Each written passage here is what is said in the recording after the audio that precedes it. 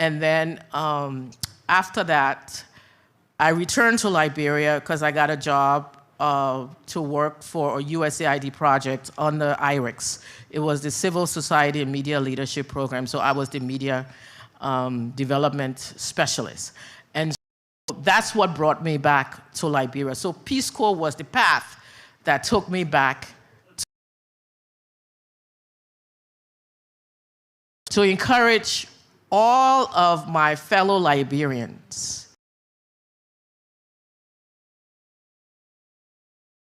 that are graduating from college, they may serve, and they may want this connection to Liberia, to where their parents and their grandparents came from. Join the Peace Corps. Before, when I served, Peace Corps didn't want people going to places where they have connections, because they want you to have to be flexible. So as part of that change, Peace Corps contributes to the development of Liberia. You know, when JFK started the Peace Corps in 1961, to go around the world and share their skills.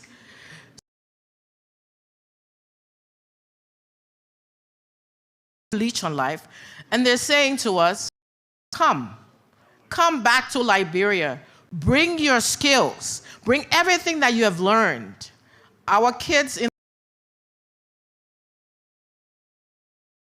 we have healthcare challenges, so the two projects in Liberia,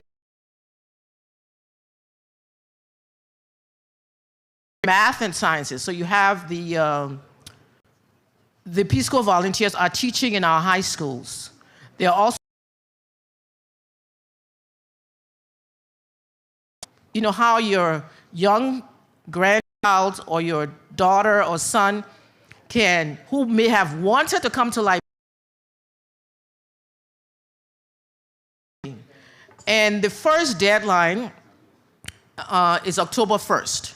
You have to go to health screening, you have to do a lot of, you know.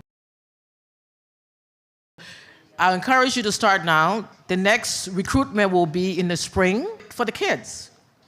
You know, at one point, Peace Corps started saying, we want our experienced Americans.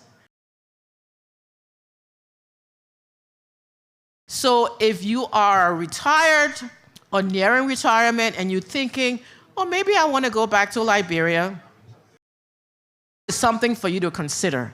Remember, you'll be going back. It will help you get adjusted to Liberia again after so many years. So I want you to please think about Peace Corps.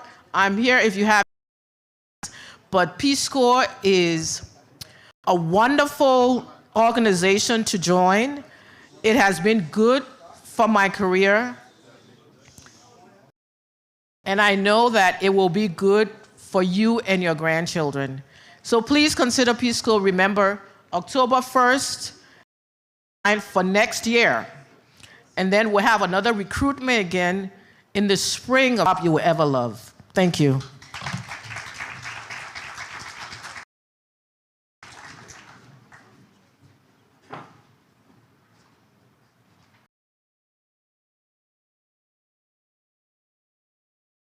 Thank you very much, Maureen.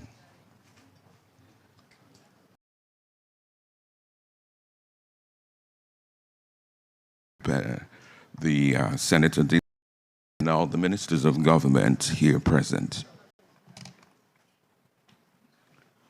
Today we not only to reflect on our challenges, but to share experiences and strategies that would help shape life, prosperity. Today's session, how we can harness our and human resources, empower people, strengthen resilient economy. We're privileged to have discussions today. How Liberia can get to be the country we all. Together they will help us examine this blueprint of sustained growth, one rooted in accountability and forward-looking development. Minds engage in the dialogue and be inspired by the possibilities of a rising Liberia. We encourage you to listen closely, deeply, and later share your thoughts. But before we get started, I have the distinguished honor to introduce the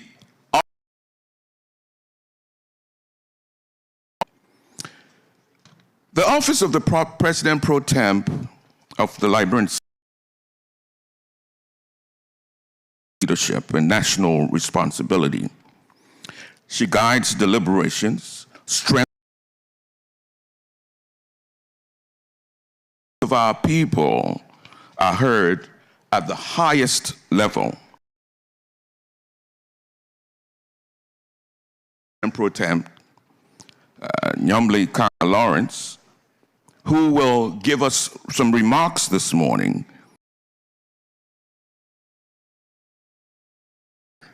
and to inspire everyone journey. Ladies and gentlemen, please let's welcome and extend a warm welcome to our President Pro Tem, the Honorable Nyamli Kanga Lawrence.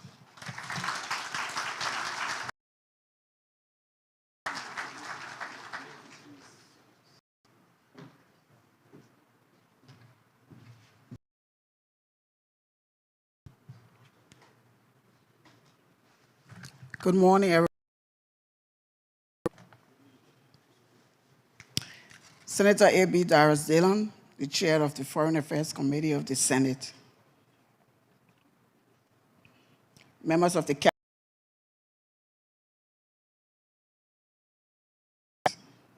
Reverend Dr. Emmett Dunn, chairperson of the Diaspora Conference, and members of the committee, international partners and sponsors, Liberians, ladies and gentlemen, distinguished guests. It is a distinguished honor to be here as a special guest representing the Liberian Senate at this historic conference where Liberians and with diverse backgrounds have gathered to brainstorm and set an agenda for inclusion in the growth and development of our country.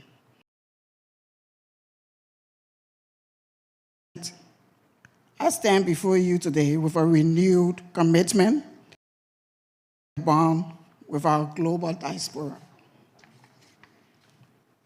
We recognize remittances. It is a reservoir of talent, investment, advocacy, and patriotic commitments. This is why the Liberian Senate, this includes, number one, passing the Diaspora Engagement Act to institutionalize dual citizenship rights.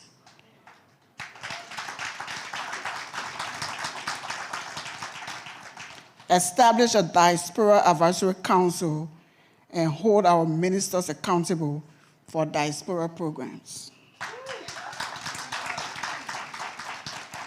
Number two, supporting fiscal incentives that will remove barriers to diaspora-led investments, including tax reforms, set up support, and the creation of a transparent diaspora investment fund. Number three, ensuring accountability through public hearings, budgetary provisions, and performance audits on diaspora-funded projects.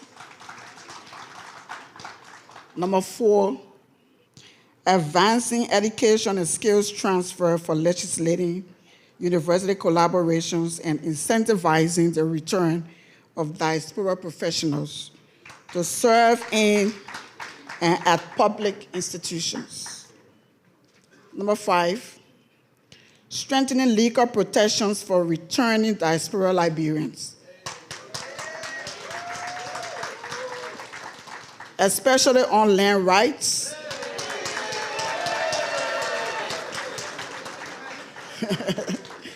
reintegration, and dispute resolution. Number 6, establishing a Senate-led Diaspora Affairs Caucus to provide continuous legislative engagement and ensure that diaspora voices are heard year-round. Number 7, reviving constitutional and electoral reforms that will enable diaspora voting and clarify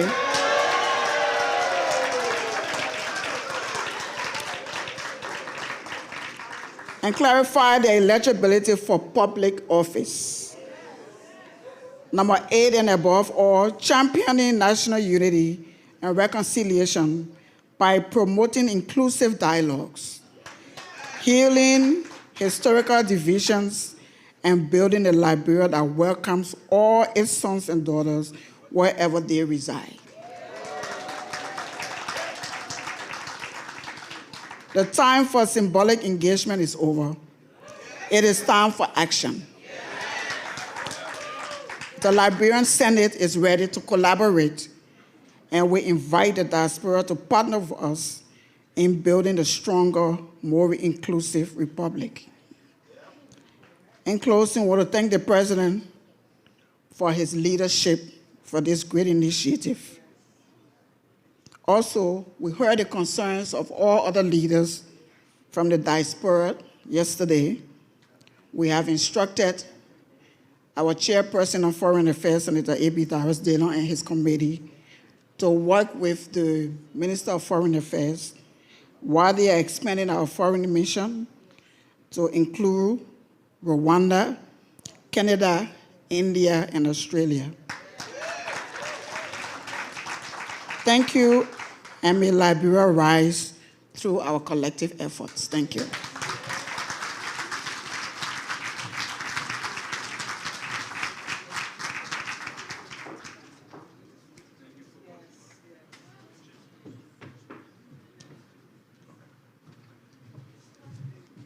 Hello? You're listening to the declaration, you're clapping small. You better clap big. Once a Liberian, no standing ovation. Hello? Hello? You finally get a chance to make history. For the first time, the diaspora will not just be seen and having symbolic engagement, but to be a major participant in the development of our country. No standing ovation.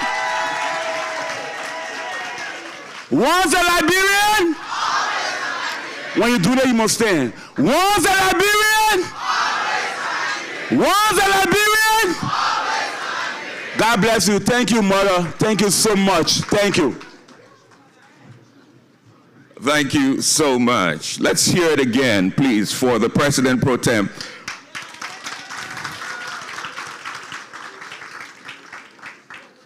Well, distinguished ladies and gentlemen, we are now come to a very important part of today's program.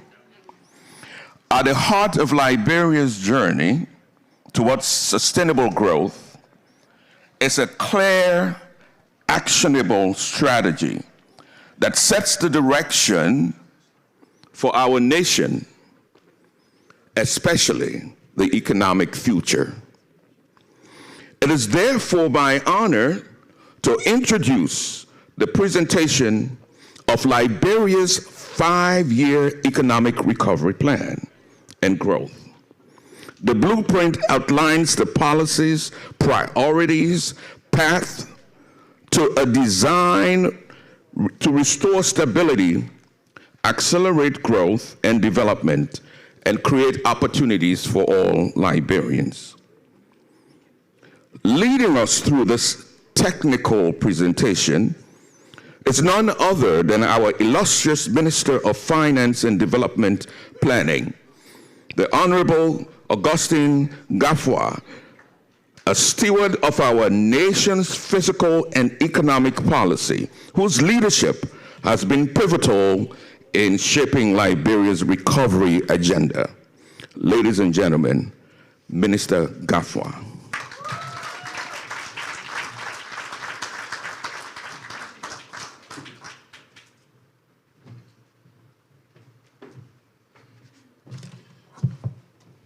Okay. They do a presentation. Is it free? Do they? Ooh. Madam Pro Tem, Senator Dillon,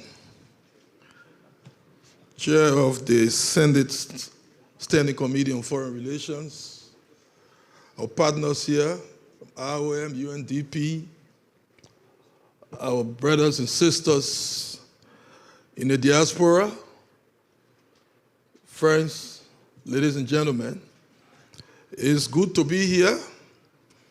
And let me, before I get into my presentation, which they've dubbed a technical presentation, I'll try to make it less technical. But to reminisce a little bit, I feel very honored to have been introduced by no other than the venerated Charles Russell. The reason is that as a young man attending Boswan Junior High School, I would come from school and listen to the Ciara show. And I was so much interested in that show that everyone knew me to be a Ciara guy. Yeah. And it helped me too to drift into art.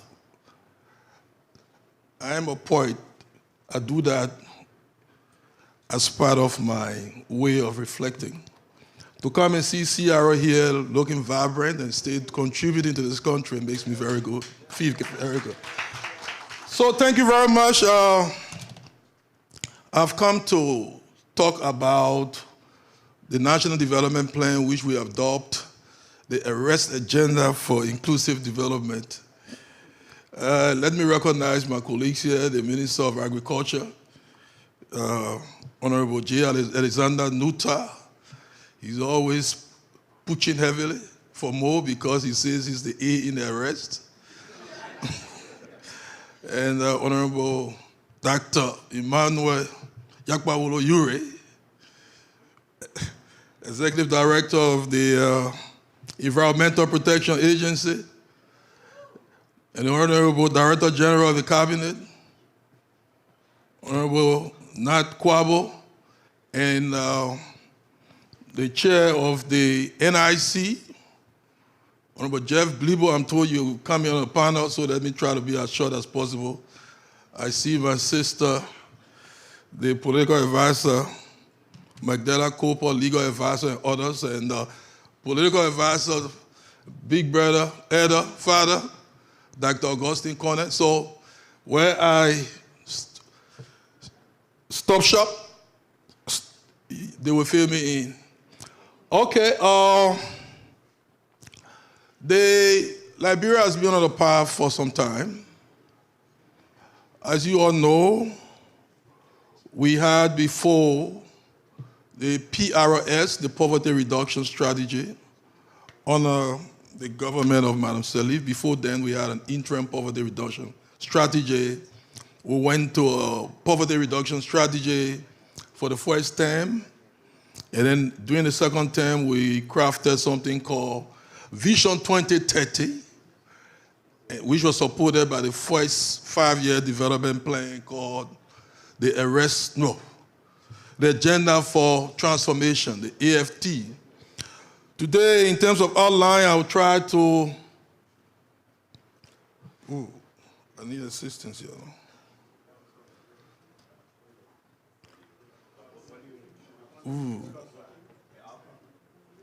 Push this.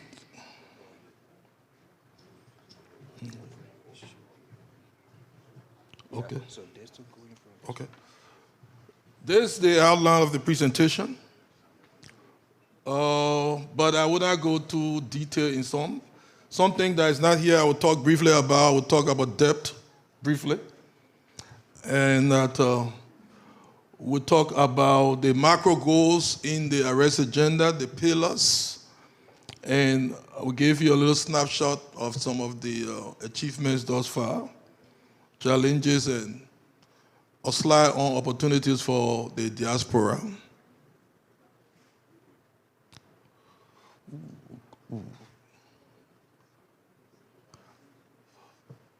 This thing here. All right. Someone needs to. Someone just sit down. Sit. Yeah, but just sit and look at me. So, we're facing some technical problems, but let me proceed until they can get things straight. So, okay, that's the proceed.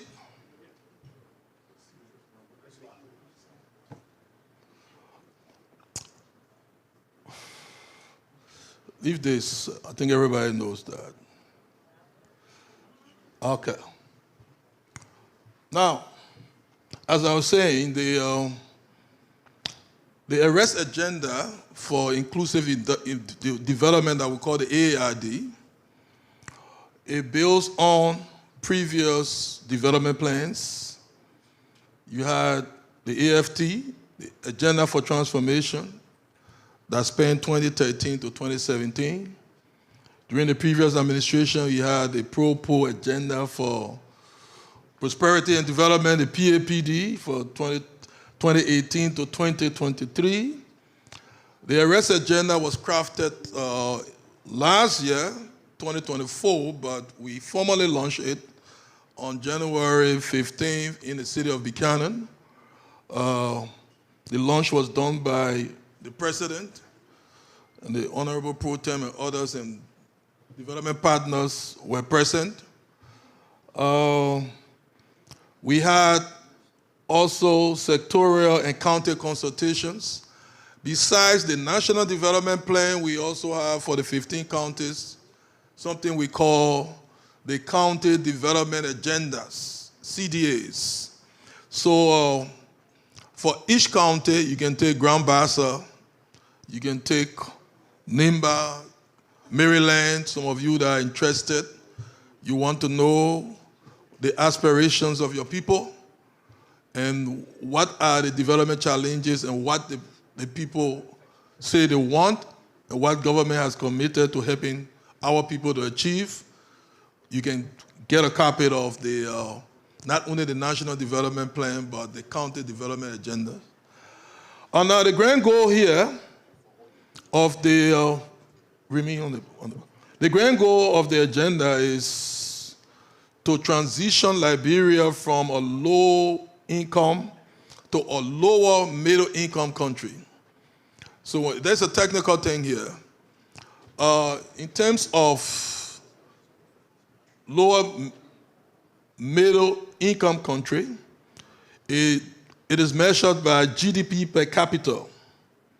Now, the GDP per capita of Liberia is about $850. We are trying by the end of the AID to improve that to not less than $1,000, it should be $1,050. That puts us in the lower middle income category. So that's the grand goal. Let's proceed. Well, we have county priorities, and when we did the county consultations, these are the priorities that came out very prominently from county stakeholders. Many of them talked about roads, agriculture. Mr. Nuta would like to hear that. Health, education, rule of law, sanitation. I don't want to delve into all the details. You see, River says, what they prioritize, Grand Bassa, Bong, Lofa, Gbapulu, Mosorado. But let's proceed. We get a presentation. We can share the presentation later. Okay, this is the structure of the arrest agenda for inclusive development. We have 6 pillars, and those pillars are supported by something we call strategic policies, which are broken down into programs. We have 23 strategic policies. We have 52 programs. We have something called development drivers, development filters. I don't want us to get into the technical weeds on that. But the pillars are economic transformation. No, remain there. Infrastructural development, rule of law, pillar 3, governance and anti-corruption, environmental sustainability as the 5th pillar, and then human capital development. Let's proceed. Well, let me say in terms of costs, the entire AAID is costed at $8.38 billion United States dollars. That is the amount of money we need, or we're going to use, or we're going to mobilize to achieve or actualize the goals set in the AID. And the pillar that is taking bulk of the funds is the infrastructure pillar, giving our infrastructure deficits. And then next is the human capital pillar. Let's proceed. Let's go back yet. Let's go back. Something I wanted to stress.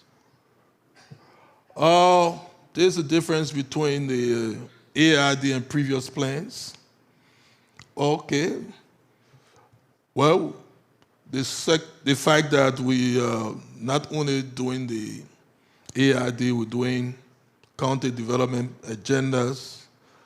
We also engage in a lot of consultations, incorporated the views of the diverse stakeholder community, including the youth, the disabled, Liberians from the diaspora, and everyone. It is aligned with the SDGs, Sustainable Development Goals, the Africa's Agenda 2063. That's the agenda for the AU, the Doha Program of Action, the AFC FTA, the African Continental Free Trade Area, and all aimed at advancing our Vision 2030. The Vision 2030 was crafted, I think, in 2013. It talks about the kind of state we want as a country in 2030. It's still alive, and this agenda is helping to build up to the achievement of that. Let's proceed. Now, there are macro goals that we seek. I wouldn't go into everything, but there's a very important slide. I told you before about the GDP per capita. You see it there. Now it's about $849, which is roughly $850. We're trying to make it to grow by 2029 to $1,050. In terms of unemployment, it's 5.9%, and that is technical. It may sound very low because there's a technical definition of unemployment. And if you say unemployment in a lot of African contexts, it sounds very low because I wouldn't want to get into the weeds, but that's why we've developed something called vulnerable employment and everything. one measure I want to stress is multidimensional poverty index. Now it's about 45%. The goal of the AID is to reduce multidimensional poverty to 36%, from 45 currently to 36%. On the SDG index, Liberia is 152 over 166. We intend to push it not less than 145.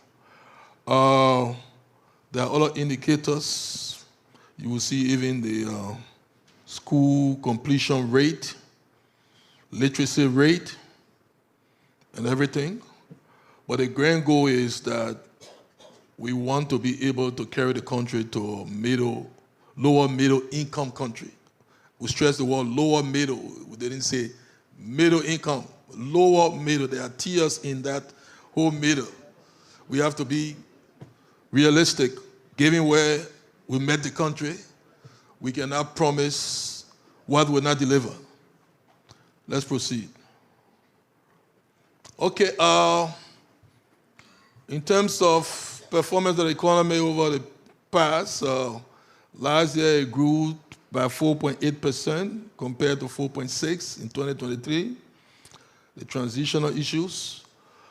We also project that this year the economy will grow by 5.6%, and that there is strong growth in domestic revenue. And domestic revenue constitutes 93% of the budget. Last year, the budget was about 738 million United States dollars. The domestic revenue projected was about 690. We outperformed that projection in domestic revenue. I think at the end of the day, we got about 698 million. And that was the highest amount of domestic revenue generated ever in Liberia's history. Yeah, the highest amount of domestic revenue generated.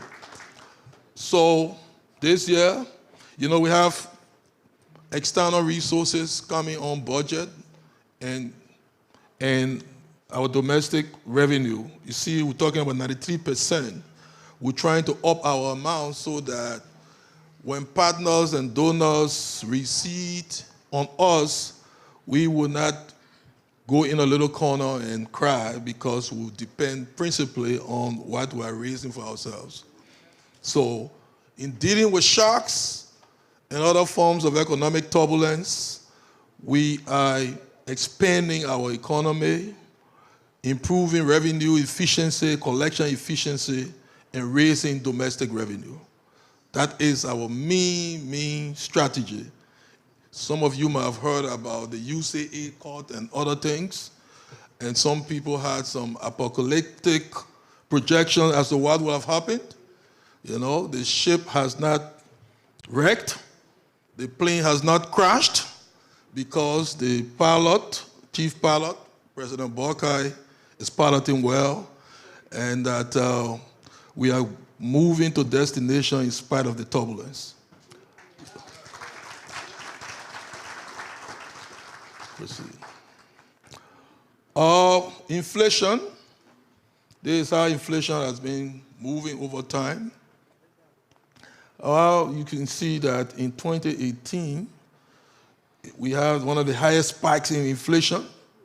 It went to 27%. It came down in 2019, 2021, and that in 2023, it went to 10.1%.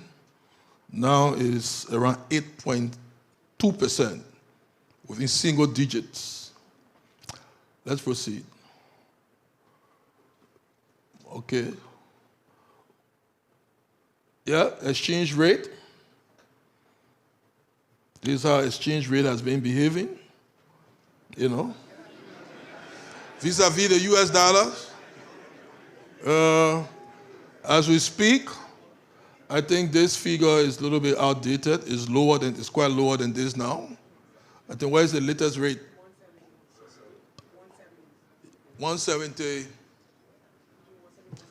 Yes, it is stabilizing around there. There's been some deliberate policies from the monetary arm supported by us, the fiscal arm, to stabilize the economy. Inflation now is, I think, if I'm not mistaken, in July, it had dropped to about 7.14%. And I'm told that in August, it dropped further, I think below 6%. One of the main drivers of the inflation, the lower inflation, is low, what we call domestic food inflation. And one of the things that is causing that is that the country is getting more and more connected. People are leaving from as far as Grand G, River G, and other places, bringing their products. It has caused, the prices of food items to drop, and it has affected inflation in a positive way. I was just in a conversation with my brother, Jerome Chede. He was saying that I think Kota has reached to his village or his town. How you call the town? Kanwiyeke. I know the next time he's in Monrovia, I'm very certain he's going to go to Kanwiyeke now. So let's proceed. Okay. These I talked about the costs. We're generating it through government revenue. We're mobilizing from partners and NGOs. Also, what you do in the diaspora through remittance. And let me say that the remittance flow to Liberia is increasing.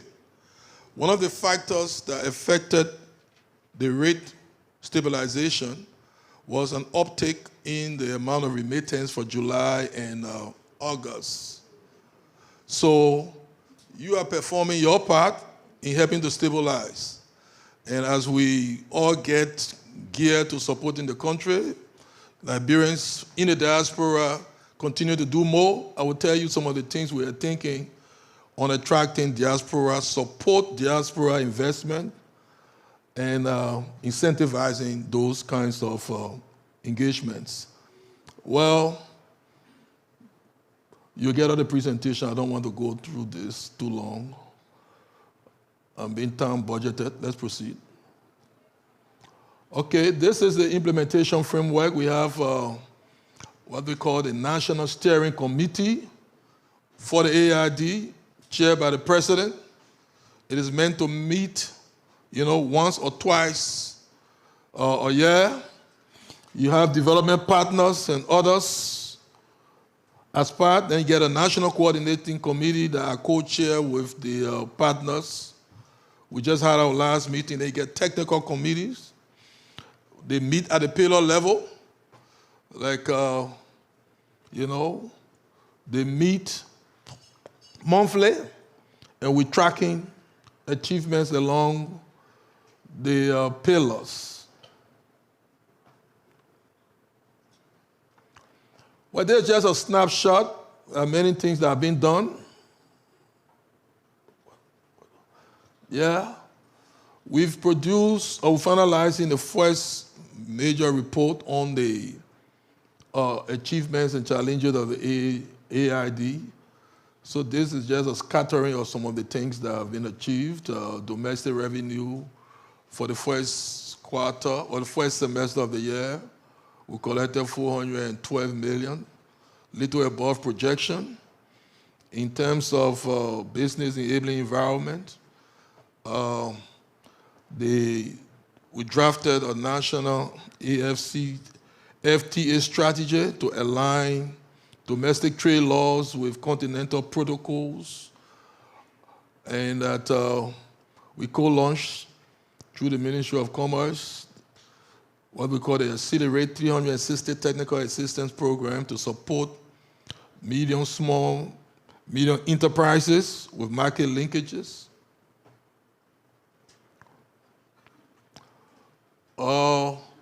Mr. Nuta has something called his National Agricultural Development Plan.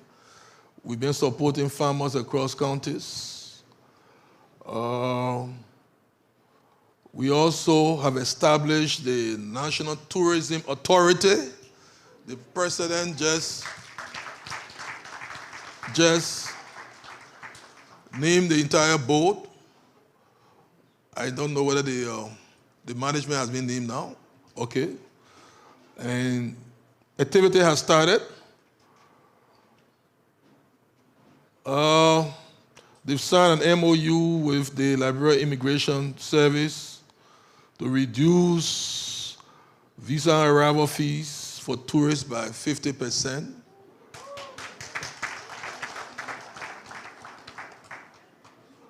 In terms of roads, network, and safety, we've continued the construction of 145 kilometers of primary roads, rehabilitated and maintained 449 kilometers of lateral roads in 9 counties, upgraded 18.85 kilometers of urban and community roads, and we'll continue.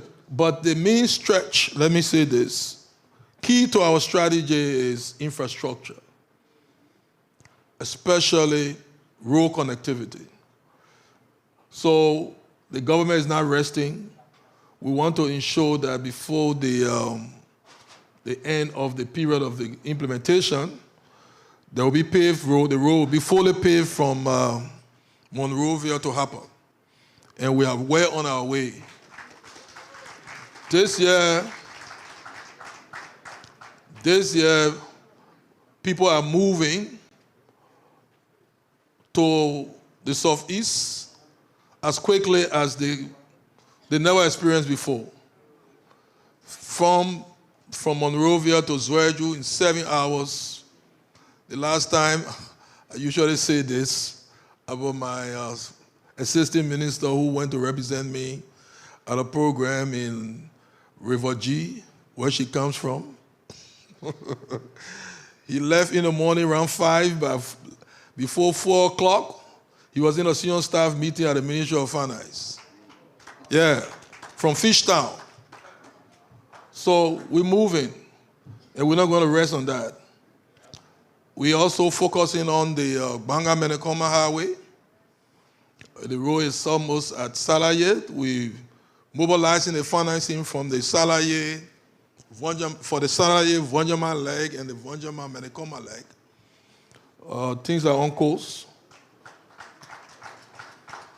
We haven't forgotten the coastal highway from Buchanan,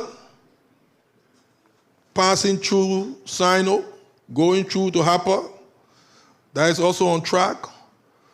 We are working. In fact, there is a concession now that the legislature will soon be reviewing to approve for the road from Monrovia to Bowater side, to open the road because the Sierra Leoneans, the road from Freetown to our border is paved. It is from our side to Monrovia. So the government is tackling that. In fact, as we speak, the road corridor is being cleared. Houses have been marked because activity has started. We have a contract on our way with a Liberian contractor that is taking it from making Freeport to St. Paul Bridge first, 4-lane. It reached Logantown. The rains came, but I think they will soon be continuing. It will not stop. The Japanese are helping us. They will soon start with the road from Freeport, Gabriel Tucker Bridge. You know the Japanese are noted for top quality roads. So this dry season, you'll see that. I think you might have followed the president breaking ground for the overpass bridge for the ministerial complex. It's going to come from the SKD Boulevard Road. There's going to be an overpass that will reach as far as, help me on that. Is it Valmuma or somewhere? Yeah, something like that. So we're going to have our first overpass, sophisticated overpass bridge in Liberia. It's going to be completed in 2 years. Let's proceed. Well, we're rehabilitating Mankofe. Power is very important to us in our strategy. Power. You might follow that this gone dry season, we had stable electricity for once in a long time. It was on account of deliberate actions taken by the president and mobilizing the right team and making sure that the right actions were taken, and we're not going to stop on that. We're increasing generation. We have something called, Liberia was included among African countries, 12 African countries. There's a program launched by the ADB, African Development Bank, and the World Bank called Mission 300. It is intended to give not less than 300 million Africans access to electricity before 2030. We are one of 12 countries that developed something called the Liberia Energy Compact. In our Energy Compact, we intend to increase access to electricity. Now it's about 33% of the population. We intend to increase access to electricity to not less than 75% in the next 5 years. So actions are being taken in generation, increased generation at Mankofe. A new 20 megawatt solar plant will be launched, will be dedicated this year. The president broke ground for that last year. There is a private sector 23 megawatt facility coming up. It's going to be located near the RI. And they want me to stop giving you this. So it's going to come on stream, but electricity is key to our agenda. It's also key to job creation because one of the main cost drivers that make businesses to go under is the prohibitive cost of power. Once the cost of power drops, businesses will be enabled. Liberians from the diaspora will find it more enabling to transition. So you see us focusing on the roads, focusing on power, trying to work on access to finance is also to enable diaspora transition. Let's proceed quickly. I think I have to fly through now. We'll share the presentation. Let's move. Let's move. There are one or two things I want to say quickly. Let's move.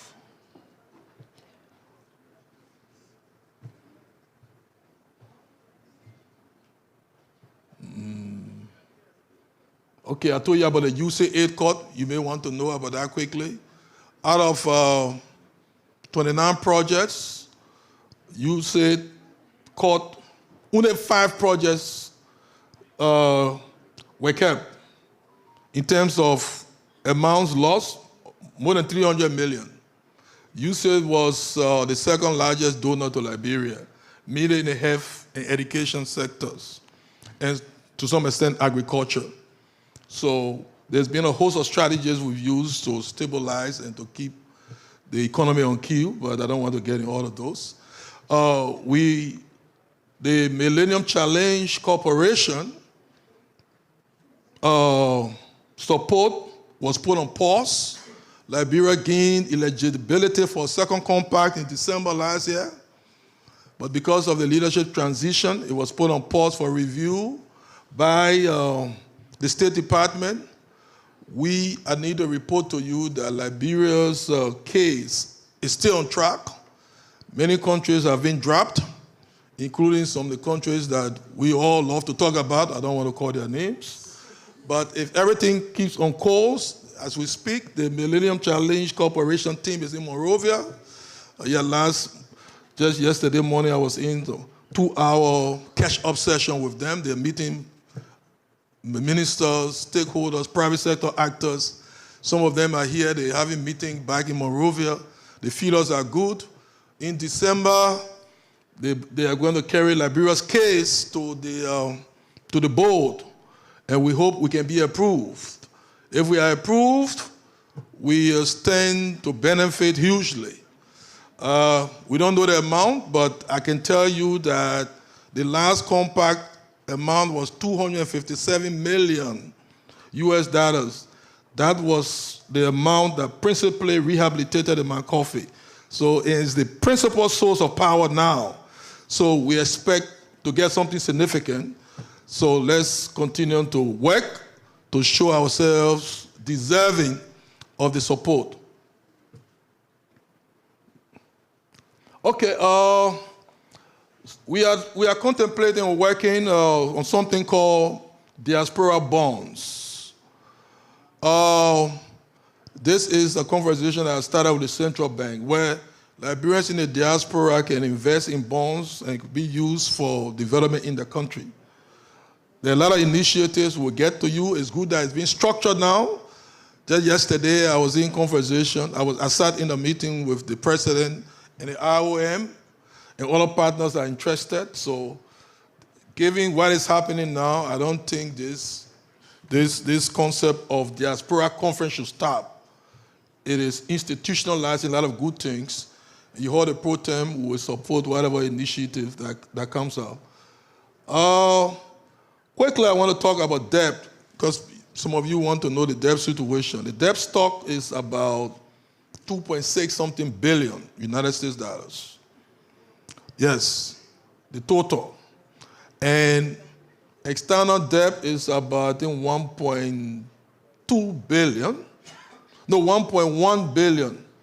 The domestic debt is about, I think, 1.3 or so.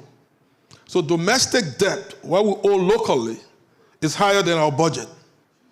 The budget currently is 880.7 million. So people will say, oh, government owes you, and think that they can just go and we pay. So we have a debt resolution strategy. We have to be dealing with it methodically.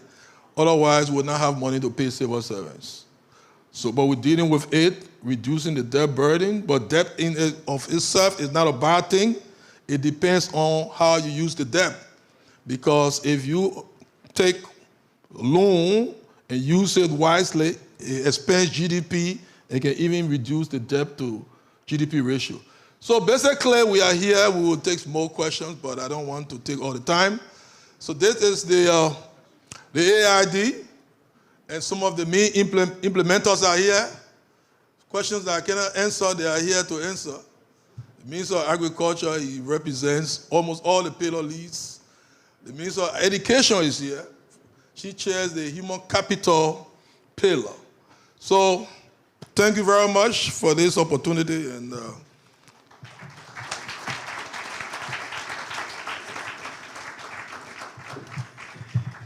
That's great.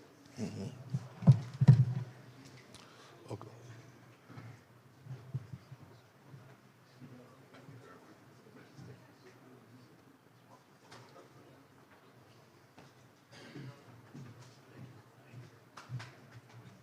Thank you very much, Mr. Minister. I think we have a clear perspective of where Liberia is going, and thanks for the insight into our 5-year economic recovery and growth plan. At this time, I'd like to call the Echo Bank for a presentation. Echo Bank.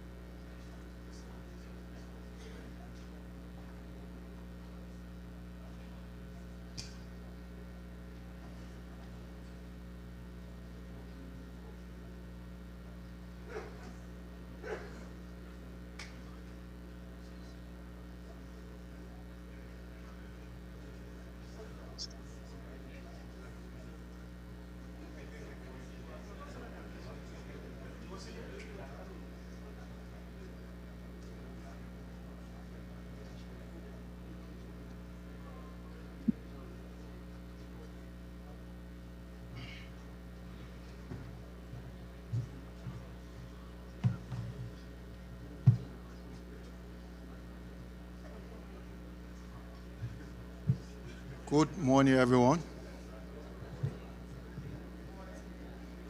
Good morning, everyone. I hope we are all feeling okay.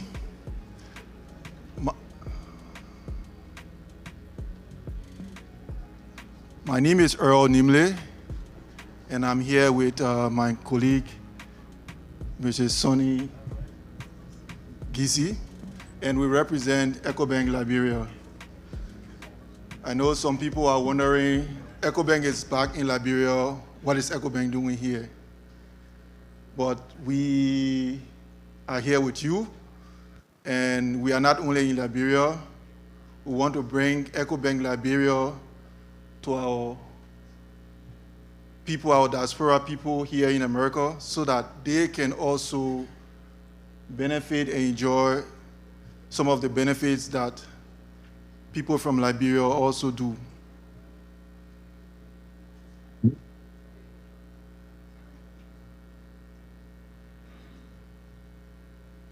So today we are going to discuss a few of our.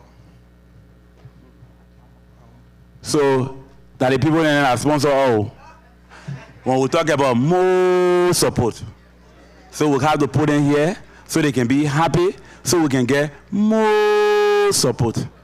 And when they talk about more support, some of you over here, you know what you can do. You don't make me tough way. You can surprise us. Somebody just call me Jenna. The person say, you're talking about more support for BB people organization, but you don't know we ourselves can give even more support. The person gave us $10,000. Hello? Mike, test, okay. $10,000. And as the program unfolds, you will be able to hear from that person. You want to pay 10,000?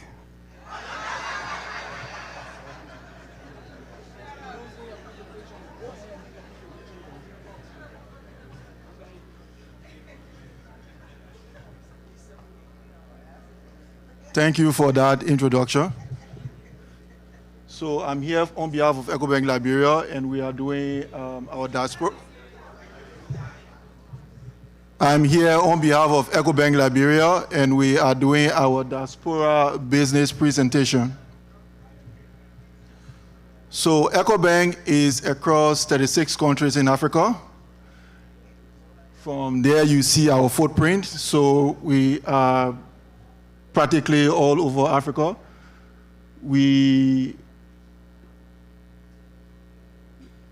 From there you see our footprint over Africa, and then we also offer services ranging from corporate, business, to individuals.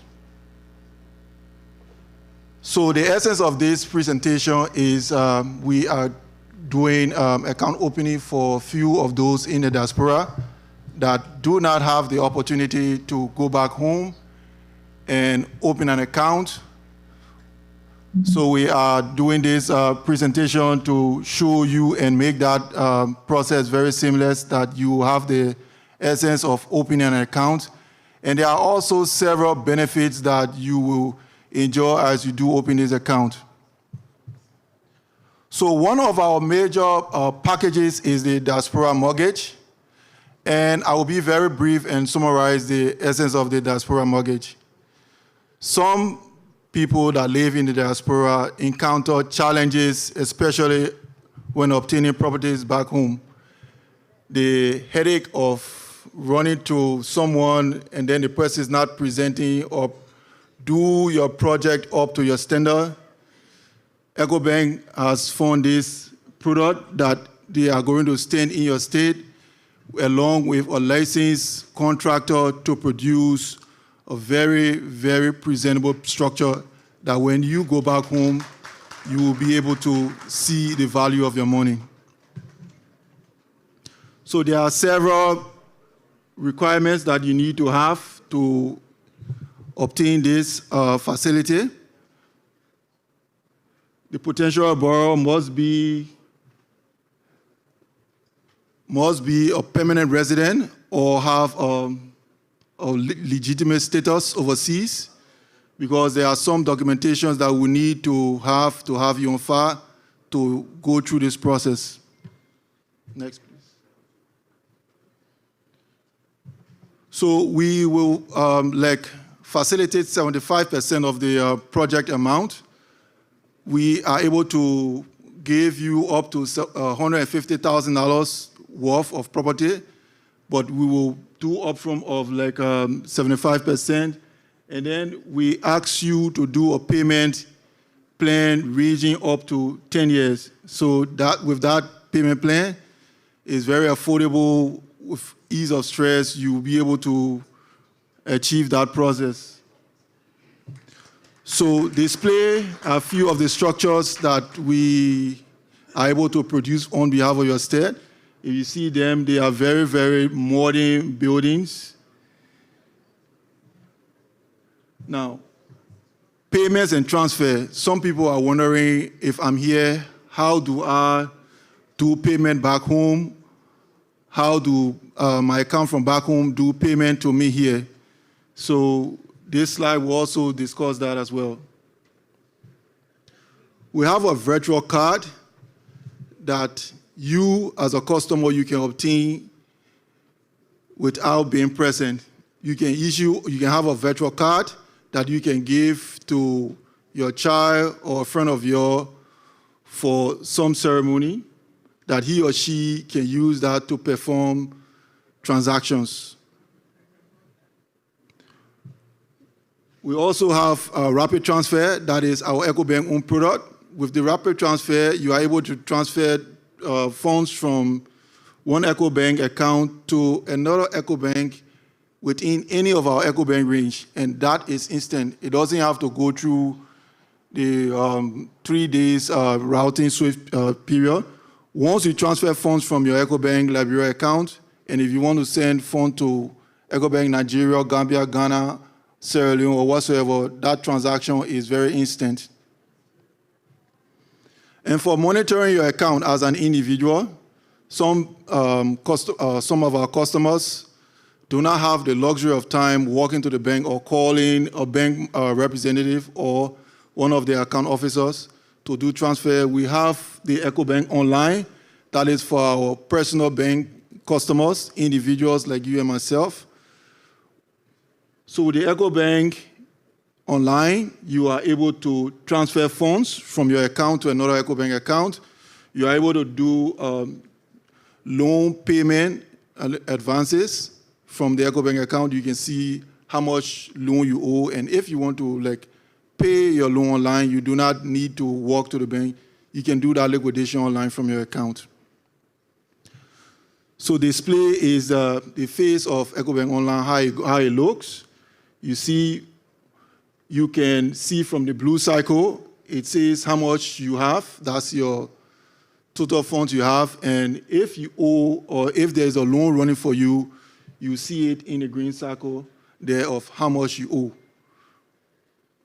The EcoBank Opening Light is for our commercial customers, those that do businesses, our SME as well. The advantage it has over the EcoBank Online, the Omni Light has higher transaction rates, transacting limits. You are able to transact up to any amount on your account. For the individual, we know because of AML regulations, individual can transfer from $1 to $5,000. And for Omni Light, you can transfer any amount within your account, provided you have a supporting document in case of any anti-money laundering queries. So what is Omni Light? I just ran through an overview of it. Omni Light is an electronic banking service provided by EcoBank for commercial banking customers to allow them perform transactions, payment, etc., over the internet. And that also, sometimes some people don't have luxury of time logging onto the internet. We also have an app for it where you can use that app instantly with your username and password, and then you also have access to your account. Omni Light is very convenient. You can access it any part of the world so long you have internet with it. It's fast, it has security. with OmniLite, whatever transaction you do, there are two-factor security layers. So even if your username and password may have been compromised, there is another layer of security that is the OTP. That the OTP means a one-time password. It goes to your registered mobile number or your registered email address that you have provided to the bank. With that also, there is another layer where you be asked randomly 3 security questions that you yourself may have set up. And once you answer those or provide those requirements, your transaction goes through seamlessly. So OmniLite, it has current and savings account, those that can go on the OmniLite. Okay, on OmniLite as well, you do your bill payments. We have LEC payments on OmniLite, so you don't need to go through mobile money or go to a vendor to pay your LEC. You can do your LEC payment or purchasing of token, and then you get your token instantly as well. Elevate. Elevate is one of our nicest products, and EcoBank has decided to support women businesses. We know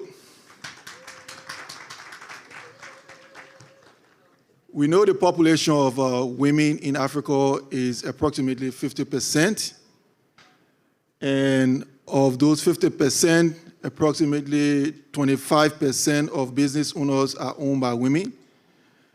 And we want to increase or give women higher advantage so that they compete on the business level.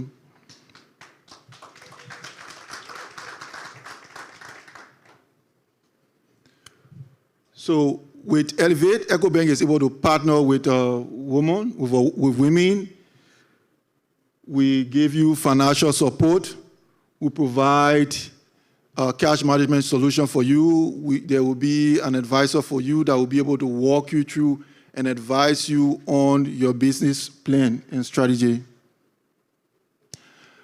The future is bright, but with you and me, we can make it brighter. Thank you all.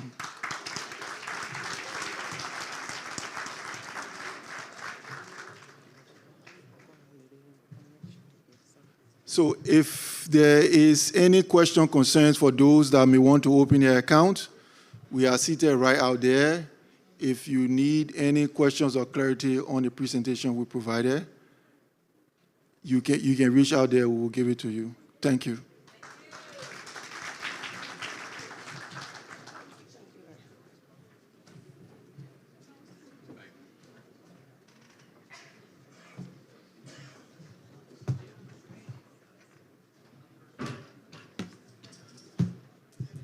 Thank you very much.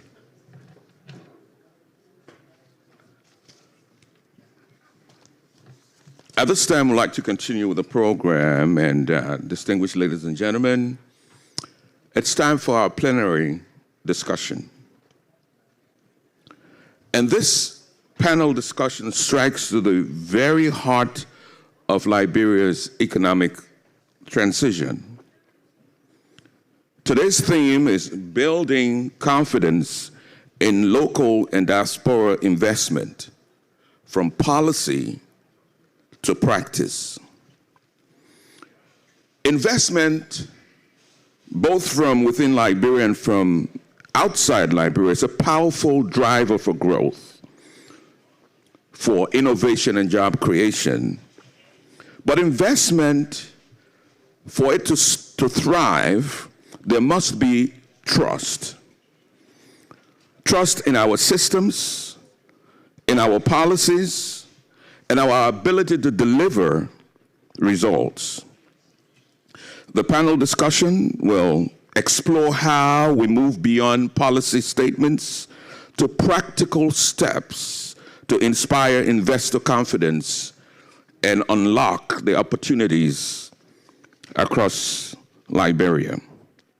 Well, we are privileged to have a group of esteemed thought leaders and practitioners with experience that spans from governance, finance, law, and entrepreneurship.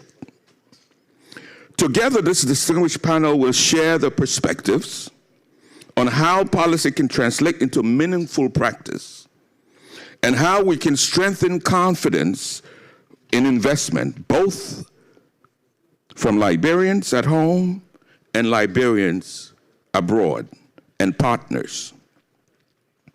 Guiding us through this important discussion as a moderator, we have the Honorable Isaac Taggart, Jr.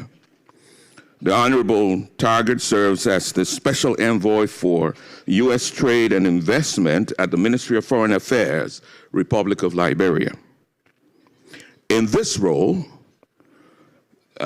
Honorable Taggart works at the intersection between diplomacy, commerce, and development. He promotes strong economic ties, advancing investment opportunities, and championing Liberia's engagement with global partners. With his deep understanding of both policy and practice, the Honorable is uniquely positioned to guide today's conversation. So for 30 minutes, he and his esteemed panel would examine this issue and hope that you will join them with your questions. Ladies and gentlemen, my honor to welcome the Honorable Isaac Taggart, Jr.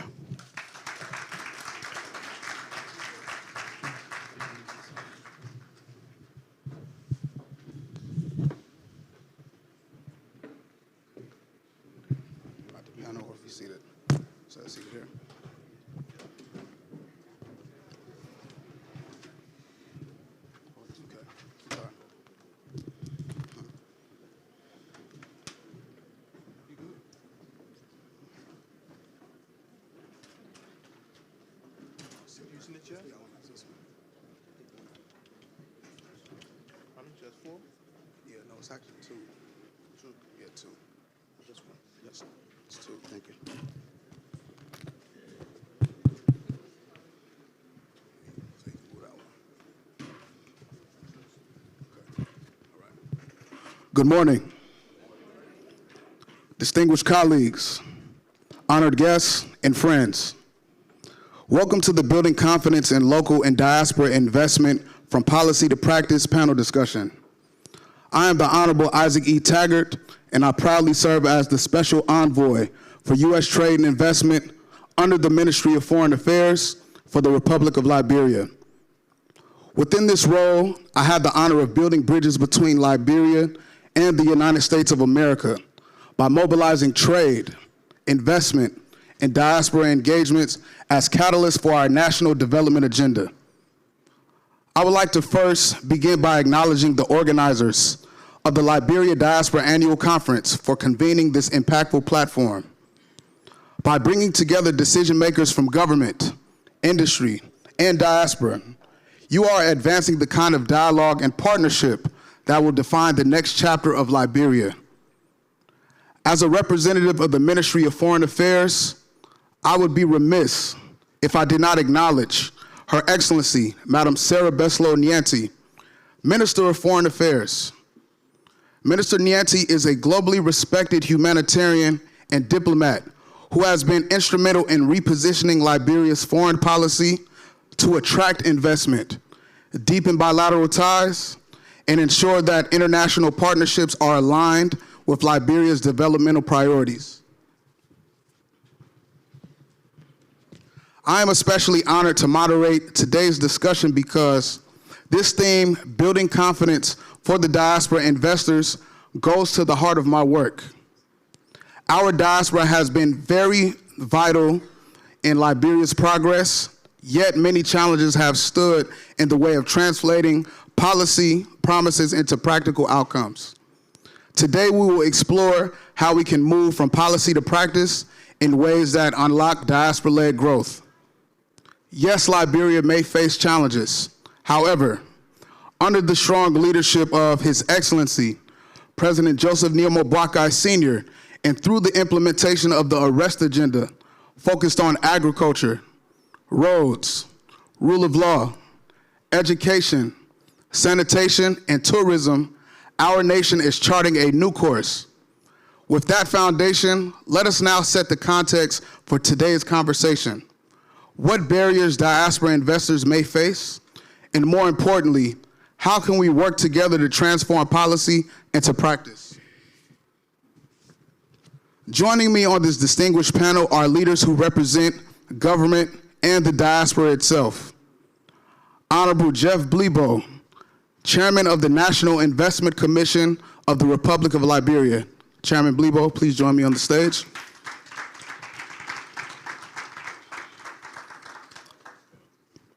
I would like to also ask that Honorable Walla Bligay, Council Member of Prince George's County, District 6, also to please join me on the stage. Council Member.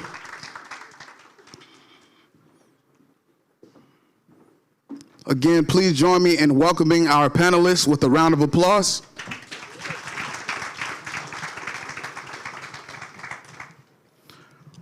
Okay, thank you all so much. To begin, let's ground our discussion in the policy environment. Chairman Blibo.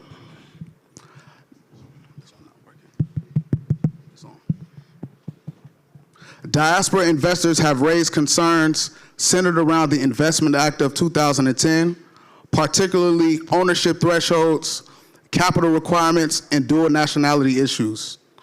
What reforms are underway to lower barriers and to create a clear, predictable pipeline of opportunities? Chairman?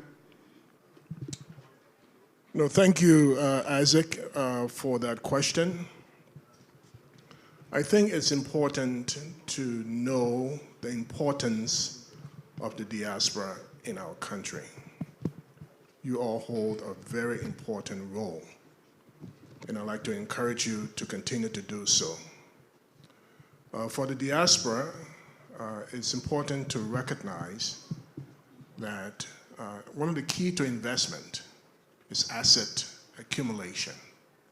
And whether you've been here for 10 years, 15 years, 20 years, 25 or 30 years, you've accumulated asset.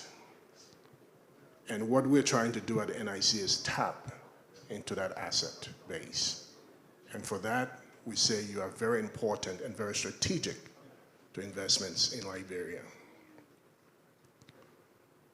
But let me start by saying the question you pose is one that I've thought about, and we at the NIC have thought about, and that is, we've recognized that the diaspora is important to us, and we must do everything possible to encourage you to invest in our country.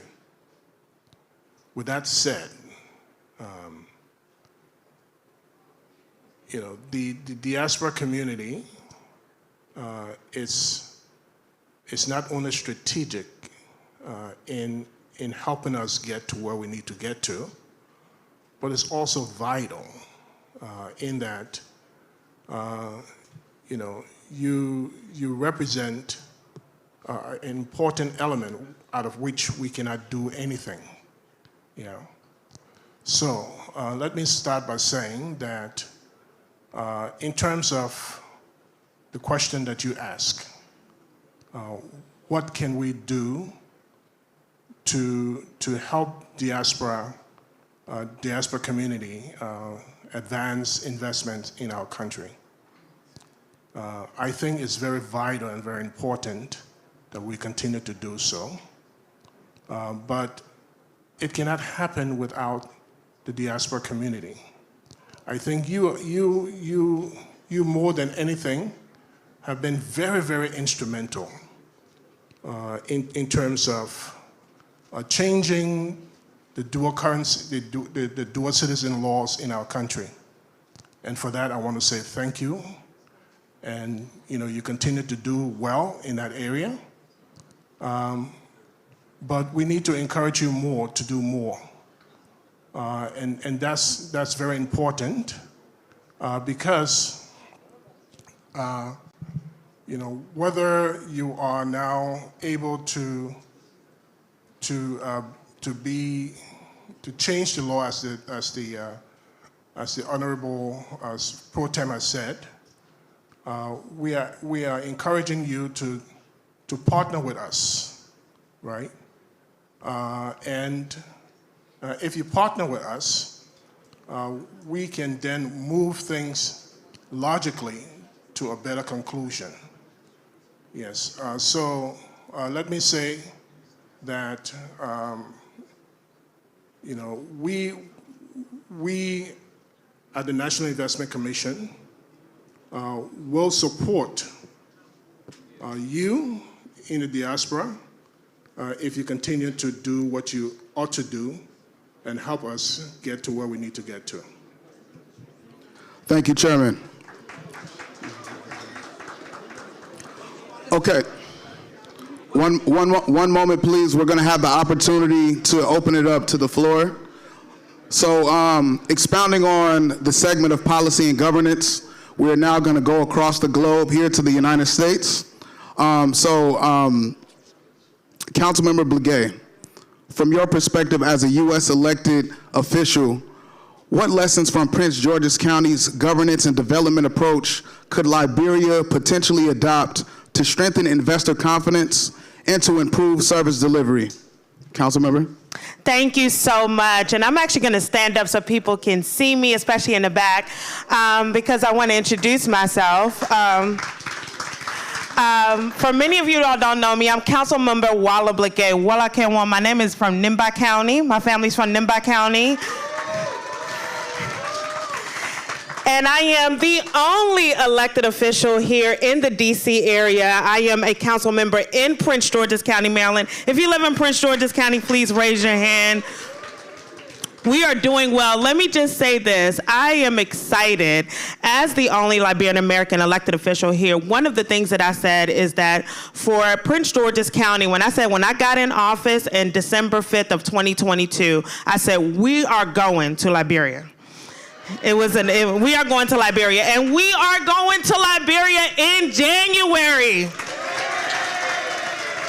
And I want to just make it clear, one of the things that we saw is that Prince George's County has a unique background. We have the wealthiest African American community in the country. And many of that has to do with our Liberian diaspora living in Prince George's County.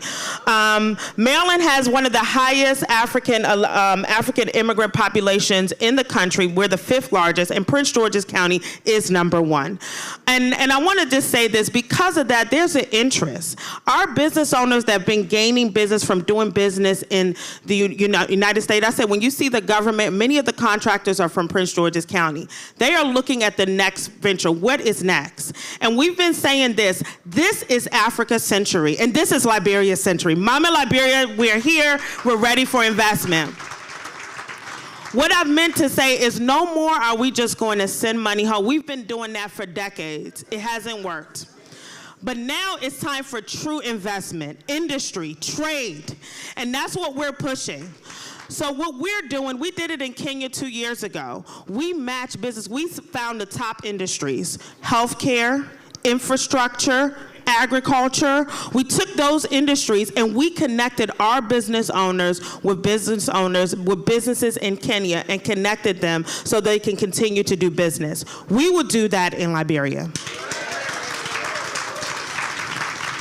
Next month, and I've spoken with Honorable Isaac about this, next month we are doing an investment meeting where we're bringing our top investors because they have such an interest in Liberia. Liberia has the unique history of African Americans. They have an interest. And you know, we hear Ghana coming to us, we're the return. No, Liberia is the original return. We are the original return. And we will claim it back. You know, Ghana's been shining, but I said, Liberia, we're coming up. We will be there. So what I told people is that we are going to focus on industries. I've already spoken with the ambassador. What we're going to be focusing is on agriculture. Agriculture is key. We have major distributors here. There was a distributor I met with a couple weeks ago, and he says, what is the top farm in Liberia that we could take the products and sell it to Giant, Safeway, Whole Foods, all of those things here. We need to talk about the healthcare industry. We have nurses. My cousin is a nurse in Liberia. We have nurses. They have a nursing shortage here. Where can our nurses come? To United States here to work, to help with our nursing shortage. We can do different types of trade. We have industries all over Prince George's County, and they are ready to connect with their roots. Many of them are getting their blood work. They're saying, I'm from Africa, I'm from West Africa. We'll tell them, come home. So I'm glad we're talking about dual citizenship, because every other country is offering citizenship. It should be Liberia leading in that, offering them. If you come to do trade, we have options for you to be a citizen in this country.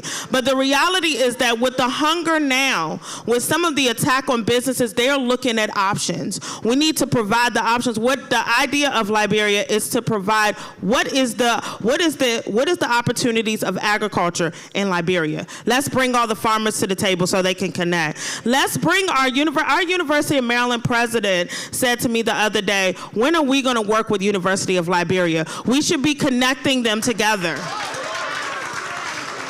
We should be looking at the infrastructure, those who are working in infrastructure and construction and all of those things. We need to look at them and to see what could they do to actually get opportunity. At this point, we lay it out and we say, we're going to connect you with the businesses on Liberia's side when you get there. So when we get there in January, how many are coming with us in January? We want to make sure that everyone knows the investment opportunity, that it is clear to everyone what they can do, and letting the government, letting our business owners know. One of the scares, and this is the honest truth in this room, the elephant, some people don't trust Africa. They don't trust Liberia. They say, oh, there might be corruption. No, what we want to do is tell them, this is your home. We're going to walk you through. We're not going to take your money we want you to invest. We're not here to just take cash for home. We want long-term investment. So we're not gonna play you. We're gonna have a clear process of how you invest. We're gonna have clear process of everything. You will not have any person calling you, sucking you out of cash so that you can get your project approved. That needs to be clear. But I will say this is the time, if we do not take this time, I'm so glad. I thank President Boakai and his administration for putting this forward right now. This is the time. People are aching for where next to invest. And we need to make them know that Liberia is the frontier.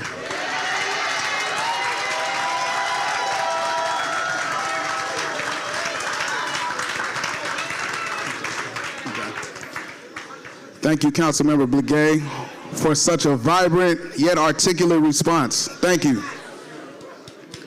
Okay, through everything that you have said, you've made a lot of great points as it relates to trade and investment. So I would like to actually circle it back to Chairman Blebo and ask, Chairman, could you please expound on some of the investment opportunities for those who are in the diaspora who may be interested in coming back home to invest? Could you please expound on some of those opportunities? You know, one of the areas that we are trying to focus in on is creation of the Diaspora Fund that will allow the people in the diaspora to invest in Liberia. We understand that many of you support your families and you will continue to do so and want you to continue to do so. But if you're sending, say, $1,000 home, could you send $2,000 or $3,000 home? And I think if we can create such a fund that will enable you to now invest in our country, say, for example, in creation of a feasibility study, for example, then we will give you first right of refusal to take on those projects. Now, one of the drawbacks to diaspora investors is the fact that many of you do not form collaboration with others. You want to do it by yourself, which becomes quite difficult to do. But I think if you can pull your resources together, and you do have a lot of resources, then it's important for you to recognize that in numbers, you can gain quite an opportunity. Now, for example, one of the areas that I think that we do not look into, but other countries have benefited from, is the whole idea of technology. Now, When I say technology, I mean the creation of business processing outsourcing.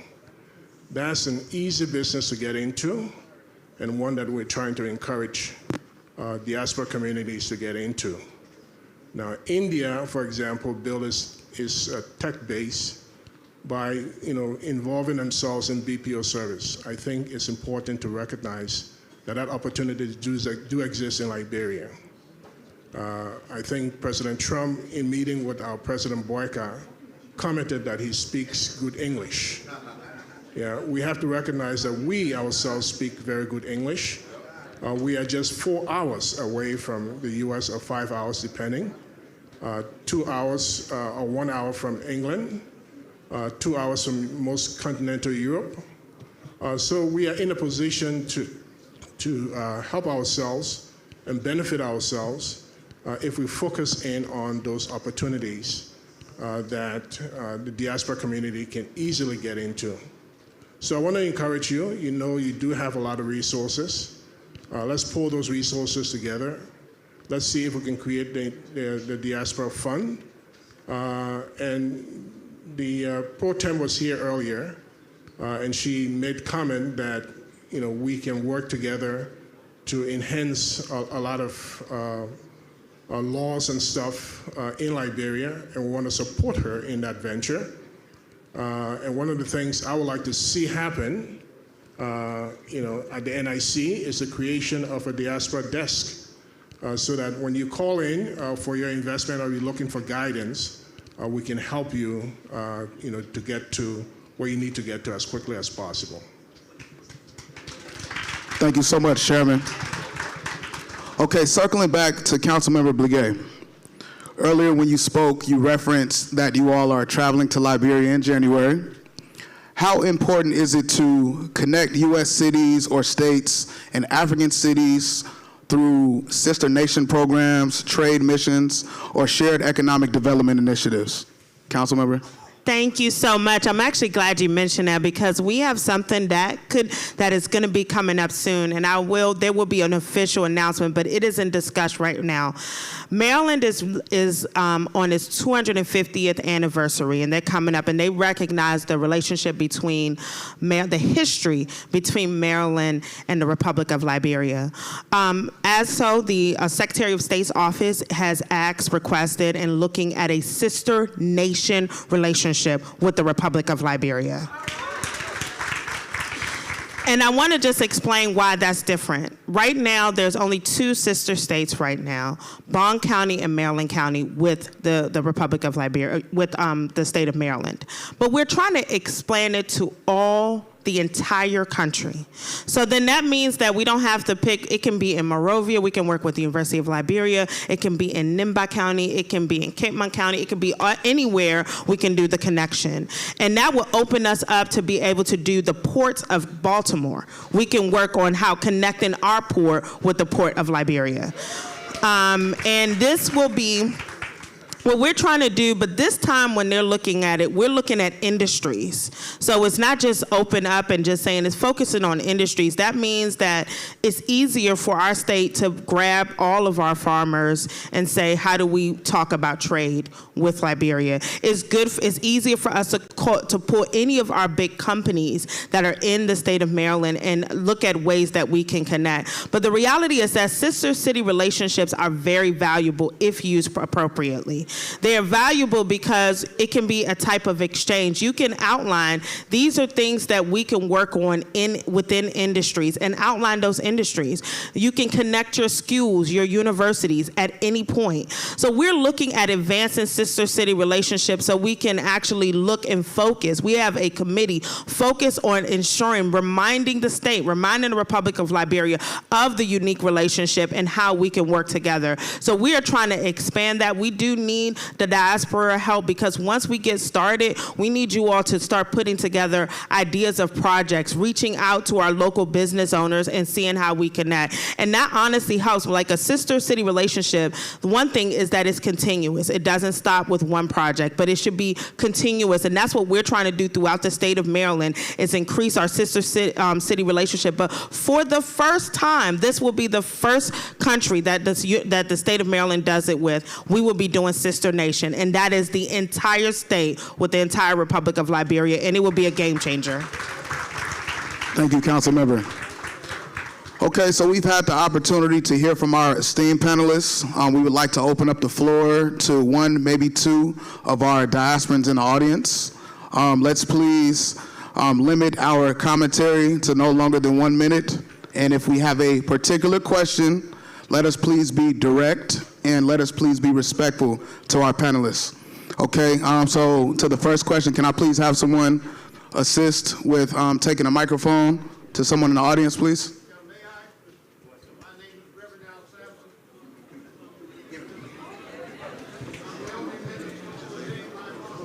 The lady was first? Where is she? After her, she was first.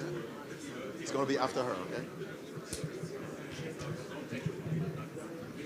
Good morning, everyone. My name is Lindora Koluhawa Diawara. I'm a nonprofit executive. I'm also from Columbus, Ohio. I'm excited to City Council member in the House. I work with the City of Columbus as the Community Relations Coordinator of the New American Program, but also the administrative coordinator of the Commission on Immigrant and Refugee Affairs. In this country, I know exactly how government prioritizes the needs of its people. At this conference, I'm looking forward to see what opportunities, specific opportunities, our government has for us, so that we're not just seen as market for our money. And so, from my own experience, one of the things recently in terms of the nonprofit sector, sending money back home to people we work with, I've realized, and I don't know if others have had that experience, sending money through SendWave, the rules are changing. I sent money through my foundation, and they told me, no, we don't use commercial cards. And I said, but we are a nonprofit. They said, no. They are now pushing us to send money as individuals and increase the tax rate on those funds sent. Western Union is also doing the same. We have donor advised funds. We had a charity who sent money to someone, but decided that they would transfer it through our foundation, which we also allow. And when we did that, it took me 2 weeks to get that money sorted out. I was between SendWave, money, Western Union, just trying to figure things out. At some point, the bank in Liberia, the guy's wallet was empty. They rejected the money. And so it's becoming difficult. And I'm like, are we doing the right thing? So in terms of investments, are you all aware of some of these changing policies? And what are you putting in place to help ease some of those stresses for us as diaspora and Liberians? Thank you. Yeah, thank you. Thank you. Okay, we actually have one more question or comment from the side.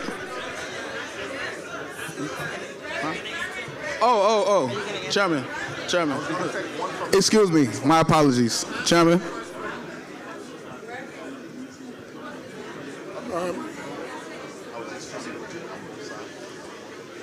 Let us please settle down for a second. Please settle down. Thank you so much. Excuse me. Refer the Finance Minister. Okay.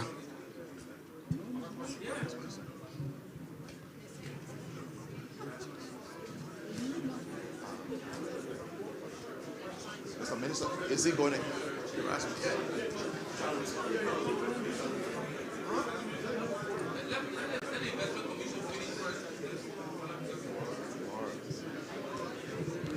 Look, it's important to recognize that. Settle down, please. Settle down. It's important to recognize that we are changing as a business and as a people for opportunities. And one of the key party that we have in our country are the banks. And the banks have to engineer and figure out how they stay relevant. So I'm not sure of the exact policy, but our finance minister is here and he can speak to that.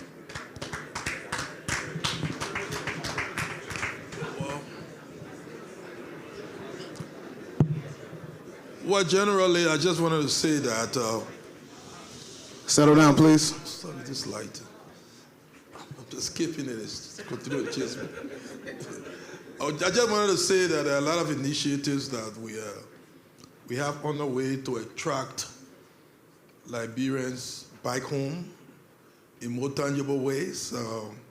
We're in conversation with the U.S. Development Finance Corporation, the DFC, in order to get financing for investment in Liberia at low rates, at low levels, in thresholds. I encourage Liberians who are Americans to take up some of the opportunities that are coming up. We are deliberate and intentional of trying to increase quote-unquote American business footprints in Liberia. It is a good coincidence if the person is American, but is also Liberian. And some of you are in that category. We are linking with some of the opportunities that are coming up. There is, through the World Bank, there is International Finance Corporation. They are also, we are talking to them, and they've decided now there's going to be putting equity in businesses. So we've had some meetings already linking some Liberian American entities and some folks here. Yesterday I had some conversations. And some of you that are interested, please let us know. The DFC has some financing for agribusiness and other opportunities. So it's one thing we are doing in terms of financing. You may not be able to have all the funds, but funds are available that you can leverage in order to help. Now, in terms of making things easier, through the central bank, we are working on what we call a national payment switch, so as to have a 24-hour economy, that you can sit anywhere and transact. Like one of the challenges people face is clearing goods from the port. Yeah. And actions have been taken to resolve that problem. We visited the port and wanted to talk with all the stakeholders and found out that the port, we don't have a 24-hour port service. The port closes, before they were closing around 4 p.m. because the folks from the Liberia Revenue Authority and the banks, they have to go back home. Now, they are doing night service. Even at 10 o'clock, 11 o'clock, you see containers leaving the port, which is a good start. But the payment switch we are working on will ensure that someone can pay for his or her service anywhere, anytime. And so the turnaround period for your container in the port will shrink, because one of the huge costs is the cost of demurrage when your container remains in the port longer. So that's going to reduce materially. It is a World Bank project. We're funding it too. We wanted them to deliver it by this December. There are 1 or 2 delays, but we're making sure that sometime next year, but sometime before the middle of next year, the payment switch is on. Now, I think by the end of this month, the baby step towards the process is starting, whereby the 2 mobile companies, we have mobile money, we have the Lone Star, and we have Orange. Those that have mobile money or arrangements with Lone Star cannot transfer money to Orange because they are not interoperable. We've worked on it through the central bank. I think by the end of this month or early next month, people will be able to transfer across services. This is part of the deeper digitization process. We are digitizing the economy. It's going to upscale. So when we reach to the payment switch, it's going to help banking services. It's going to help all the kind of services that can make the economy to be a 24-hour economy. So some of those challenges you are facing, my sister, you know, I don't know all the details. We know that there are anti-money laundering requirements that have gone up. Maybe it's on account of that, but let us know the detail of your situation and whatever we can do to help it. You know, if it's not on account of those other matters, and what government can do, we will do to ensure that you operate with your country seamlessly. So this is what I want to add up, and that we at the Ministry of Finance, working with the Foreign Ministry, there are some actions that have been taken, but I don't want to jump the gun. To make it easier for you in the diaspora, the Foreign Ministry people here, they will tell you more about that.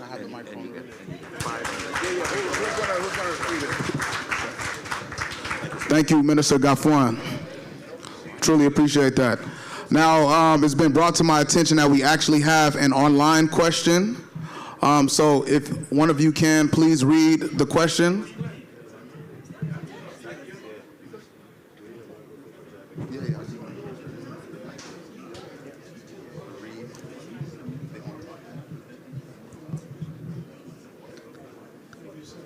Okay, the question is, I'm a Liberian, started realfoundation.org, but it closed down because of self-funding, became very difficult and strenuous, but my husband and I are definitely in the process of establishing farming in Bong. My question is, how easy is it to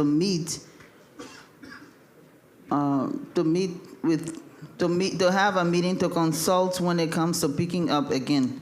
It's been very challenging.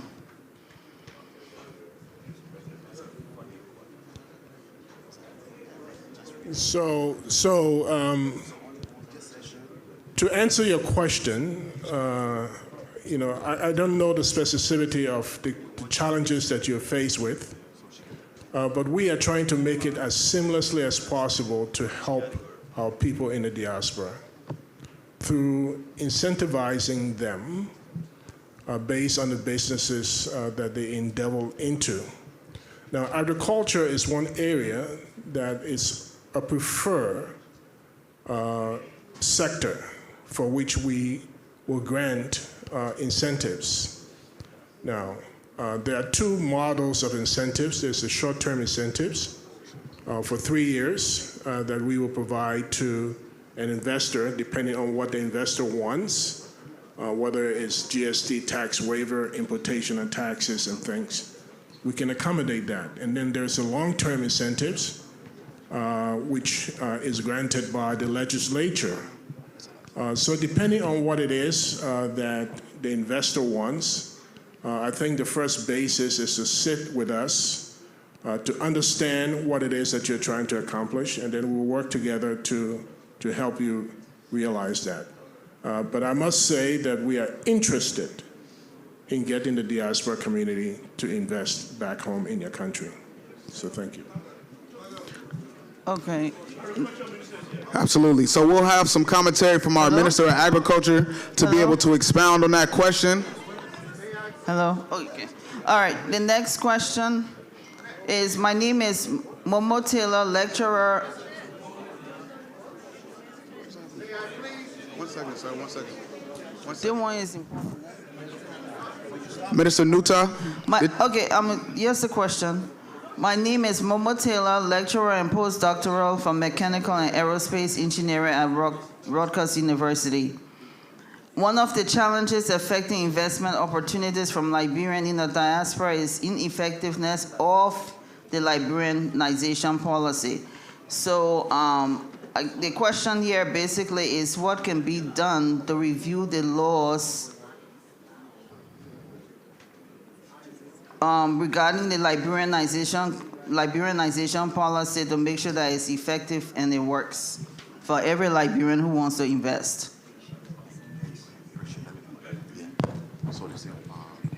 So the Liberianization policy is part of the 2010 Investment Act, which obviously is a foundational act meant to encourage both diaspora investors and foreign investors. So we're trying to strike a balance, right? And one of the things that the act does is, for example, prevent expropriation of investments, for example.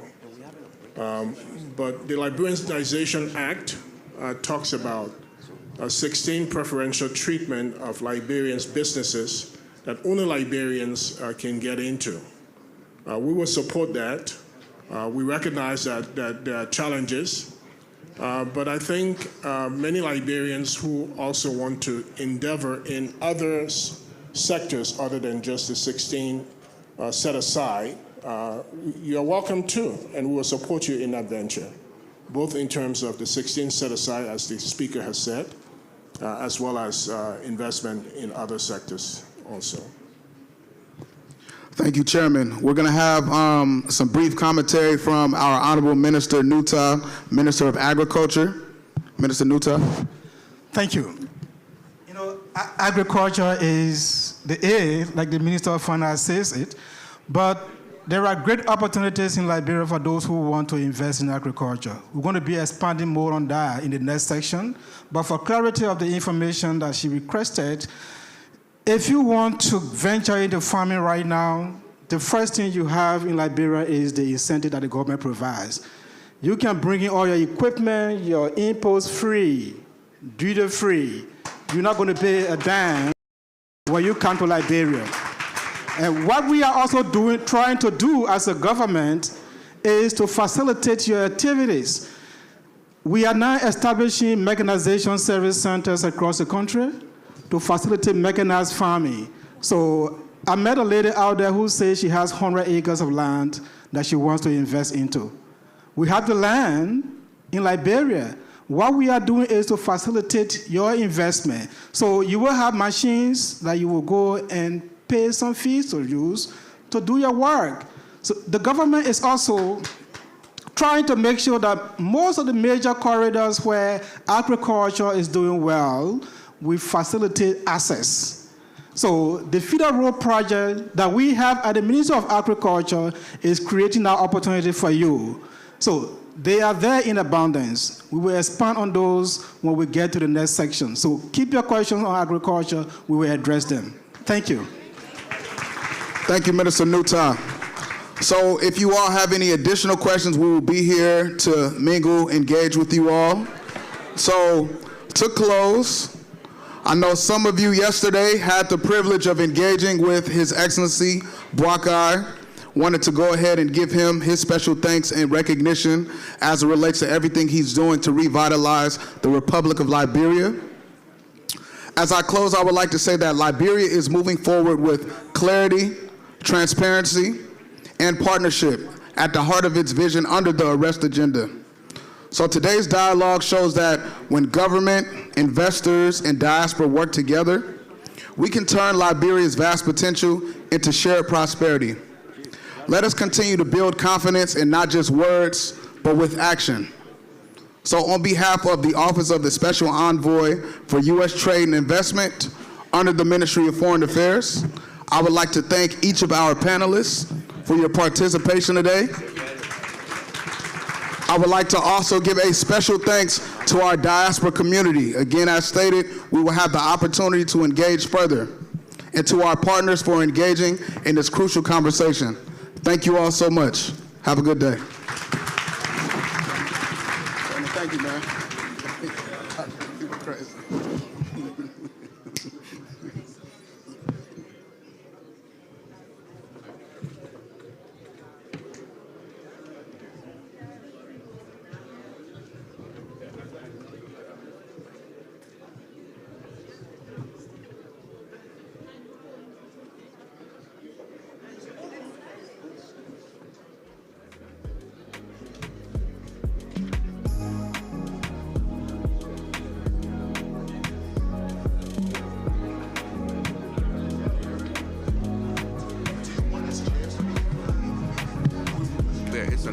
panel discussion that might be coming. There's another panel discussion.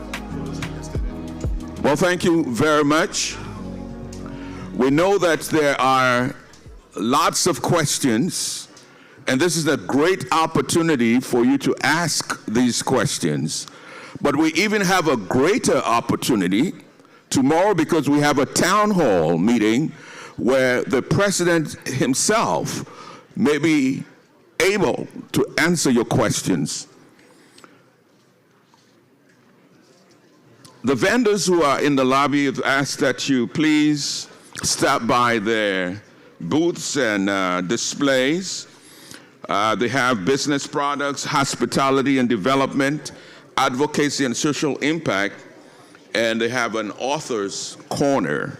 So during lunch break, which comes up at 12:30, because we have a hard stop at 12:30 for lunch. So before we get into that, we have one more panel discussion, and we have something special to show you. This is a special feature. We've been hearing about investments in Liberia. And sometimes the most powerful way to tell a story is not through words alone, but through images and voices that bring this message alive. So we invite you to experience a short video entitled 10 Reasons to Invest in Liberia. The feature highlights opportunities, strengths, and a unique advantage that makes Liberia a destination for growth and investment.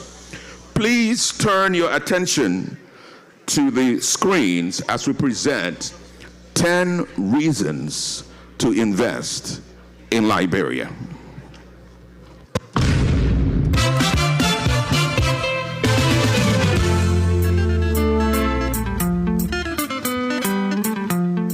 Welcome to Liberia, an emerging gem on the west coast of Africa. Today, we are diving into 10 compelling reasons why investing in Liberia could be one of your smartest business decisions.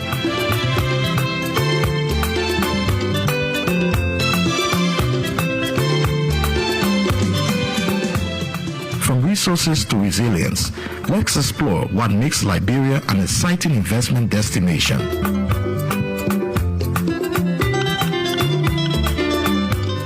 Reason number 1, abundant natural resources. Liberia is rich in natural resources including iron ore, gold, diamond, and timber.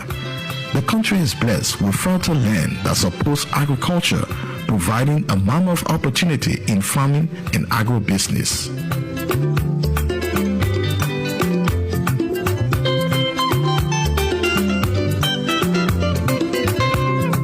Reasons number 2, agricultural potential. With 37% of the population engaged in farming, Liberia offers significant agricultural potential. From palm oil to rubber, from coffee to cocoa, the demand for substantial farming practices has never been higher. This presents a unique opportunity for investors looking to tap into agribusiness. Reasons number 3, infrastructure development. Investments in road, energy, water supply, and housing are crucial for growth and development. By investing in infrastructure projects, you can play a part in shaping Liberia's future while reaping substantial returns. Reasons number 4, youth and dynamic workforce. Liberia has a youthful population eager for employment and skills development. This demographic dividend offers a robust labor force ready to be trained and developed, making it ideal for businesses looking for innovative minds and hard workers.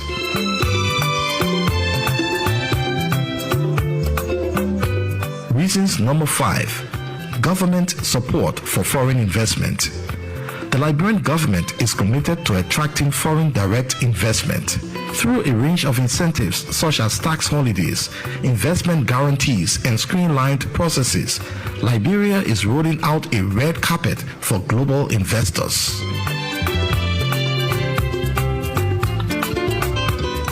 Reasons number 6, renewable energy potential. With abundant resources for hydropower, solar, and wind energy, Liberia offers numerous opportunities in the renewable energy sector. Investing in clean energy can help meet rising demand while contributing to global sustainable goals. Reason number 7, tourism opportunity. Liberia is on the rise as a tourist destination. From stunning beaches and natural parks to rich cultural heritage, there's tremendous potential in ecotourism and hospitality sectors, making it a prime investment area for those in the tourism industry.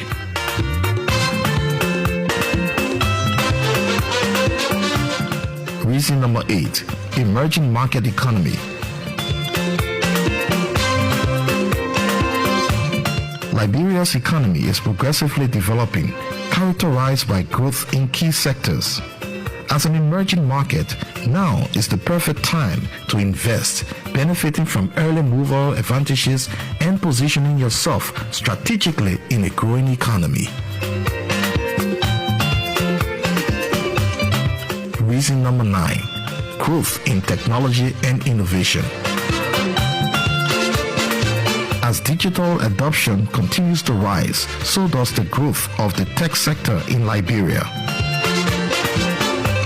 From mobile payments to e-commerce, the market is ripe for investments in tech startups and related services.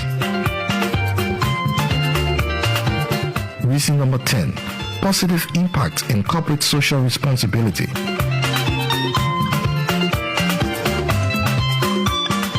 Investing in Liberia isn't just about profit, it is also about creating positive impact. By contributing to local development, education, and healthcare, investors can help transform communities while enhancing their brands through corporate social responsibility.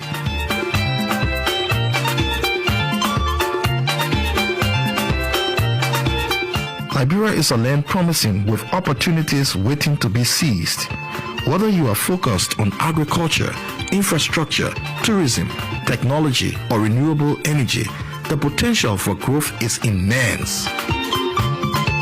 Visit Liberia today and let's together build a prosperous future.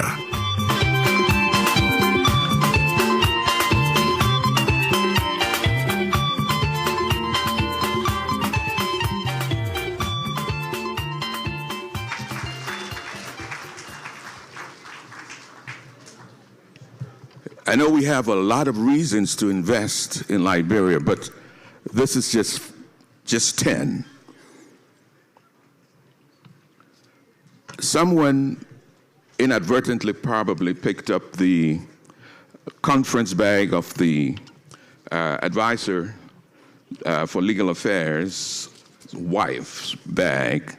So if at all you have a power bank in your conference bag, it may belong to her. So would you please make way with that to the conference desk so that she can gain possession of her power bank that may be in a bag that you inadvertently picked up.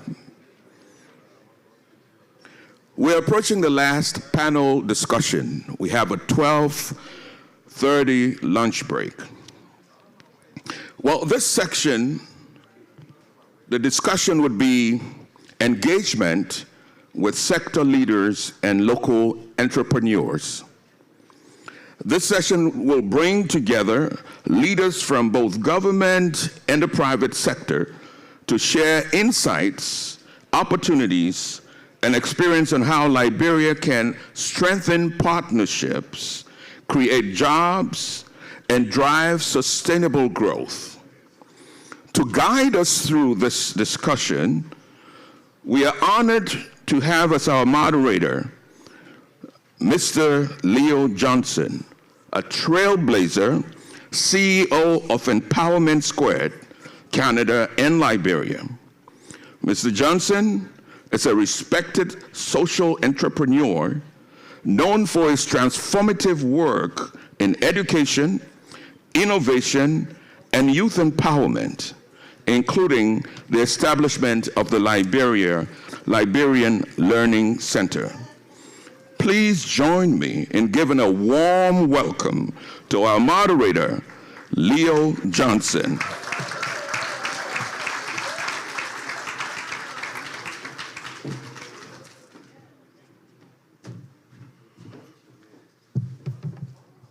Good afternoon, everybody. We're trying to do, still in the morning? I thought I was after 12. Yeah, good afternoon. I knew I was right. Okay. So let's get to this right away because I know time is a very valuable commodity when you are up here. Now, welcome to this important conversation on why we will be investing in Liberia. That's the twist I like to put to it, and I'm so glad we have some government stakeholders here, but also some entrepreneurs that will be giving us the other side of the coin. Now, our team, Reconciliation, National Healing and Growth, and Prosperity, you all remember, it really challenges us to look beyond today's struggles and envision the Liberia we want. When we talk about investment, too often we limit our thinking to financial capital. But investment in Liberia must be broad, inclusive, and intentional. From business ventures to infrastructure, from health systems to education, rebuilding our nation's foundation, advancing reconciliation, and strengthening accountability, and improving quality of life for Liberians at home and abroad. So our conversation will have a bit of a breadth and depth to it this afternoon.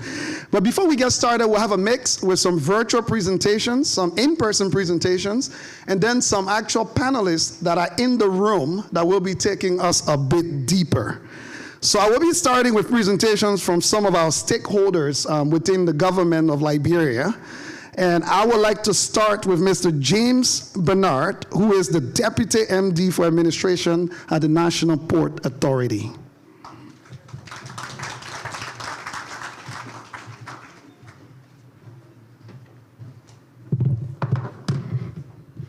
Good afternoon, distinguished ladies and gentlemen. Permit me to quickly bring you greetings from our Chairman and Board of Directors of the National Port Authority. And I also like to bring you greetings from our Managing Director, Honorable Sekou A.M. Dugley, who would have loved to be here today but could not due to some other pressing engagements. Let me quickly run you through a few slides that we have as presentations. I've been told from the moment I walked in that there are a lot of questions about port and port-related activities. So you're going to have the opportunity to answer them. Thank you. So we're going to dive into a national vision for economic growth, a brief history of our ports. You may read the slides, but it's going to be a free floor. So by our mandate as a National Port Authority, we govern 4 ports, the 4 existing ports of the Republic of Liberia. That is the Port of Monrovia, the Port of Buchanan, the Port of Greenville, and the Port of Harper. Monrovia is by far our largest port in terms of productivity and activities. As you know, we've concessioned 600 meters of marginal wharf to APM terminals of that port. It's the most viable part of the port. APM Terminals runs operations, port operations.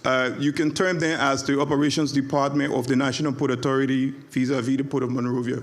So what that means is they take care of all of our handling activities. Outside of that, we also have the LMC and BMC pier, which are not in very good state.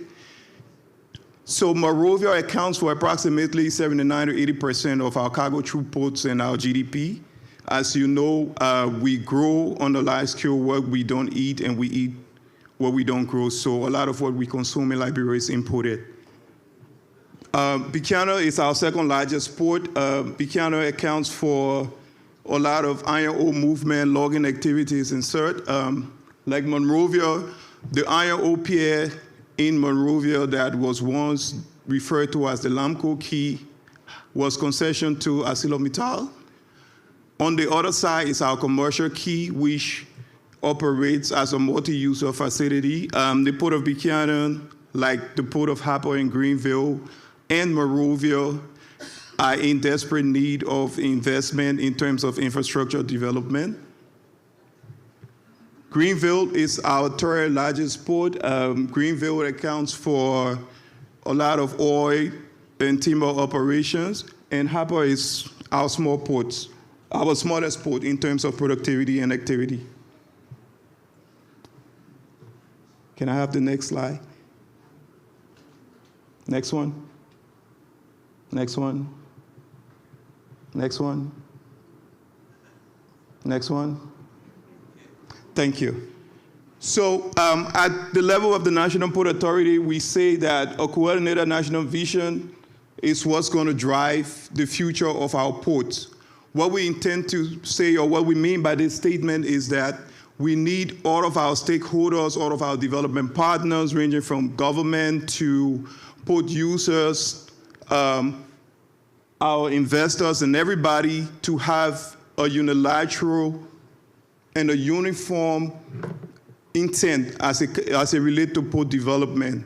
As you know, and I earlier mentioned that Monrovia, which is our largest port, runs on 600 meters of quay walls. So that means a lot of what is imported, 80% of what we eat in Liberia. So let me break the 600 meter of quay walls down to you. Prior to our inception, when APM took over, 600 meters of quay wall means it takes at most 200 meters vessel. That's 200 meters vessel. Now, as per our berthing protocols, we have rice vessel, we have container terminal, and then we have other break bulk and bulk cargo, like clinkers, limestone, and other things. So if you take a vessel that's more than 200 meters and put it on that, along that 600 meter wall, what you've done is to reduce the capacity of that berth to only one other vessel. Now, what you will notice is that there will be long queue at Anchorage. People will say they send their containers to Monrovia and it's taking 4 or 5 months, or it's taking 2 or 3 months because there are long queues at Anchorage. What we've done at the level of the National Port Authority is to enhance our productivity with the installation of 2 mobile harbor cranes. We've stretched our port to 13 meters depth. And of recent, there've been the installation of aids to navigational aids. Now, the navigational aid, what it has done is to reduce vessel downtime or vessel idle time by 40%. What am I saying to you? Prior to the installation of these navigational aids, when vessels go to Liberia or to the port of Monrovia and their operations are completed, say around 2, 3 in the morning, that vessel will have to stay till morning or high tides before it can exit. With the installation of these mobile cranes, not mobile harbor cranes, these aids to navigation, when vessels' operations are completed, they can turn around and leave right away, giving room for other vessels to come in. And it's going to reduce the wait time outside at Anchorage. So the key pillars of also, along with what we're doing to enhance productivity at the port, we also have to align that with the President's agenda for the arrest agenda, making sure that we have all of the coordinated and integrated strategies that are aligned, consistent with standard and regulations. Now, standards and regulations. In 2005, Liberia signed up to both Part A and B of the ISPS Code, and it was legislated and made a law. What that means is we have to conform to a certain standard at the Port of Monrovia. Not just the Port of Monrovia, let me also add that of our 4 ports, 3 of them, the Port of Monrovia, the Port of Buchanan, and the Port of Greenville, are ISPS compliant. So we are required to hold a certain level of standards in terms of security measure, IMO regulations, and maritime-related regulations in order for us to remain functional or to attract vessel movement at our port. If we do not do that, any vessel caught in our port, and we are in violation of ISPS regulations, when they go to another port, they become the very last in the queue. And they go through stringent security checks, painstaking ones, to the extent that even if they're the next in line and another vessel arrives that comes from an ISPS compliant country, they're going to take them ahead of the vessel, that particular vessel that is in line.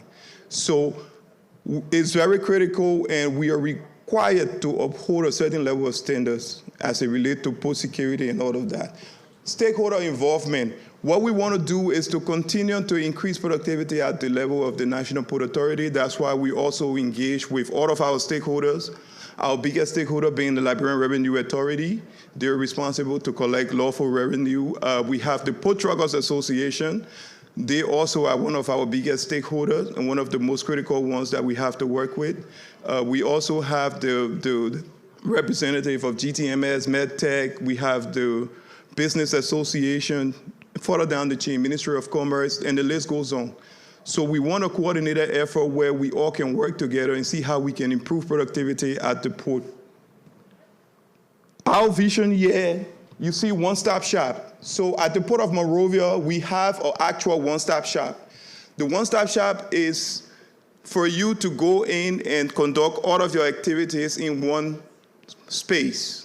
Now, what we intend to do and what we've embarked on as a port authority is to ensure that this process is automated, where our people in the diaspora can sit down and clear their container and pay their custom duties and push from one point to another just using their mobile phones or using their computers. So I'm running through this because I'm on a time here, but all of this is just to show you that the goal of the Port Authority, as aligned with the President's arrest agenda and development agenda, is to ensure that productivity at the level of the National Port Authority is enhanced and operational efficiency is at the utmost best. So we are not there yet. There's still room for development. There's still room for engagement. There's still room for more public-private partnership engagements. But we can assure you that we are on the right path and we get there with your cooperation and consideration. I'd like to stop here and say thank you. So thank you. Don't get angry with the messenger. I'm just keeping it going. So other speakers, I will appeal to you if you can summarize your presentations or whatever that you have so that when we have the opportunity to dig deep into the conversation, you can always reference other things you wanted to go into. I will keep my timer and I will stand right beside you so that we can maximize time. At this time, I would like to invite Isaac B. Stevens from the Liberian Revenue Authority. Am I still sticking with my list here? Yes. Sweet. So I will be as stringent as I can be. Do we have Isaac B. Stevens? I believe it was a video or presentation virtually to be done. Are we still on task? You're eating my time. I will move. Okay, there's a virtual. We have somebody join. Isaac B. Stevens, Mr. Isaac B. Stevens from the Liberian Revenue Authority will be joining us virtually.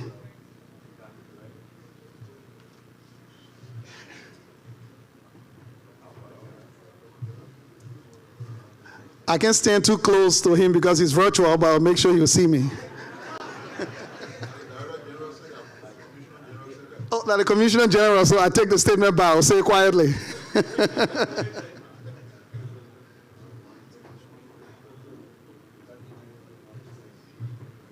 So just for the record, is it Honorable Doba Jala? So for the record, we don't have Isaac Stevens, even though that's what's on my list. We have the Director General, the Commissioner General himself, Honorable Doba Jala, coming to us virtually from the LRA.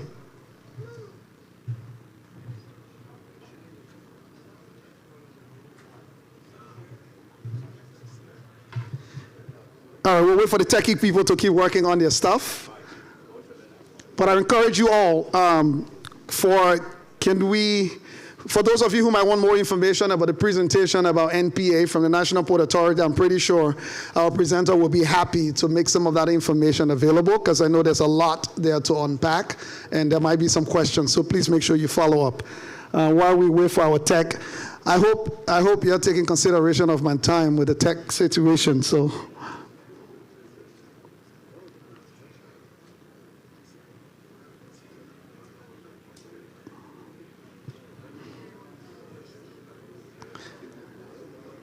If it wasn't LRA, I would say let's move on, but this is a very important part of our, yep. All right, we'll keep moving on. Once the tech is set up and ready, we'll come back to that. I would like to invite Dr. J. Alexander Nuta, our Minister of Agriculture, at this point, who will be taking us through his summary presentation. And you know, on my panel, I got so honorable, so it's hard to keep them to time, but I will try with Dr. Nuta. You're welcome, sir. Thank you.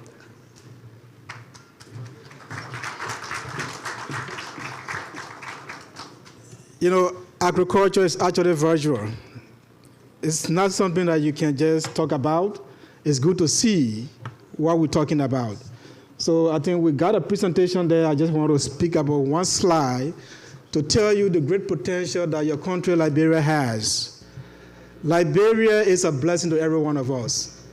It should be surprising to every one of us why we can't feed ourselves as a country when we have so much endowment as a country.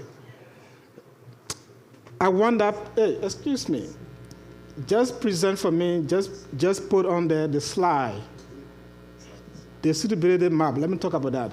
We will look at this video. So, Liberia has more than 9.6 million hectares of land. And of that land, you have over 4 million hectares that are good for production. It means you can grow anything in Liberia and you succeed in doing it. Liberia is one of the countries in Africa that has abundant rainfall. You experience more than 4,000 millimeters of rainfall every year on average. Liberia is the only country in Africa that has over 43% of the remaining forests we have. Yesterday, Liberia imports most of what we eat.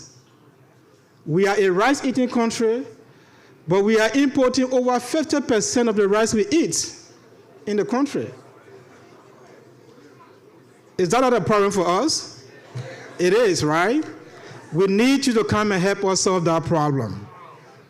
So what we have been able to do is to identify key commodities that we think the potential lies in improving our economy and addressing the issue of food insecurity. It bothers me when we hear that 38% of our population go to sleep with inadequate food. About 38% of our population, our young kids, are also undernourished, only because we are not growing sufficient food to take care of them. And we can change that. The opportunity is there for you as diaspora Liberians to come and make investment. People will say, well, the population of Liberia may be small. For those of you who are in the diaspora, you may not have sufficient market for what you grow there. But I can tell you, Liberia spends more than $200 million annually to import rice. And if you combine our food import bill, including all of the other ones, not just rice, we are spending over $400 million yearly. When we could grow the food that we eat, we could raise the birds that we eat, we could produce the eggs that we eat, and let that money stay in the country for investment.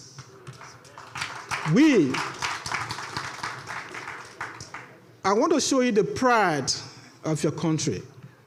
We have been able to identify suitable locations across the country where you can grow just anything, focusing on the first 5 commodities that we have identified as our legacy commodities.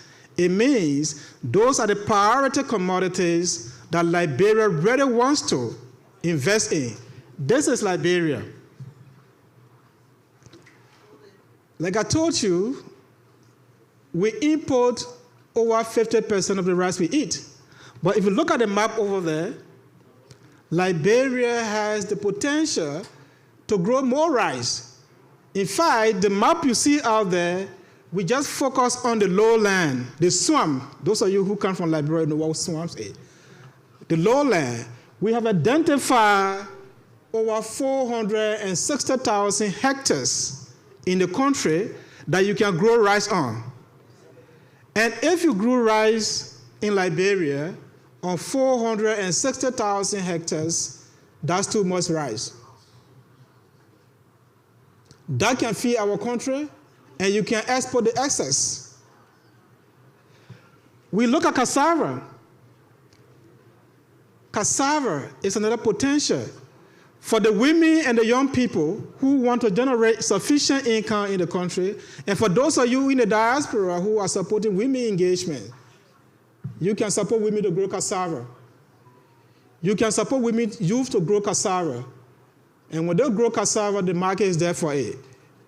So let me tell you what we are doing for rice and cassava before I move to the other 2-3 commodities. For those who are into rice production, in Liberia, we have a program that supports them. Our target in the NADP is to be able to develop just 50,000 hectares of those 460,000 hectares we identify. And if we do that as Liberians, we will feed ourselves.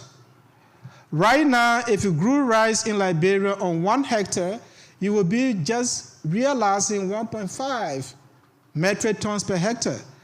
But that's not the potential. In other countries now, they are doing 3 hectares minimum. They are doing 5. They are doing up to 8. Here in the US, you grow rice here, you got more than 12 metric tons per hectare here in the US. The technology is here. And you, as diaspora Liberians, have access to this technology. You can leverage your connection and bring those technology back to Liberia and begin to grow rice. If you will just develop 100 hectares and you grow it 3 times, you will be able to contribute. If we can develop 50,000 hectares of land, we should be able to grow more than 50 or 400,000 metric tons of rice annually. And that can solve our problem. Liberians last year ate 516,000 metric tons. And we imported over 60% of that. If you went to Liberia and invested into rice production, you will have market for it. Besides Liberia, in West Africa, the 16 West African countries spend $9 billion on rice importation in West Africa. And Liberia is part of that block. If you grew rice in Liberia, you will export to other markets. So we are encouraging you to bring your investment to Liberia. Come and invest in rice production. Are you coming? No, you're taking my position. This is agriculture. It's at the heart of everybody. I don't like to be. So, yes, and we are talking about what goes to our heart, right? But look, you can do a lot with rice. We are inviting investors. Our farmers are growing rice everywhere in the country. You will see the video. But what we lack is the value addition aspects. We want you to come as diaspora Liberians, come and establish your rice processing facilities, buy the paddy from the farmers, process it and put it on the market. We will buy it from you. You will also be able to export to the US. There's a guy in Minnesota who brings in the red rice from Liberia. The market is there. You can grow the red rice in Liberia, you will export it here, you get a lot of money out of that. What we are doing is we are facilitating the land preparation for our smallholder farmers so they grow more rice in the lowland. For cassava, for a long time we have been growing cassava in patches. So what we try to do as a government is to organize women and young people into clusters. We put you on a 100-acre parcel of land and the government supports you with land preparation. We develop the land for you. We give you improved varieties of cassava for you to plant. So if you have family back that you want to support, you can support them. We will have market for them. We have tried our best as a government to establish mechanization centers. We have 13 of them across the country.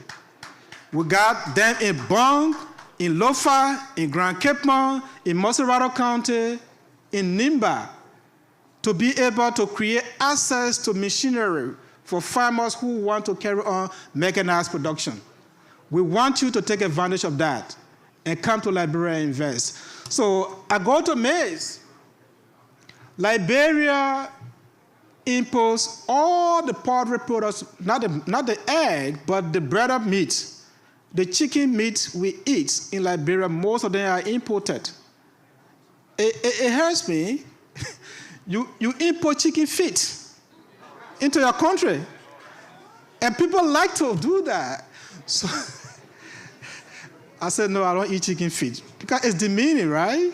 But that's the reality. And the reason why we are not doing well with our poultry industry is because we import all of the poultry feed. So the intent of the government is to make sure we expand production of maize. If we grow more maize in the country, we will have the raw material that goes into the production of the animal feed. So this is a market opportunity for you, investment opportunity for you. You can come to Liberia and establish a feed mill. We work with you to support producers of maize. And when they produce, we'll buy the maize from them and process it into animal feed. And that feed will be used to revive and make our poultry industry vibrant. The challenge I have is the president always tells me when he was Minister of Agriculture, they never imported any poultry product. That means I'm not doing my job. I want you to help me to do my job. You have to come to Liberia to help us to start importing poultry product. And you see coffee. Coffee. For those of you who are in the diaspora and those of you who were back in Liberia, back in the days, we exported what we call coffee Liberica. And if you read the history of Liberica, Liberica coffee won the first prize in the US here in 1776. In 1876, at a fair, a Liberian coffee that came from Africa in 1876 won prize, and that was Liberica. Liberica was one of our pride during the good old days, as we call it. But today, the production of Liberica has dropped because of neglect. So we have identified over 1.1 million hectares in the country that is suitable for Liberica coffee production. We want to come support our farmers to grow more coffee. You can also purchase from those who are growing coffee, and let Starbucks be selling Liberica coffee. You have that access. You can make it happen. It is an opportunity for you who are in the diaspora to go to Liberia and invest in Liberica. Liberia is green, you see, for oil palm. More than 3 million hectares out of the arable 4.5 million hectares. If you want to invest in oil palm, the land is suitable. We've also made some investment in the production of the oil palm and the palm oil. We want people who will go and establish refineries that will transform the crude palm oil into vegetable oils that you can even sell to the US here, or you can go and do some canning. If you went to some of the stores, you will see palm butter, right? Can. It comes from palm oil or oil palm. How many of you Liberians here are doing that? We want you to come to Liberia, establish your mini processing facility to start canning our palm butter and bringing it to the US, so that Liberians in the US will know that their country can produce. We have the potential to do it. We got the land. We got the water. And the rainfall is in abundance. There is nothing that should stop us, Liberians in the diaspora, from using agriculture to transform the lives of our people back home and making some healthy profit for ourselves here in the US. You can do that. So we invite you to come to Liberia. What are the opportunities that are there for us? If you came to Liberia today to invest in agriculture, there is an existing executive order that gives you duty waiver for everything you import or you export to Liberia. If you want to purchase machineries, tractors, rice mill, or whatever you want to process your products with in Liberia, if you bought them here, you want to send it to Liberia, it will get to the Port of Monrovia, it will be cleared free of charge, duty-free. To further expand mechanized farming in Liberia, the government is investing, like I said earlier, in the establishment of mechanization centers.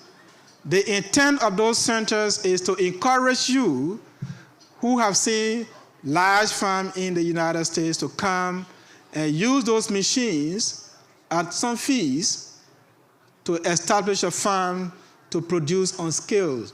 We want you to come and invest. The land is there. We have done our part and identify where you can grow them. If you came to the Ministry of Agriculture and say, well, I have my land in Bond County, I want to grow this crop, we will look in our database to see, well, we've identified this place, especially for these 5 commodities. We can tell you which district in Bond County, which district in Nema County, which district in Lofa County that this crop would do well if you grew them there. So you are welcome to Liberia to invest in agriculture. Thank you. So, Honorable Minister, before you hold me in contempt, I was just informed that His Excellency President Bouaka has said we should try to be on time. So I'm only trying to make sure I follow the order. But we'll make most of this information available on Ambassador M.S. Dunn's office's website. We'll collate them for you. The last thing to stand in between is a hungry audience and lunch. So I'm going to do my ardent best to not stand in between you and that. So for my panel, after lunch, we will still have the opportunity. We will open up with the panel. When everyone is well fed, then we can be ready to ask questions. So at this time, I will invite up here for announcements so we can be out on our way to lunch. Thank you. Thank you very much. Like Leo said, we're going to pick up exactly where we stop when we return. The lunch break is until 1:45.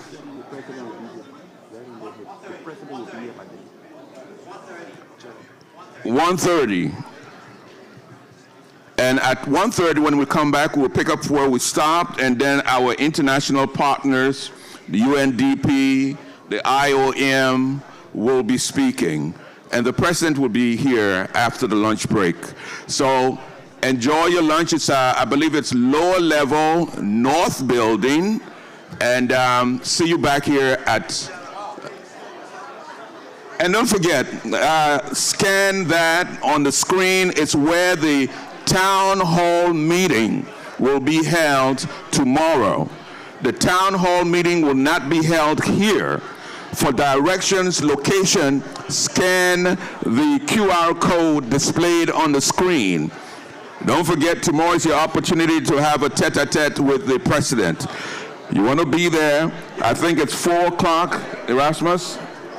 3:30. 3:30, and the location, for location and direction, please scan the QR code. See you after lunch. Bon appetit.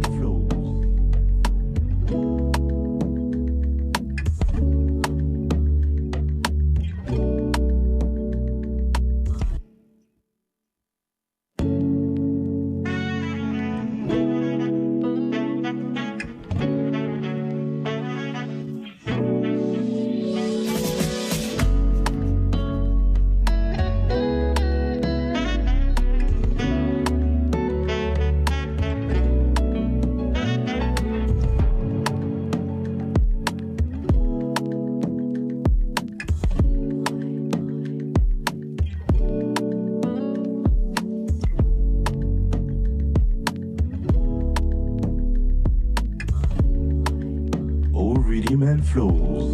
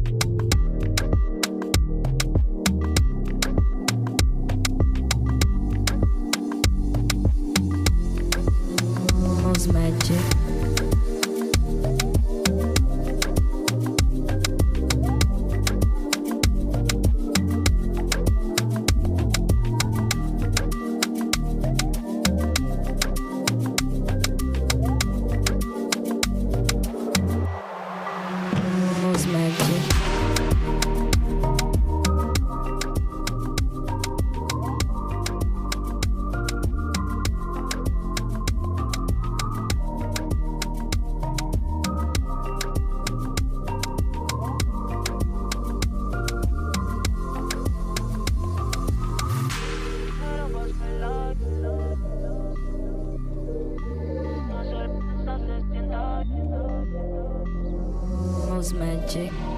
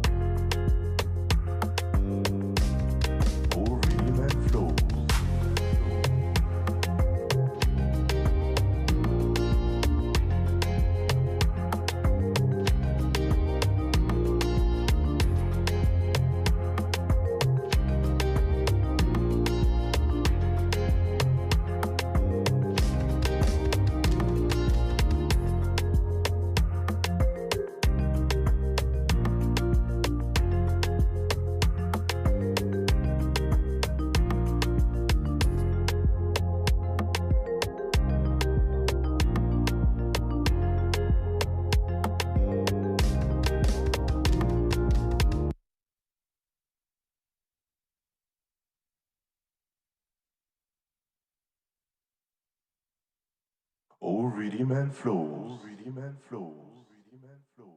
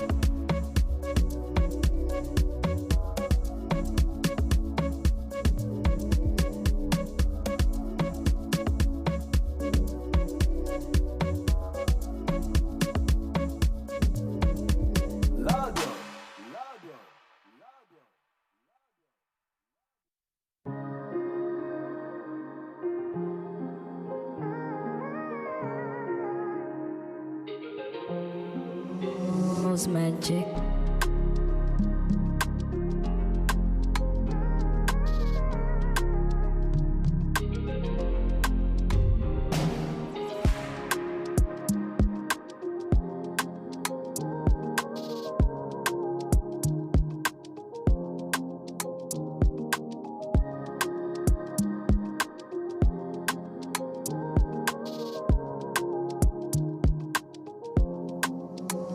Magic.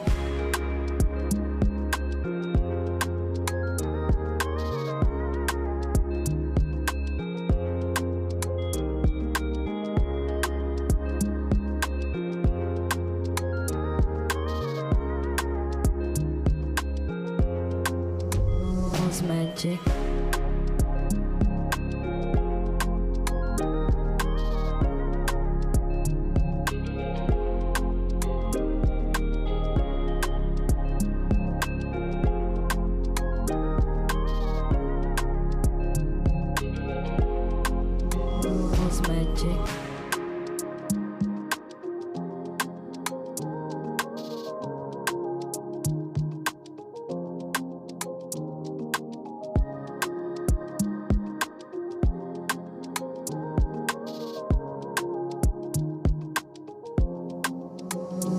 Magic.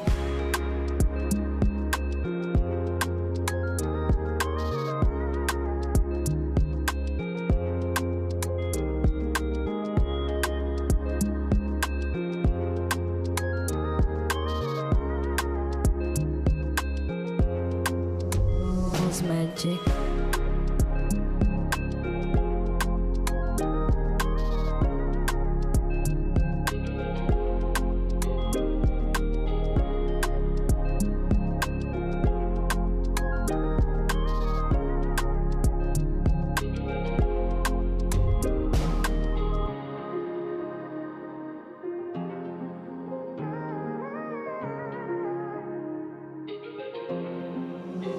knows magic.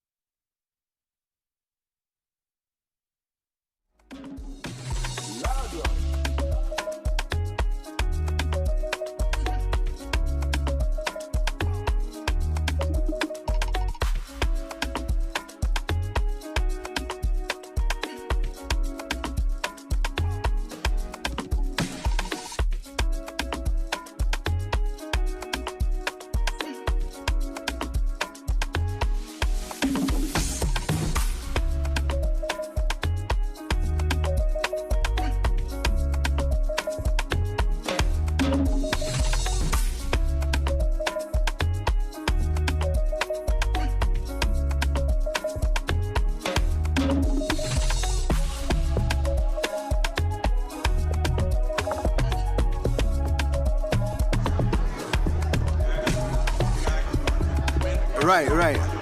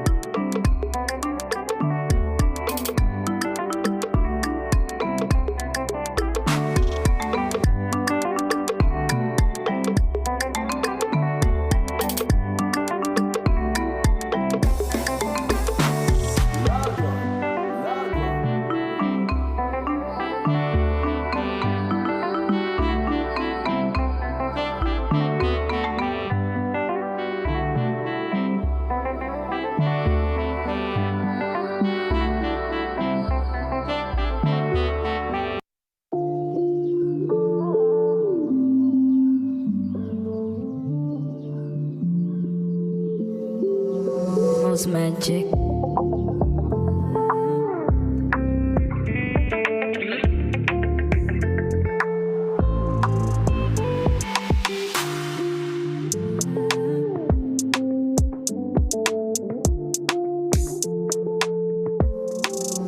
House magic.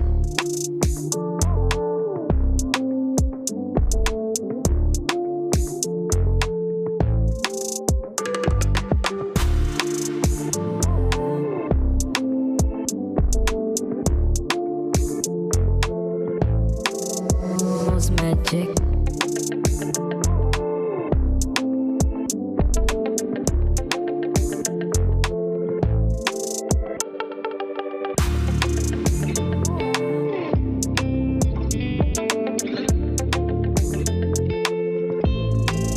House magic.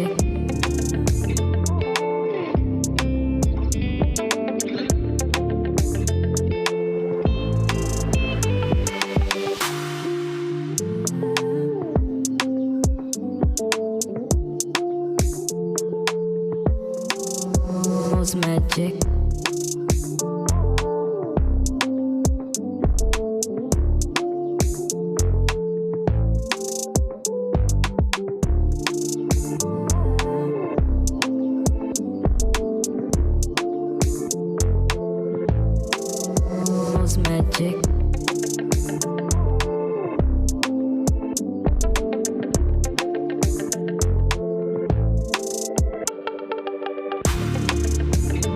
Yeah. Ladies and gentlemen, I want to ask you to please be seated. We're about to start the program.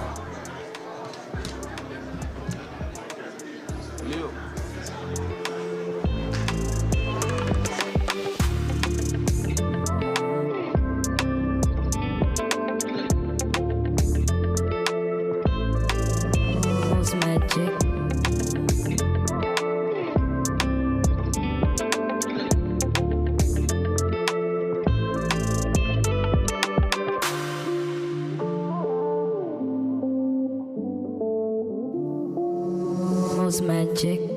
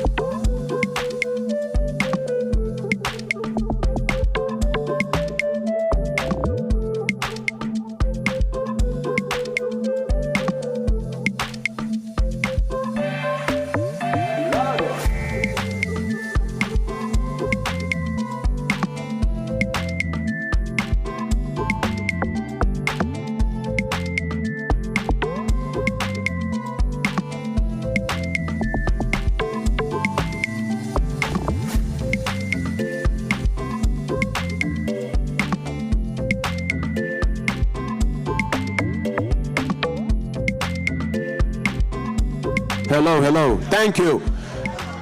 Thank you very much for having your seats. Thank you very much for having your seats. And please, let's maintain decorum. We are so pressed with time. Please, we want to encourage you to be seated. Be quiet, and we're going to continue from where we stopped. We have to watch our movements because the VIP is going to be here anytime. And so we encourage you to be in your seats. There's no walking, crossing in front of the front row. If you want to use the bathroom or go outside, just use the sides. To our cameramen, please avoid coming in front of the front row. You can stand on the side and take your pictures, please. Ladies and gentlemen, thanks for being supportive. We want to welcome Mr. Leo Johnson to continue from where we stopped. Mr. Johnson.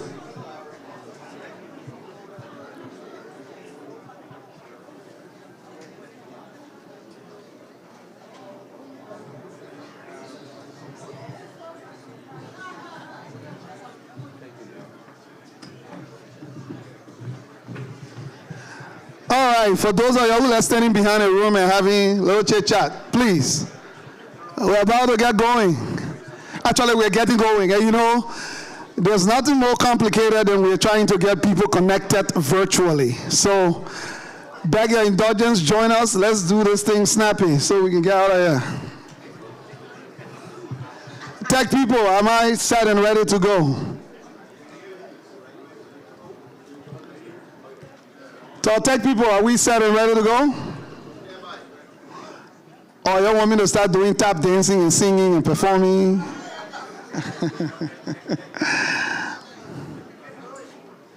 Anyway, we're back, and like I said, we will have the opportunity to have our panelists up here shortly, but we have one move. If you all remember, hopefully you remember, we're not too hungry before lunch. The LRA crew was connecting virtually. And I would beg your patience because it's not easy. If you've ever done a virtual presentation before, it's not as simple as it looks.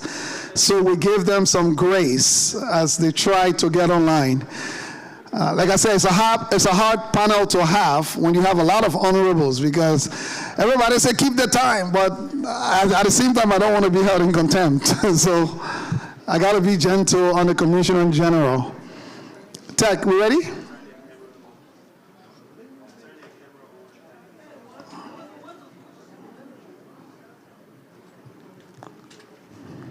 How was lunch, by the way?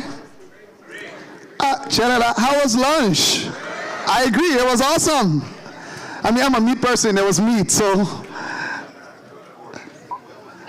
All right, it looks like we're ready to go. Have we tested sound? Yes, well, we've done sound check already while you guys were having. Absolutely. Yeah. We can hear you beautifully in the hall. We can hear you. We can see you. So everything is good to go. I hope you didn't hear me, Honorable Double Jala. All the things I said, ignore it before. But thank you so much for joining us all the way from Liberia. Without any ado, I will turn things over to you for your presentation. Welcome, sir.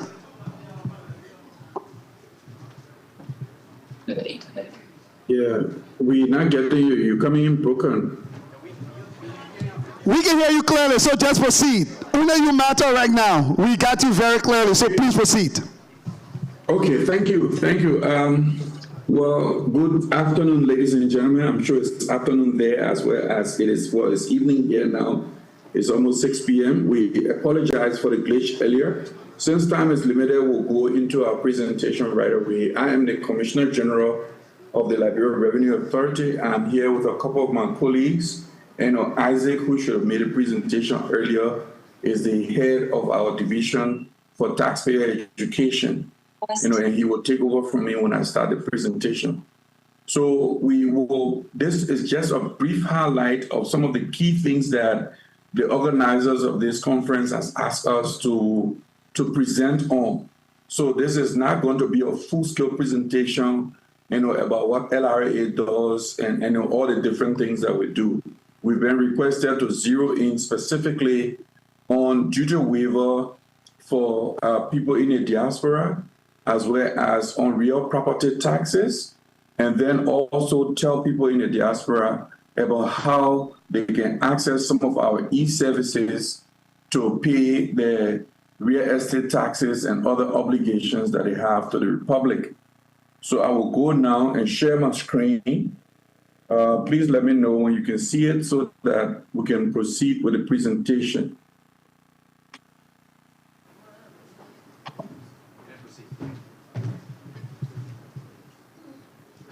Please proceed. We can see your screen. Okay, thank you.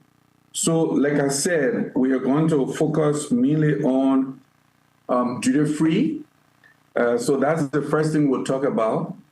The law provides, the revenue code provides for duty waiver to be granted to certain individuals in certain categories that qualify for such. And these include individuals who are returning after a long stay out of Liberia to help them to move back home to country, as well as for charities and non-governmental organizations. So those are the two categories of people that we are going to be talking about here and how they could be able to access these privileges. People are thinking about coming home to reestablish, coming home to invest. It is important for them to understand that these opportunities are available to them. Okay, so the thing we like to clarify about duty waiver is that every time you make a shipment, you have to file a separate application for duty waiver for that particular consignment that you're bringing in. So we'll start first by looking at what is required and the procedure for charities and non-governmental organizations. Under the law, under the revenue code, for an organization to be considered a charity and hence be eligible for duty waiver for items they're bringing in to support their charitable work, they have to be accredited by the Ministry of Finance and Development Planning. So among the documents that you're required to present is that accreditation certificate from the Ministry of Finance. Also, the organization will need to provide a valid tax clearance. Now, this point can get confusing sometimes because as a charity, you are not required to pay taxes on the income or revenue you generate from your activities, if any. Like if you're running a school or you're running a hospital, the fees that people pay for your services, you're not required to pay taxes on those. However, you have to pay what are called pass-through taxes. If you have employees, those employees' salaries, on their salaries, they have to pay personal income tax. If you're paying vendors, you're required to withhold taxes on those payments. Also, if you're paying rent, the recipient of the rent is required to pay a certain percentage of that amount as tax, and the payer of the rent is the withholding agent. So the reason you're presenting the tax clearance is to make sure that for those obligations that you have as a withholding agent on behalf of the government, that you're remitting those proceeds as you collect them from the responsible parties. Also, you need to submit a detailed packing list, of the items that are on the consignment you're requesting duty waiver for. And this detailed packing list has to indicate the quantities, okay? And also, those quantities should have the values or the estimated values. If you have a commercial invoice that indicate this, it's also better. But if you don't have a commercial invoice, because maybe these are donated items that you didn't purchase yourself, then on your packing list, you indicate the quantities and the estimated value for each of the items on the list. Then you have to provide a bill of lading, okay, as well as filling in the necessary custom administrative documents, that is required for us to process that shipment. So these are the things you'll be required to submit with your application. Now, the procedure for submitting the application, it starts with you first submitting a request to the oversight body. So you will need to provide, say if you're bringing in items for the health sector, then your application for duty waiver has to be routed through the Ministry of Health. If you're bringing materials for the education sector, then that application has to be routed through the Ministry of Education. If you bring in items for the agricultural sector for your charity to utilize in its work, then that application has to be routed through the Ministry of Agriculture, etc. And the reason for that is, as the Revenue Authority, we don't have visibility and wherewithal for us to be able to verify the role that that organization or charity is playing in a specific sector. So by routing through the appropriate agency with oversight for that sector, when the agency writes to us, then it becomes a verification and of indication, authentication that the agency concerned is aware of the role and the work that the charity is playing in the sector. Once the sector agency reviews your application, they will then write us requesting duty waiver on behalf of the charity, which will then review and grant the duty waiver for. So this has been working very well. The reason we are routing through the sector agency is also for control, because if you just wrote us, there are unscrupulous individuals who want to abuse these opportunities, and as a control measure, we want you to route it through the sector agencies so that we can verify that indeed this charity or NGO is indeed working in that sector. The further point to clarify is that the cost of all of these processes and procedures is absolutely free. We've had experiences where unscrupulous individuals advise organizations and charities that they need to pay X amount of money because you either got to pay somebody money or give somebody a bribe. All of that is not true. There is absolutely no charge at all to process these things at all. Additionally, we need to clarify that, again, as a control measure, we don't allow, we don't grant duty waiver to charities and NGOs for used vehicles. In the past, this was allowed, but it became one major area of abuse. So now what we do is we will only approve vehicle duty waiver for charities and NGOs for brand new vehicles. For those importing brand new vehicles, your charity will be able to get a duty waiver for that brand new vehicle, but not for used vehicles. Now let's go on to what is required of individuals who are returning. In addition to duty waiver being granted to charities, individuals who have been away from the country for a protracted period of time who now want to resettle back home are also entitled to duty waiver. They're entitled to duty waiver on their personal effects, and we'll explain to you in detail what personal effects are, as well as the vehicle they were using while they were away. So those are the things that you are allowed to bring into the country along with you.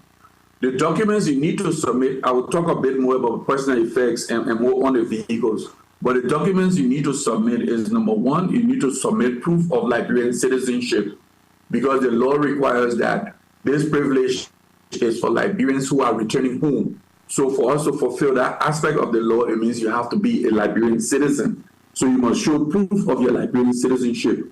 And the documents we usually use to verify that proof is you can show your Liberian passport, your national ID card or your citizen ID card, your Liberia voter's card, etc. Those official documents, or maybe your birth certificate.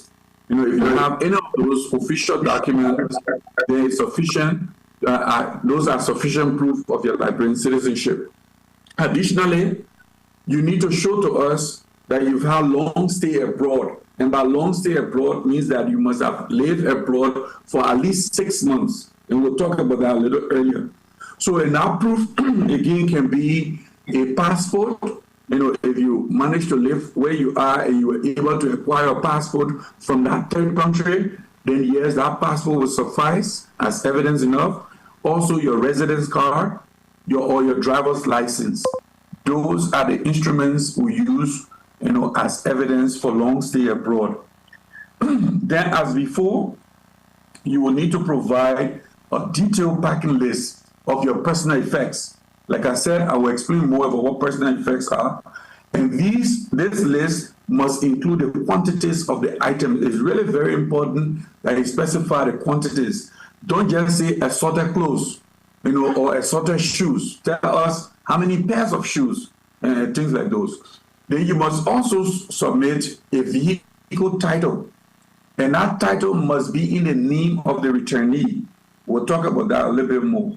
So it's one vehicle per returnee that you're required to bring. If you bring in more than one vehicle, then one of them will be granted duty waiver under the scheme, and for the rest of them, you will have to pay the duty on them. You also have to submit a bill of lading and also the single administrative documentation, which is the internal form that we provide to you to get. Now, for the procedure, all you need to do is you have all of these documents, and then you submit them on the cover of a letter to the Commissioner General requesting for duty waiver, explaining that you've resided in XYZ location for a period of time and you're not coming back home, and you're requesting duty waiver for your personal effects and the vehicle you were using. Then you provide all these things. Now, what are personal effects? Personal effects essentially include household items, and these may be your furniture, your household furniture that you're using back there. It includes, your fridges, your refrigerators, air conditioners, and those kinds of things that you normally will be within your household. Now, you're free to bring those, but the only restriction is that it cannot be in commercial quantities, Now, you can also bring your clothes, your shoes, you can bring food items. All of those are personal effect, to the limitation that it cannot be in commercial quantity. So I will just cite an example on that. Somebody was bringing in furniture, beds, and mattresses, and the person was bringing, I think it was 40 pieces of mattresses. Clearly, 40 pieces of mattresses, would not qualify as, personal effects, because then you're bringing them in for other purposes, and we'll classify those as commercial quantities, and you will be required to pay the custom duty on them. On the difference, after we work with you to establish what, we will accept as the personal effect quantity. So maybe 5 mattresses, 6 mattresses, that is what we'll be able to discuss with you and accept, and the difference you have to pay duty on. So we have to be reasonable with the quantities that we're providing. That's what we're saying. It should not be commercial quantities. Additionally, building materials do not qualify as personal effects, and as such, those ones are not exempted. So one returnee is entitled to a vehicle. The requirement for the vehicle is that the title must be in the returnee's name at least 6 months prior to the date of shipping. So it is very important for you to note that you cannot, get ready to come, and within a week of your departure or your shipping, then you get a brand new vehicle, you get a new recent vehicle that shows that you have not owned title for up to 6 months. It will not be eligible. The law says that you must have been using the vehicle, while you're doing your stay, wherever you're coming from. So it is 6 months that we've defined as a reasonable time of use and ownership that will suffice as a vehicle you are using. So that's it there for how you get duty waiver for returnees. Additionally, to apply for this returnee duty waiver, you must be physically present in Liberia, and we must see sufficient evidence that you are indeed coming home. So we take, count and take record of all of these duty waivers when they're granted. Each returnee is eligible for duty waiver only once. So sometimes I advise people, if you're submitting a list of only personal effects and you don't have a vehicle, once you have consumed that one duty waiver approval, it means you cannot, you are not entitled to it anymore. So it's really good to consider what is it you want to bring, since you're allowed to bring in a vehicle. And usually the vehicles are the things that can attract, a larger amount of custom duty. Then we advise people that when you're ready to bring your vehicle, when you're moving back, then that it is in that shipment along with your other personal effects that you should declare that. The rest of the presentation now, we're going to talk a bit about real estate. And I just thought to go ahead and ask my colleague, Isaac. I'll still be around. So Isaac will take it up from here and will be around to take questions at the end of this exercise. Isaac, it's over to you. Thank you, Commissioner General. We are going to just flow right on because we realize that a lot of our diaspora population have buildings or are, liking to build houses here in Liberia. So we'll talk very briefly about real estate property. The first question is, what is real property tax? It is a tax on real property within the borders of Liberia. And when we talk about real property, we are talking about land and or building. And there are several classifications of that we will dive into quickly. We have residential properties. That is where you live, you and your family or loved ones, and there's no profit motive. There's no intent to generate income. We have commercial property. This is what it could be: a building, it could be a rental property, it could be a shop where you have goods for sale. We also have vacant land. It could be within a time limit or a city limit. Some of us have land that we have not built on, and some of us are operating commercial property. Some of us are residential. We also even have industrial properties.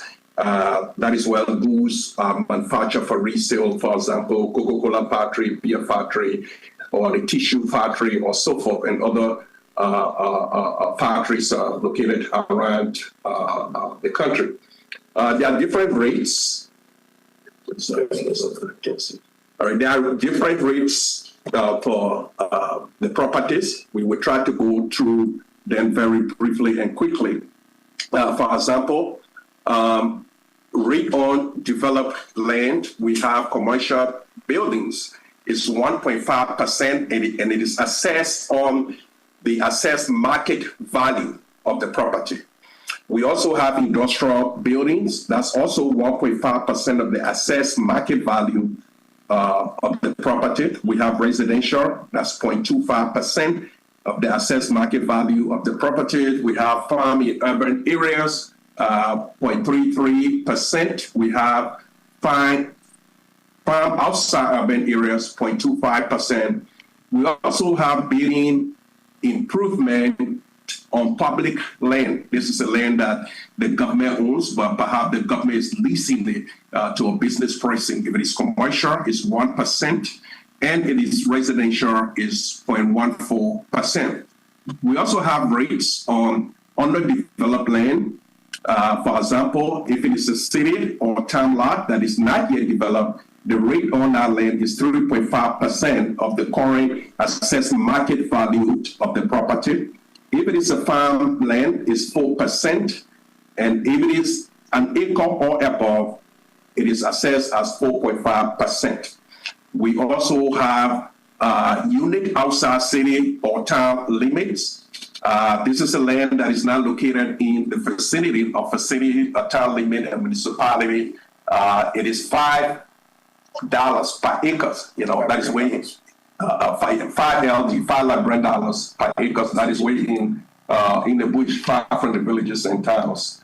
I want us to just take a look and do one practical example, because sometimes people think real property tax is very, very, it's a lot.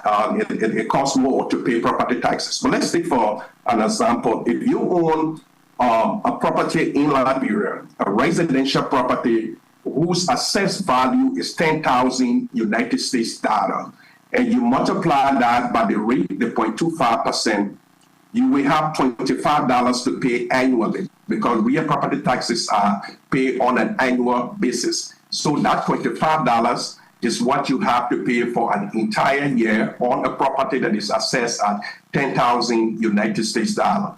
The good part about this is you have 6 months to pay your taxes, because the payment period runs from January 1st to July 1st of every year. January 1st to July 1st. You can pay it in installments, or you can pay it at once, okay?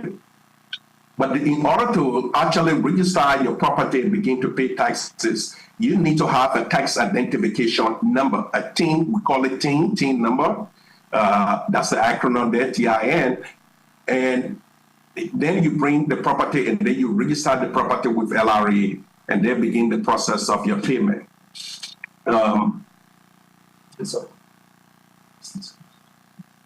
to finish. Yeah, okay, so thank you there. We will now go quickly to, we have other information here we're going to share with the organizers. We've already shared a PDF of this, and it's going to be able to share them with everyone attending who's provided an email. There are other kinds of annual taxes and all of that. And then there's tax clearance certificate that you need for those of you who want to engage in businesses that need to bid for government contracts and all that. The tax clearance certificate is really very important. These things are all available online. The National Investment Commission, you just listened to the last panel, those who want to invest, the place to go to get information for this is the National Investment Commission. We now wanted to bring you to the different payment channels that we have for those of you in the diaspora and want to pay your taxes. You can pay, there's several payment channels. These include payment through commercial banks, meaning that you can actually remain where you are and make a bank transfer to one of our designated accounts at the different commercial banks. And these accounts are information we'll eventually share with you so you know the account details to transfer your monies to. If you have people in Liberia, who can pay on your behalf, they can also pay utilizing mobile money.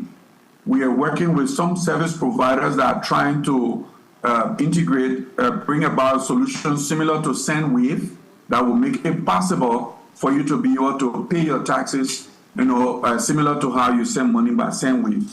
You can also use our online portal. You can use our online portal, and you can use your debit or your credit card to pay your taxes as well. We have resources online where you can go and generate your bill. Once you have your bill number, we will, if time permits, we can demonstrate to you, how you can go about making this payment online.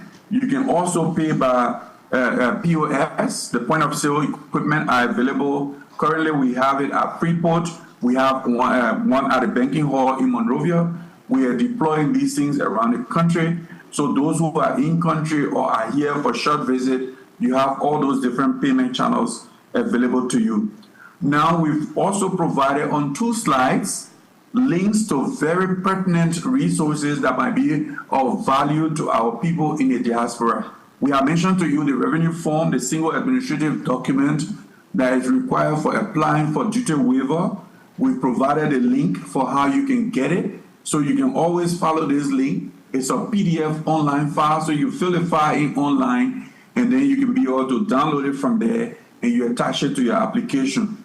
Also, if you want to get an idea of what the custom duties are for items that you're about to ship, for those non-duty-free shipments that you want to make, we have a calculator, and there's a link there. You can go to our website, and you can actually insert all the values, and it will give you a rough estimate of what you should expect. So for planning purposes, this is a very valuable tool to know how to budget for the things that you want to ship to Monrovia. Also, like my colleagues just show you how a $10,000 property will require a $25 annual property tax for residential property.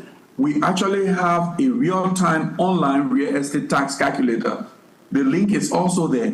You can follow that link, and then depending on the excess value of your property, you can click the link and you can enter the property value, you give the property description, whether it's non-residential, commercial, or industrial, or vacant land, whatever. Once you put that value in, the calculator will generate for you and it'll give you an idea of what the actual tax amount is. Also, for you to be able to get proper advice on our tax requirements and all of that, we do have tax practitioners in Liberia that we LRA license to practice. So these are people who understand the tax system and understand the tax law. We've given you a link to be able to get to them. We've also provided a link for custom brokers, for those who are in the business of clearing containers. We certificate and license custom brokers. There's a link also that you can go to find who are the legitimate and LRA licensed custom brokers. So you're dealing with legitimate people, who knows that their licenses will be compromised if they indulge in any kind of activity that will cause you any problem like shenanigans. Also, if you want to apply online for your tax clearance, There is a link there. You can do all of that online. You can remain where you are. If somebody was acting as your agent and they claim that they have paid your taxes, just go online, enter your tax ID number, and you can be able to generate your tax clearance and download it. So you will know once you issue a tax clearance, you know that you're clear with the payment of your taxes. Additionally, payments can be made, like I said earlier, on our e-payment portal. The link is there. You follow that link, and then you can go and see how easy it is to remain where you are to pay your taxes. We also have, this presentation is really quite short. I was telling some folks just before we came on that we are making plans to go on one of the local social media talk shows, Class Reloaded. We're planning with them, so we have several a series of things so we can do deeper dive on each of these topics where people will have an opportunity to engage with us, send their questions, and we can be able to answer them through deep dives. But in addition to that, we have quite a lot of FAQs, brochures and things like those, and they are provided there in a shortened link that you have there, both for the tax and as well as for the different custom procedures. We've also given you the link for the National Investment Commission in case you want to go there and visit and see all the different opportunities that may be available there. So this is how you can get in touch with us. We are always available. We want to stop there and see if there are questions. Then we can take those questions, as we proceed. That will be our presentation. Thank you so much for the opportunity. We look forward to the opportunity, the time to answer some questions. Commissioner Jala has put me in a very hard zone, but I don't know. I will advise. Technically, I got like 15 minutes left on my time, so I would advise if we can collate the questions, those that are online. We can collate these questions. It's over to you. We're not getting any volume. You muted. All right, whoever on the tech side, can you please communicate? Just let him know. We will not go into questions, just in respect of the other panelists as well, but I would advise that we collate the questions because I saw some very important questions. And like I said, the Ambassador Dunn website is already live, so that post-conference, we can collate those responses and contact information for the right people at LRA, for example, that people can reach out to, just in the respect of time. I would beg your indulgence, Commissioner Jala. I know you're ready for questions, but we'll do our best to make sure those questions get to you. Those of us who can, in December, buy 40 mattresses and say we're moving back, Commissioner Jala said when you go in from Walmart, don't send 40. Send it one you can sleep on. Don't go sell it and then get the money to chill. But anyway, that's just a side note. We'll go straight into a video. Commissioner Jala, I don't know if you can hear me. I was saying, given how far we've run over time, we were begging your indulgence that we will collate all of the questions. Some of them have already been posted online. There are too many. And send it to LRA so LRA can have better directions of responses or links that people can find the information rather than trying to go into the audience with questions. I see you nodding your head. Thank you, sir. Very much appreciated. Most certainly, we hear you and we agree with that. Thank you.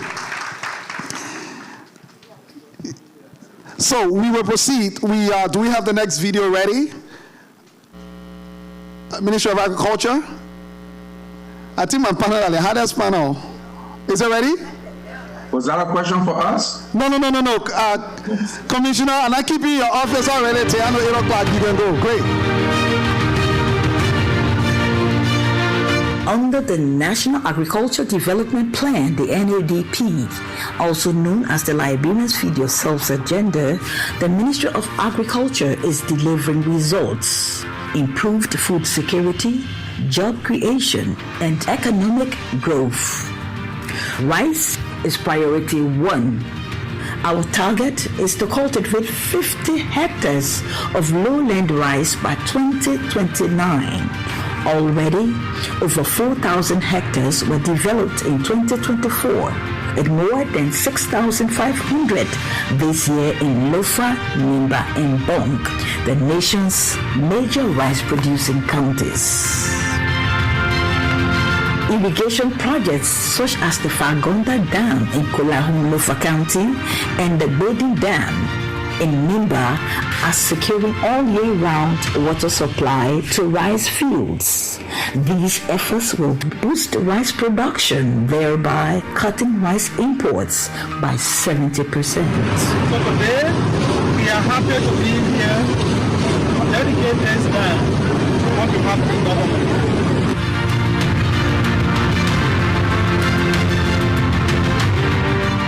5 mechanization centers have been completed, and 8 more are in progress in 7 counties. By 2025, a total of 13 centers will be fully operational. The labor of farmers will reduce, yields will rise, making agriculture more attractive and profitable. To attract more youth to agriculture, modern farming equipment has been provided to higher learning institutions like the Tubman University in Maryland County. As a result, enrollment in agriculture has increased, setting the stage for Liberia's next generation of master farmers. We have the tractor with the power tiller, the plow and the rotavator. We are able to do a lot with that. When we never had the machine, the equipment, our enrollment was dropping. But with the provision of the equipment, I see more enthusiastic students coming. Just recently when we did the entrance, a lot of students declared their intention, their interest in coming to the College of Agriculture. Access to market has been a major challenge. Over 200 kilometers of farm-to-market roads in Bong, Lofa, and Nimba have been rehabilitated, and efforts are underway to complete a total of more than 500 kilometers by the end of 2025. With this development, farmers can transport their produce faster, reduce post-harvest losses, and easily link up with new buyers. As Liberia's second staple food, cassava is becoming a major industry with over 1,000 hectares already in production. These efforts are expanding plantations, modern processing, and better market connections, creating jobs for women and young people across the country.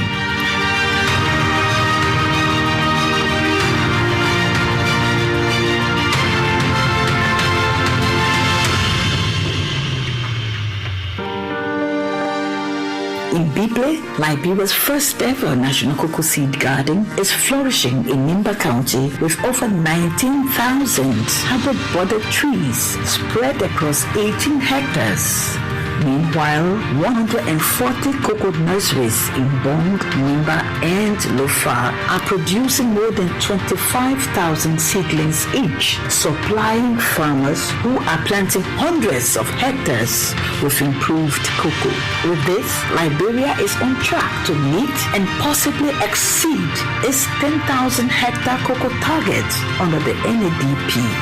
Oil palm farming is expanding rapidly in Liberia, transforming communities and generating new economic opportunities. With modern processing plants, farmers are moving from small-scale operations to complete value chains.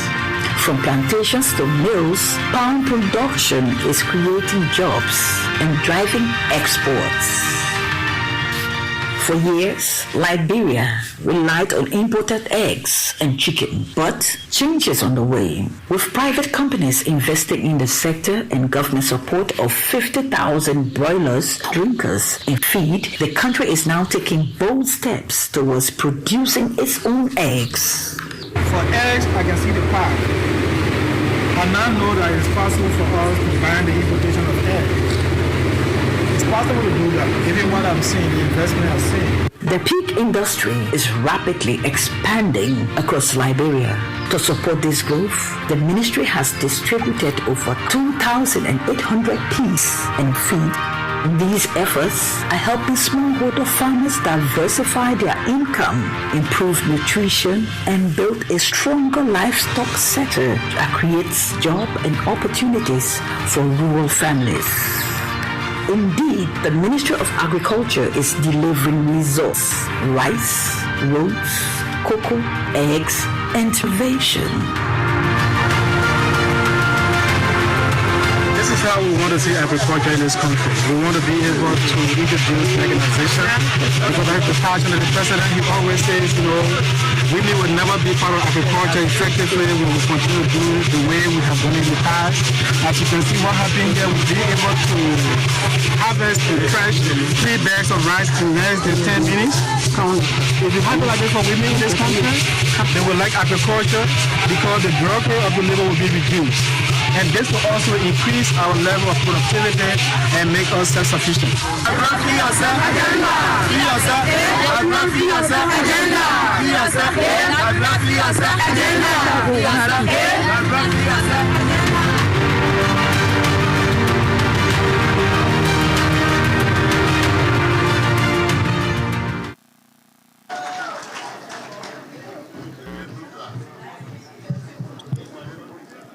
The Agriculture Minister making it possible. No small rest farm. We're going to make them big rest farm, all right? They will clap you later. I want to see everybody farm. The Minister has extended the invitation, so no more excuses. Let's get to business. So we will have another video rolling, but while we do that, I would like to invite my panelists. It's going to be a rapid fire, and I mean rapid fire. We will breeze through as fast as we can. So without wasting your time, I would like to invite Ms. Erin Yasakoli from X Eat Place and Pour. And we'll line up that video as she's coming up. Just hold it there for me. Mr. Lester Coleman from D Calabash, are you in the room? Calabash are smart, I hate to break your heart. He's not in the room yet, so let's see if he arrives. Sorry to break your heart, but one shot for D Calabash. I would also like to invite Lorenzo Barr from Liam Group. That's a rice importer. Lorenzo Barr.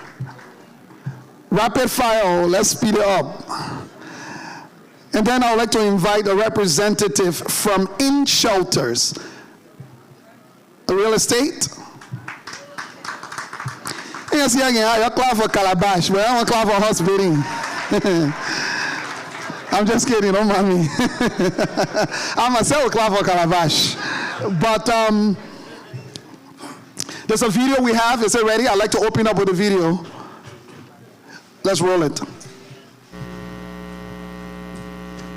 Your Excellency President Joseph Nimwa Pwaka, Your Excellency the First Lady, Honorable Ministers, distinguished guests, ladies and gentlemen. It humbles me to stand before you today to testify not only my own journey, but also of the resilience of young entrepreneurs in Liberia. My name is Erin Yasakoli. I am a Liberian woman, a mother, and the keeper of my grandmother's legacy. After 9 years in Europe, I came home not to seek comfort, but to invest in the future of my country. Like many in the diaspora, I had heard the fears that returning home to invest often means facing obstacles, risks, and disappointments. But I chose faith over fear, and like so many others, I too was tested.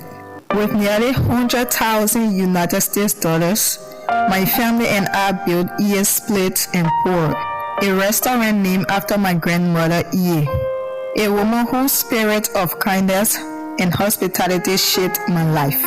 On August 24, 2024, we proudly opened our doors, creating jobs and dignity for 16 young Liberians. But just 6 weeks later, on October 5, 2024, that dream was reduced to ashes. Our restaurant was burned in an act of arson. In one morning, our investment, our children's future, and our staff's hope went up in flames. We were left with a choice to surrender, to despair, or to rise again. By God's grace, and with the kindness of individuals who believed in us, we chose to rise. We rebuilt, And today, though every day remains a struggle, our doors are open once more. Our scars do not tell a story of defeat, but they tell a story of resilience, survival, and unshakable hope. But hope alone cannot rebuild Liberia. Vision must be met with support. That is why I stand before you today with a dream greater than restoration. We are working to expand ES into ES Luck for Bledge, a hospitality destination combining restaurant and Airbnb. This is not only about food or rooms. It is about jobs, training, stability, dignity, and proving that Liberian dreams can thrive, not die. Mr. President, I once came quietly to your home seeking help.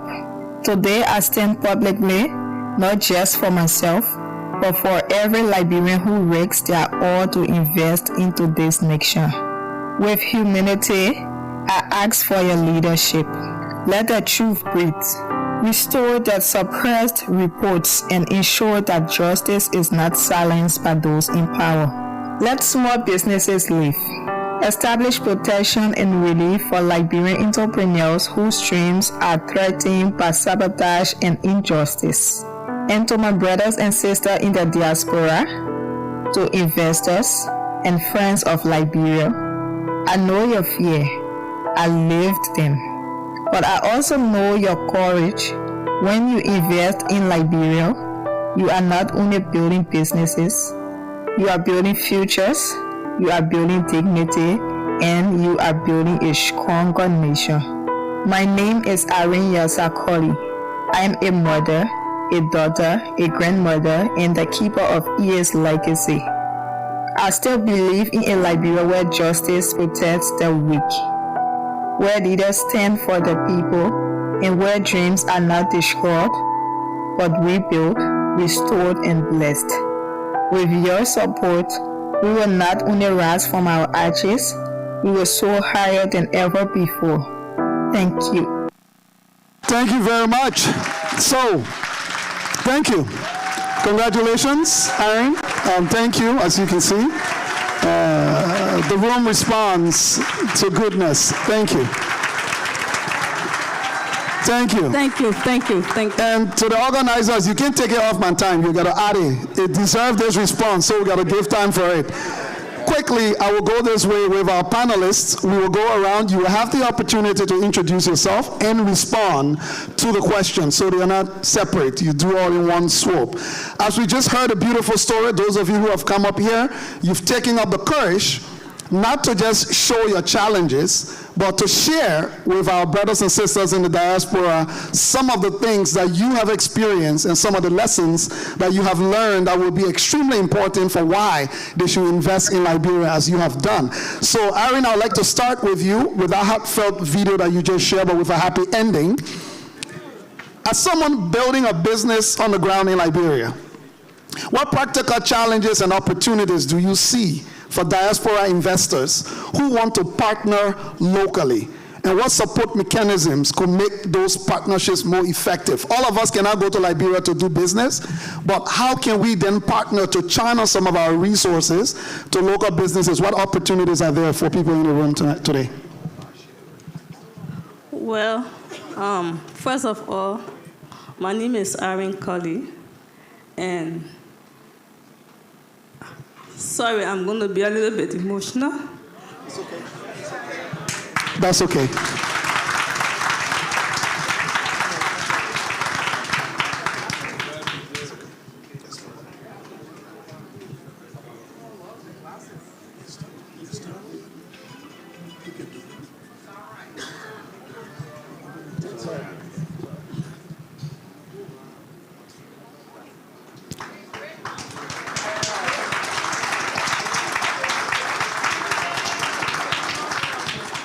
The challenges are just too much. I was going home, I didn't tell anyone. I loaded a 40-feet container to Liberia without telling not an extended family, not an immediate family, and no one I told. I loaded a 40-feet container and took to Liberia, and they were surprised to see me. absolutely surprised.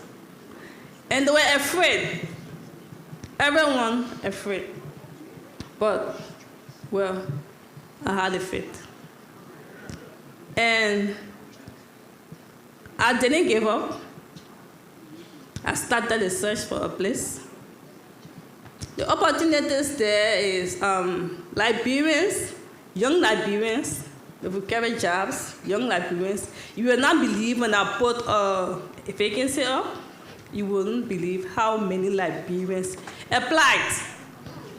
Out of hundreds of applications, hundreds, I didn't say 10 or 15, hundreds, just for 16 positions.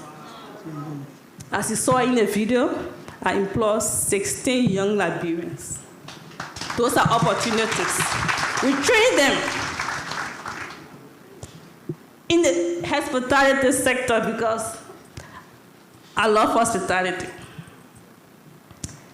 As diaspora Liberians, we should go.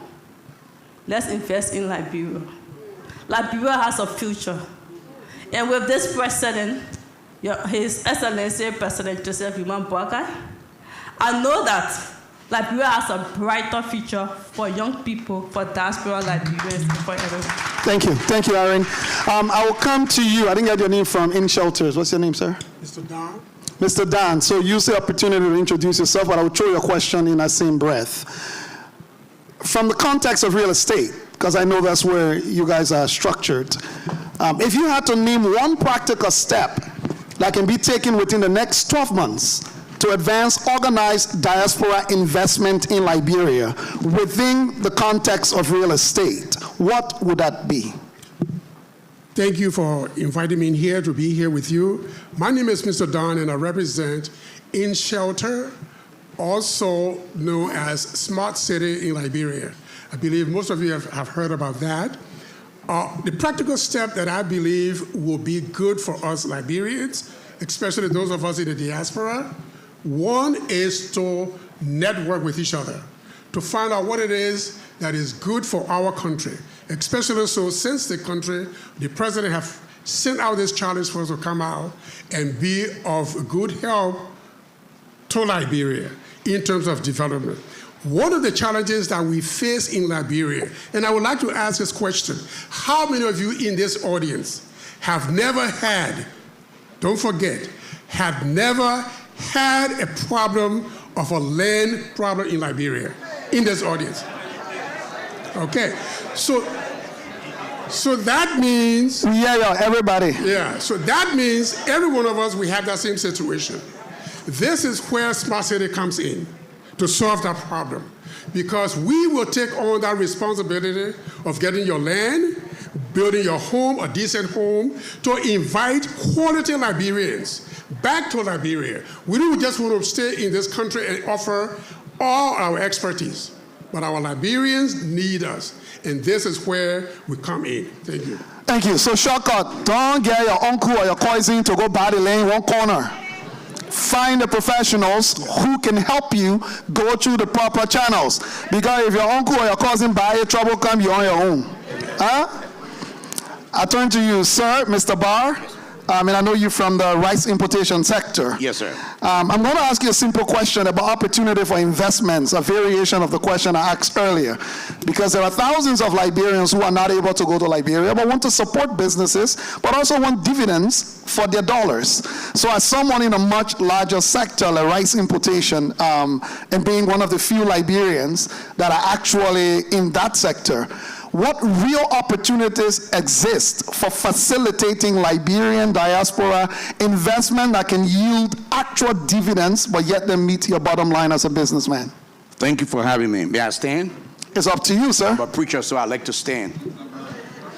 First of all, I would like to say thanks to God for the opportunity to be able to be a rice importer to our nation. And on behalf of my wife and I, we want to extend our sincere thanks and appreciation to our dynamic president, Joseph Nimo Boakai, for a sound decision to put Liberians to be part of the rice industry. And I just want us here this afternoon to give President Boyka a very big hand of a clap of the walls to say thank you, President Boyka. Because I always say that President Boyka is the Moses of Liberia, because he's taking us through the Red Sea, and he's doing something different for us. The rice industry in Liberia, when we started, last year, my wife and I went to Liberia to see my mother and family. And after she left Liberia from 11 years old, she has not been back. But she was very excited to be home. We're having dinner at the hotel where we stayed. And she says, well, we need to do something here. And I said to her, yes, we can invest here, but if we invest, we're not going to do anything retail, because if we do retail, we're retailing our money. And we started to discuss, because we support 12 kids in school in Liberia. Every year we pay their school fees. And just in that time while we're discussing, I came across the press statement from the mansion saying that President Boyka has given executive order for tax off or duty-free for rice import. And I said, well, we have the thing that we're going to invest into Liberia. When we started, after we got all of the registration things through, we left Liberia and were able to get our business registration. But we came to find out that the rice thing, you had to go to Ministry of Commerce. And we were told that you will not get it because it is political and it will take you 2 to 3 years. And I said to them, as long as God put it on our hearts to do it and he made the finances available, we will do it. We applied in June. That's what I say President Boyka is the Moses of Liberia. We applied in June, and in October I got on the plane for 8 days and went to Liberia, and the deal was closed. And we got our license to import rice to Liberia. And you asked me what are some of the challenges that I see. Chief, you just get into my question now? Yeah, go ahead. I'll give you 1 minute quickly. Okay. I'll give you 1 minute. Yeah. What are some of the challenges that... 1 minute, I'll give you 1 minute. What are some of the challenges that I see and with the process? The process is good, and Ministry of Commerce has experience and professional staff. And I just want to applaud Minister Dagosse for her brilliant and leadership that she has over the Ministry of Commerce. Excellent staff, excellent minister. All right. And I want to tell you, the main challenge that I see is the testing process.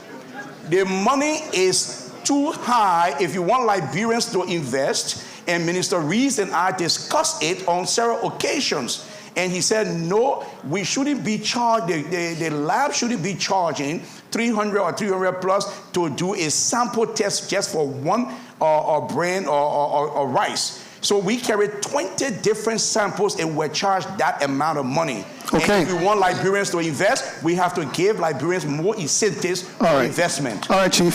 So they say it's always an error to get a preacher made a microphone for 1 minute, but I will take the beating for that. So I will put a spin on his response that the opportunity to invest, if you're in a laboratory business for testing rice and you are in the diaspora, there's your investment bucket. Think about it. I will take one aspect and then we'll get our closing comments because I'm trying to be as quick as I can be. Investment is often narrowly defined as money in infrastructure or business.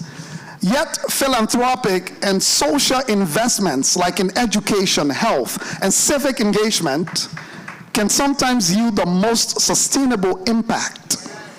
Now, how can Liberians, as Liberians, start to broaden our understanding and emphasis on investment just from commercial activities to also social impact?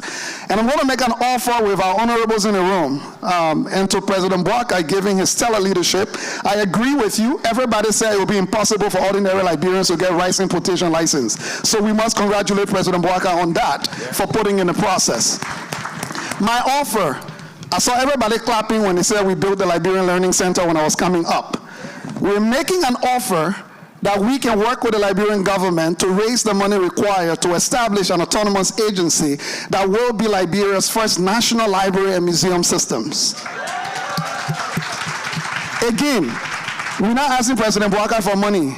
We said we will go out and work with the same partners who raised $2 million and hand it over to us to solicit the investments required, because we know government does not have the resources to do it all, so we'll do our part.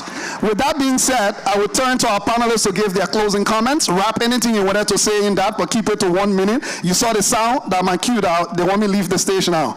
So we will start with you, and we'll end with the preacher man, just to be careful. Start here. It's good that he's ending with the preacher man, but first, what I want to do is retract and thank the President, His Excellency Joseph Yema Bouaka, for convening this conference, the first of its kind, to bring together expert minds here to discuss where we want to go. I would like to introduce the lady that is responsible for this vision we try to implement. And that lady is with you, and I would like to ask Sylvia Flomo to stand, who is the CEO of the Smart City. Next to her is Zaka Gibson, who is our technology expert. And also our senior consultant who was here earlier today. Regrettably, he had to go home because he's one of those that wears so many hats. Bishop Tabla. He had to go back to Minneapolis because of previous engagements. What I would like to, in order to answer the question very quickly for us to move from here, is that 30 seconds. We, as Liberians, we have the resources here. We have everything that it takes to take Liberia to the next level. So it is up to you and I now to roll up our sleeves and respond to the President's call. Thank you, sir. Thank you. Thank you so much. My sister Erin, I'll let you give your closing comments and parting remarks. So first of all, I want to be grateful to the President, His Excellency, Joseph Yema Bouaka. And I also want to admonish every one of us here that building confidence in investment is not just about policies. It's about trust, transparency, and resilience. The government must create the enabling environment, but we in the diaspora must also take initiative, share our experiences, and support each other.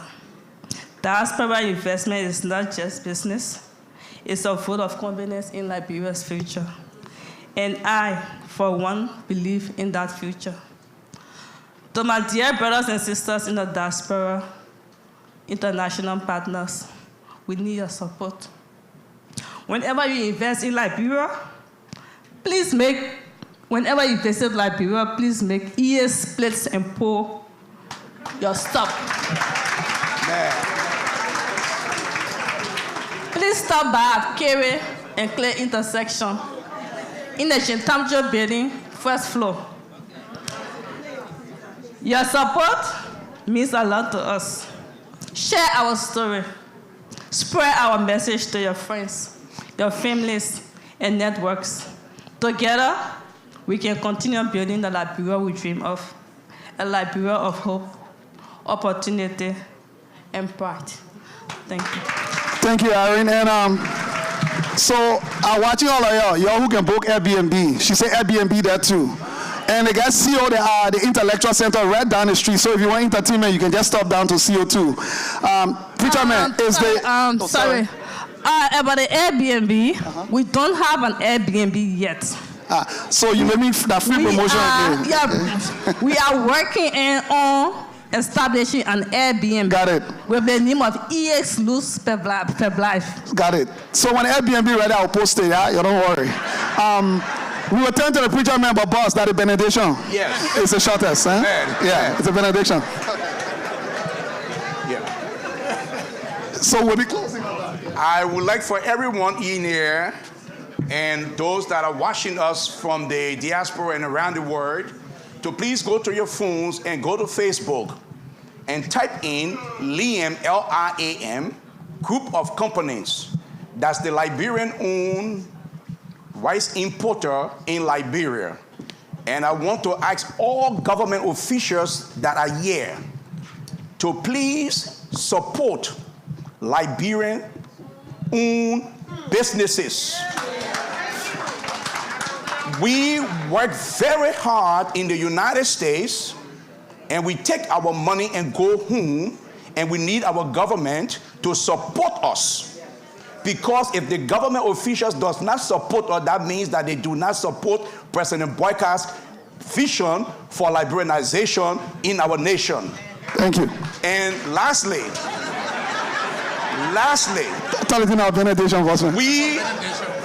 we are not just importing any kind of rice to our country. We carry rice that is long grain, parboiled rice, 100% premium, no cholesterol, no added sugar, very minimum starch content, and you can purchase the rice from here for your family members. Let us eat healthy, let us live long, and Ambassador Don, I want to say thank you. My Sunday school teacher, my children's church teacher. God bless you. Amen. With that being said, can I get an amen? There we go. We gotta hold the flow, right? So we'll keep holding the flow. Now, I'm going to do something very special. I don't think they'll come here to moderate partner again when I leave. So I will take my one chance that I get. I'm going to do something very special. It's the CEO of Too Easy in the room. The CEO of Too Easy, is he in the room? Come up, quick. Man, talk about you doing the thing that business. Come on, please. Clap. I will tell you why you're clapping. Just clap. I will tell you later why you're clapping. I'm going to call him up because he is one of, if not, the youngest entrepreneur in this room that has done an exceptional job in Liberia. And because of that, they say for special moments, we need special people to match it, right? And this is a special moment. So I will give him, he's not a preacher man, so he will stick to it 1 minute. To give a special testimonial as the youngest, I will say, I can look at his face and I can tell you, if he's not one of, he is the youngest entrepreneur in this room. So I thought a minute is not too much to ask for. Sir, please. Y'all think 1 minute fair? Hey, see you. Hello. I don't think 1 minute is fair. My name is Jack, and I own this very beautiful clothing brand. You see it on me? It's called Too Easy, endorsed by every Liberian in Liberia. Y'all clap for that. So we started this thing in 2023. Next October actually will make us 2 years. So we have been around just for a little time. But what we have done is incredible. Part of that is seeing me here in the US. Because of Too Easy, I'm officially here to attend this conference and tell you about the success story of this clothing brand and how every young Liberian person can now start to dare and to believe that it can do something incredible. So this brand started from absolutely zero. We had literally no streetwear industry in Liberia before this, and today I can tell you, in the last 2 years, we have had close to 50 different clothing brands in Liberia itself. And this has opened so much room for so many people. Today I can tell you, because of this brand, I have almost 20 employees. Yes. And that's just part of it. And because of this brand, we have been able to reach out to so many other communities to help and improve education, because we speak to a lot of people, we help people go to school, and so much. This is beyond just clothing. What we try to do with this is just to empower the young people in our country and make sure they believe that whatever they believe in and whatever they think they can do, they can actually make it happen. I started this thing from zero, and I'm here in the US, and on October 5, we'll be doing our first ever United States pop-up in Philly. Hopefully next year, we'll do a country tour where we'll have so much fun with all the different states. But first thing first, we'll start with Philly. So I hope I don't eat all of the time. Thank you very much. I have some of the t-shirts here. If you want them, you can reach out to me. Thank you very much. Yeah, see, I didn't cut him off. I cut him off. So all of y'all who in the diaspora and say no opportunity in Liberia, you're on your own. Opportunities are in Liberia, and we will seek it until we find it. With that being said, I would like to thank my distinguished panelists for your expertise, your knowledge, your experiences. At the reception tells you people really benefited from your experiences. So please, I will say this to you. Thank you to our panelists for such rich insights, and to all of you for engaging in this vital conversation. We've heard today that investment in Liberia is not just about financial capital. It's about building trust, strengthening health and education systems, creating jobs, and shaping a shared future. The Liberian diaspora is one of our nation's greatest untapped resources. By organizing intentionally, holding one another accountable, and broadening our definition of investment, we can transform reconciliation and healing into real growth and prosperity.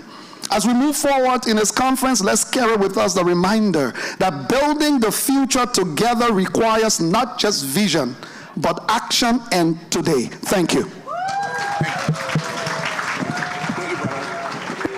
Boasting 45% of West Africa's last remaining virgin rainforest against 360 miles of pristine, unbroken Atlantic coastline lies Africa's oldest independent nation, poised for an agro-industrial revolution. 631 hectares of green field in historic and coastal Buchanan Grand Bassa County is home to Liberia's first special economic zone. Within the Buchanan SEZ is the 200-hectare master-planned Special Agro-Industrial Processing Zone, the SAPZ, and Phase 1 development of the Buchanan SEZ. The Liberia SEZs will drive investments and a broad-based economy, create jobs, and transform all segments of the Liberian society. The SAPZ is an ecosystem of 6 industrial processing zones: fruits, vegetables, and tubers, cereals, pulses, and oilseeds, livestock and fish, cocoa and coffee, plantation crops, and dairy, honey, and other agroforestry. Fostering innovation and world-class processing, other zones within the SAPZ are a center of excellence: specialized infrastructure and amenity zone, utility zone, agri-logistics zone, and demo farms. 3 agricultural transformation centers, or ATCs, in Nemba, Bong, and Grand Cape Mount counties form the link from farms to the SAPZ. Farm produce will be collected and stored at the ATCs, then transported to the SAPZ for production into processed goods, then distributed across Liberia and exported onto international markets. Farmers will come together at 6 aggregation centers to sell their products. The SAPZ offers exciting opportunities and possibilities for developers, investors, and entrepreneurs. Ample green fields and wide open spaces, beautiful beaches and riverfronts make Buchanan the prime destination for innovation and expansion, business and leisure. High-valued, organically grown crops in Liberia's rich soil, backed by high rainfall in West Africa's last remaining virgin rainforest, means factories for manufacturing the highest quality products. Boasting the world's largest maritime ship registry, the SAPZ is only 3 miles from Liberia's second deepest seaport, the Buchanan Port, 33 miles from Roberts International Airport, and 70 miles from Liberia's capital city, Monrovia, and Freeport, placing the SAPZ at the heart of Liberia's business and industry. Easy access to major international markets is why steel giants as ArcelorMittal Liberia calls Buchanan home, plus access to ECOWAS 350 million consumers, and a trade regime backed by the region's tax breaks and duty-free across all 15 countries. Liberia's young, vibrant population, hard-working farmers are reasons why Liberia is a prime agro-processing destination. A developer will engineer Liberia's new emerging agro-industrialization. Operators stand to benefit from an unsaturated marketplace. The SAPZ is a game changer for farmers, market women, the youth, and Liberian business owners and entrepreneurs. The SAPZ project is a smart, sustainable industrial park designed to take agriculture to unprecedented levels. Smart ICT solutions guide mixed uses, open spaces, urban planning, utilities, and more. Renewable energy powered by wind, biomass, non-fossil fuel, solar, and biogas. Planned spaces include residential, healthcare, and recreational spaces. Environmental infrastructure for rainwater harvesting, sewage treatment, composting, and recycling. Industrial infrastructure features research and development, innovation, training, laboratories, and testing. Physical infrastructure as roads and pavement, pedestrian-friendly walkways, water storage facilities, public open spaces, and treatment plants. The government of Liberia is committed to establishing a strong SEZ regime for economic development to expand and diversify the country's export market. A dual currency, Liberia is positioned to lead in manufacturing and agro-processing. The Liberia SAPZ, adding value to Liberian produce.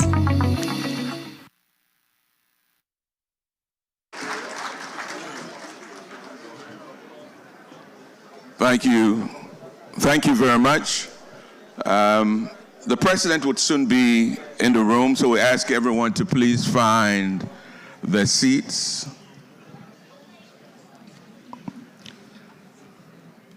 And we'd like to thank Leo and the panelists and all our panelists this morning for the interesting plenary session 1. Let's give them a hand, please.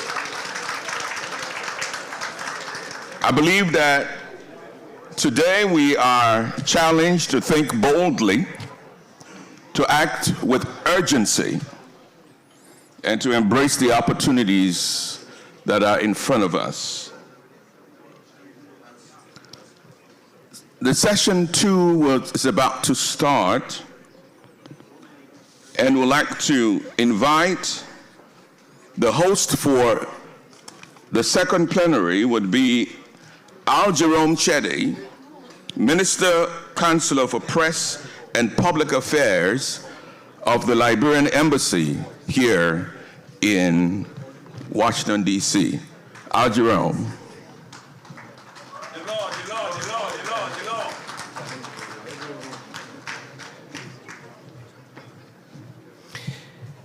And when we were growing up, everybody wanted to sound like Charles Russell. Let us give him his flowers while he's still around. And to our very great big brother, Martin Namwe Brown, who is not here. Martin Brown, the golden voice also of Liberia. Distinguished ladies and gentlemen, very quickly for a very short remark before we go into our presentation on the health sector, I want to call on Mr. Ansu Dualo for a 2-minute remark, and I mean 2 minutes. This is a new sheriff in town. Mr. Dualo, you know, on this day in 1846, there was a referendum where the colonists decided to break away from the ACS. Just something to ponder about. Thank you so much. I didn't expect to have 2 minutes, but I'll be very quick, and I'll get directly to the point. First of all, I want to say this. Those of us in the diaspora, we are punching far below our weight. The Liberian Diaspora Equity Fund is something we set up to go home properly. It has 5 basic tasks. They gave me 2 minutes. It should have been way more than this, but there's a lot of things. And we intend to achieve 5 basic things. Number 1, we have to make our shareholders money. Number 2, we have to create thousands of jobs in the country. Number 3, we have to have economic control of Liberia. Number 4, we have to build Liberian industries. And number 5, we have to get Liberian expertise back to the country. This is how it can be done. For the last 15 years, me, my wife here, we've invested millions in the country. But what I've learned over the years, Liberia will not grow if we continue to do these half steps that we are doing. Something massive has to change. And the only way we can change it, we have $20 billion capitalization here in the diaspora. We're not doing it. And I want to say this. Look, We continue to joke around. One person goes home, that person fails. That person runs back to America. It has to be done in a corporate fashion. And the Liberian Diaspora Corporation, I'm going to tell you guys, these guys should have did me wrong tonight, but we will continue to push this narrative. The president is fully aware of this. For Liberia to change, each of you have to take your proper place, because we are not taking our places. All we do is, my man out Liberia there, you must go home properly. And the only way we can do this is to collaborate our fund through a cooperative. We form a corporation that is already registered. And I want to say this to Liberians. When we first launched about 5 months ago, in the first 2 weeks, over $100,000 came in. The money is continuing to come in. Liberians are continuing to buy their share. We are registered in the state of Massachusetts, and with the federal government, you can visit some of the stuff we've been doing for a while.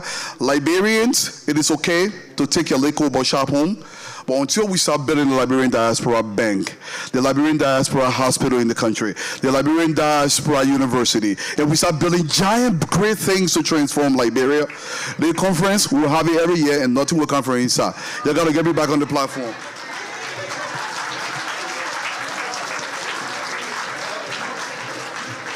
Thank you very much, Mr. Ansu Dualu. That was a very... And now, ladies and gentlemen, we welcome the Director of the Cabinet Republic of Liberia, Mr. Nathaniel Kouabo.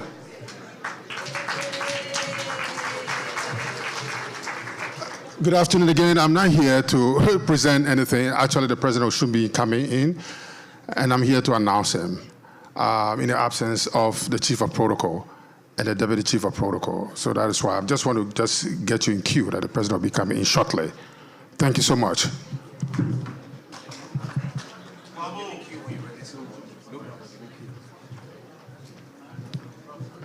So we can still be hearing from Dualu?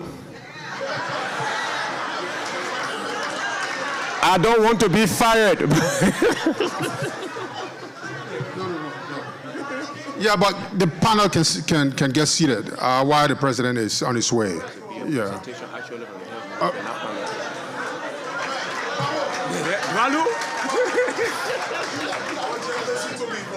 Okay, all right. Dualu, I gave you the opportunity. Honorable Minister, thank you so much, and I understand that. We will share the information, but they gave me 2 minutes. And as a former military man, I'd like to stay within the confines of my time. Look, has it been 50 years, 60 years? Since 1980, we've been coming here. America has given us everything. We've achieved nothing in the country. You don't want to talk that one of your business when you're going, you must say, Opa say, the high in talking. We have achieved nothing. I'm not talking about going home and building your own house. I don't care about that. If you want to live outside, that's your business. But this is what I'm going to tell you. We send home approximately $500 million home every single year to do remittances. Takubu money. Nothing inside. The Liberian Diaspora Equity Fund is something we intend to do. If you're listening, we should have done a presentation, but we were not added to this thing, and it's hurting me badly. Take this number, 774. You sure? Okay, good. 774 526 7611. 774 526 7611. My wife, she's been tagging along for the last 24 years, but she's been. Thank you, President.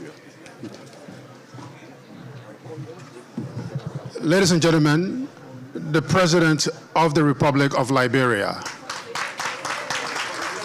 and the First Lady, Madam Katumu Bwaka, and entourage.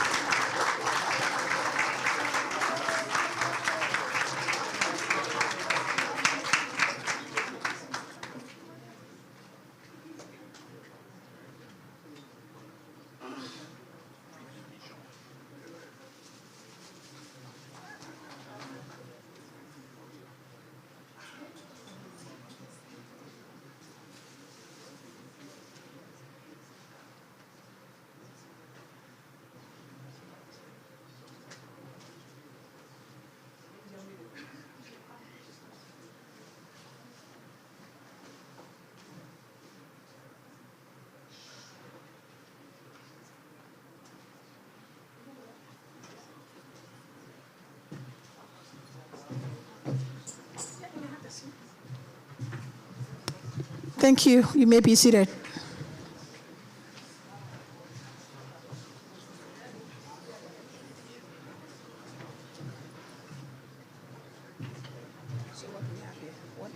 What do we have? What else? What next? Nothing after that. I'm about to introduce the presentation from him. Okay, let's do it.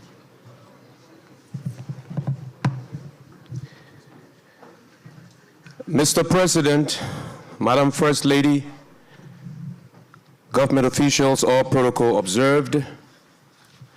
We continue the second plenary.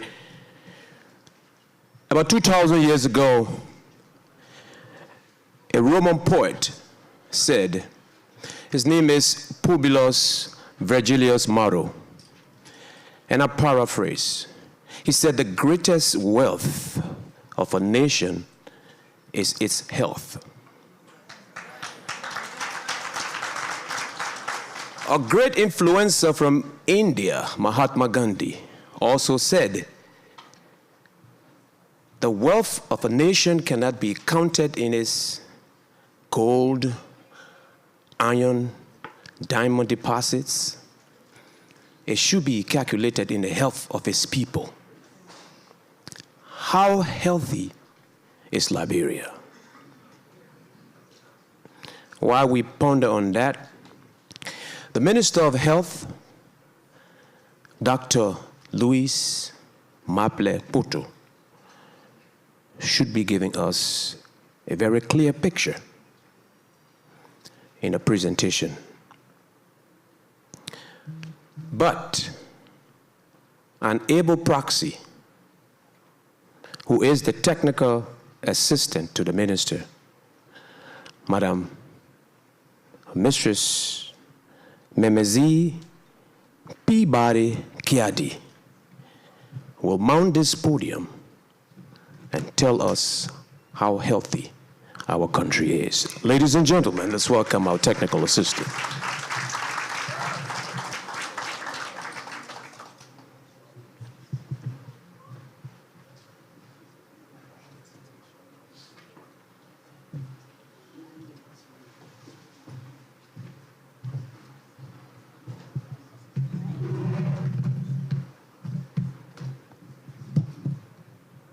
Hello, everyone.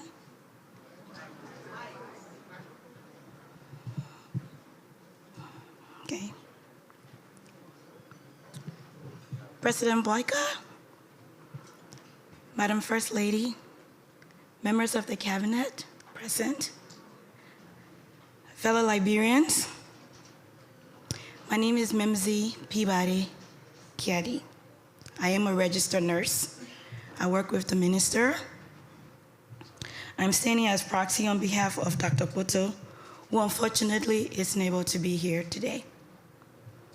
I will be presenting. It is my pleasure to be here, and it's my pleasure to serve my country in my capacity. I do have a video to show. Can you run that video, please?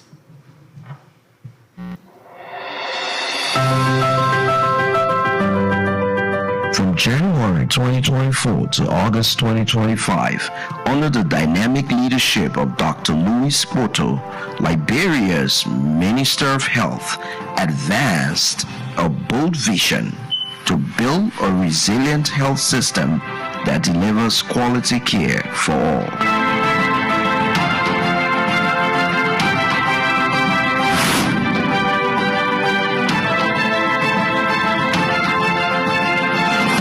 Infrastructure took shape. The Balatua Regional Diagnostic Center in Bone County, a neuropsychiatric hospital in Bentall, and the renovation of 12 health facilities across 6 counties. These projects expand access where it is needed the most. At the heart of progress are the workers. Salaries for more than 5,000 health professionals were upgraded.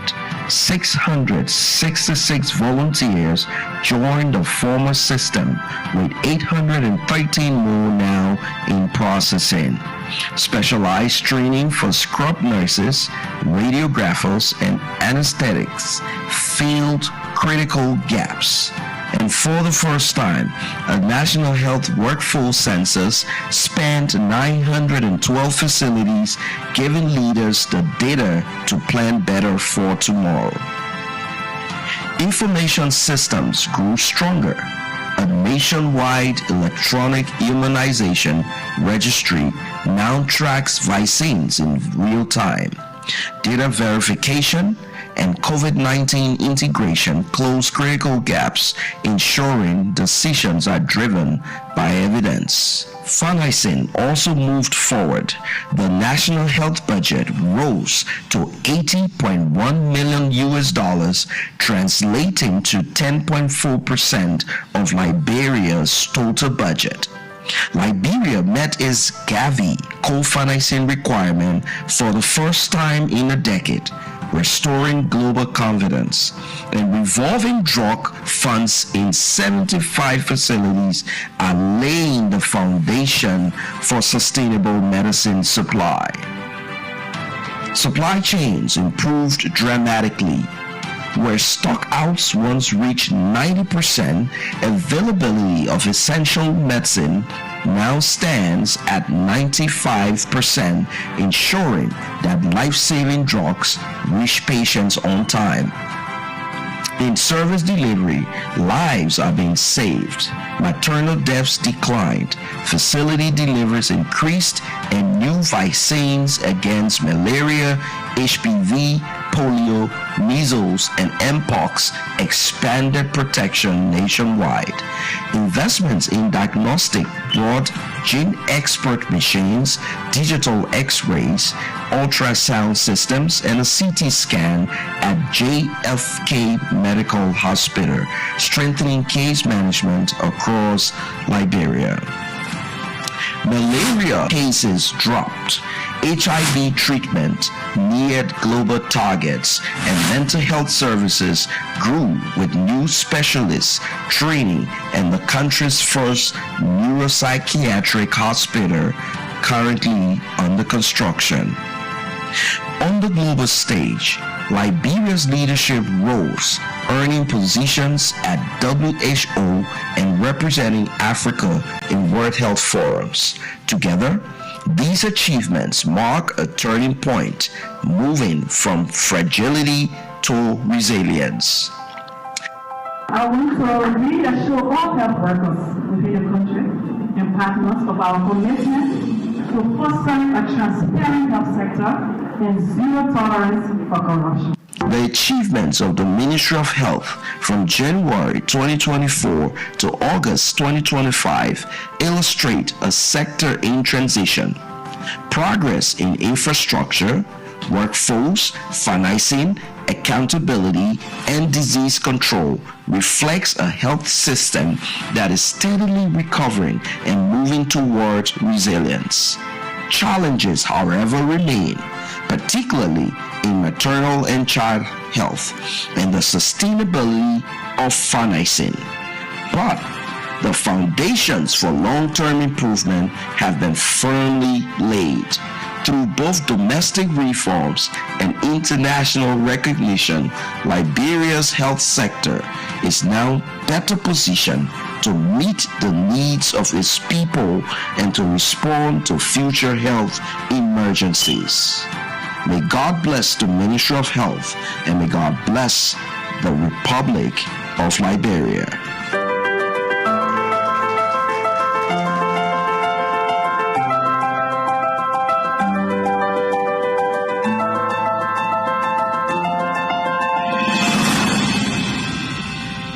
Thank you. Can we go to the slides now, please?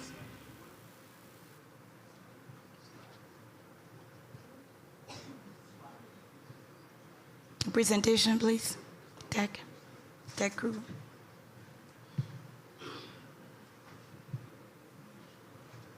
Okay.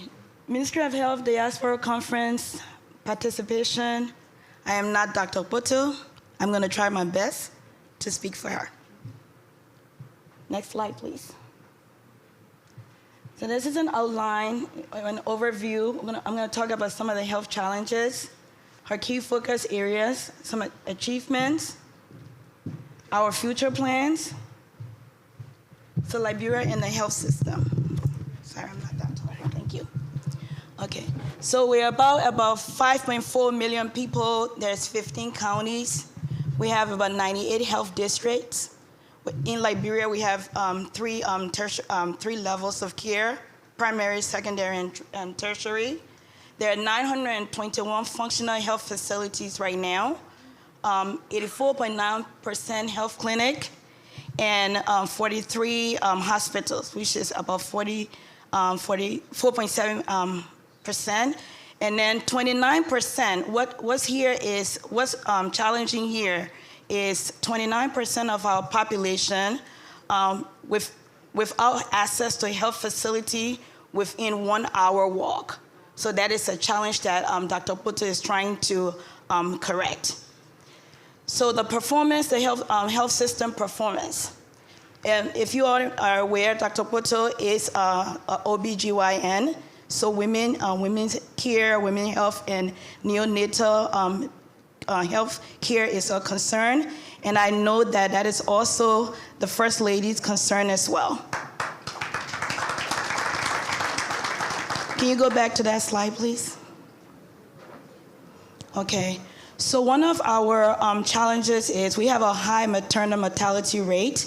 So for every 100,000 live births in Liberia, currently we have about 742 deaths. So, and as far as the newborn death rate, we have about 37 per 1,000 live births. So that's also a concern. We have a low health worker density. The World Health Organization recommends 23 health workers per 10,000. We have 13.9, so you can see the challenges we face. Still on that slide. I'll tell you when to go, I'm sorry. So also, some of our challenges are also low motivation of health staff. We're looking at remuneration in career growth. We have large numbers of volunteers. We did make some accomplishment here. We have about 501 nurses now on the CSA payroll. So that's a really great change. The infrastructure, including our equipment. So what the minister is trying to also do is, you can move on to the next slide as I'm speaking. Thank you. What she's also trying to do is to make sure that we have the right equipment available to our healthcare workers, so that when people come in for primary care, we can target and hopefully diagnose those diseases early, so that we're not looking at when people are extremely sick and trying to leave the country. And that's one of our challenges. People always leave the country for care. So we're hoping that getting in the right equipment, we can diagnose these diseases so that we can treat right away.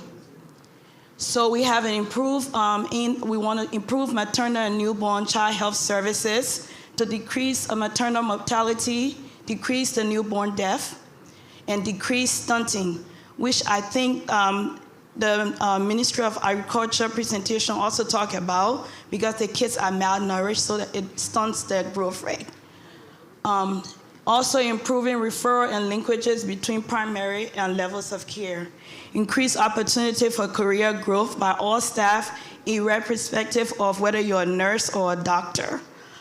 And digitize health records. There are some questions. We are having conversations about electronic health records. That is in the work right now. And we're also talking with key stakeholders.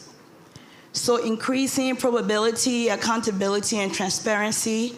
I have seen that from working with the minister. I'm very proud of what she's doing. Introducing the National Health Insurance for Liberians. Right now, that is in the work. Very excited about that, because I think that would benefit everyone, regardless of your income level as well.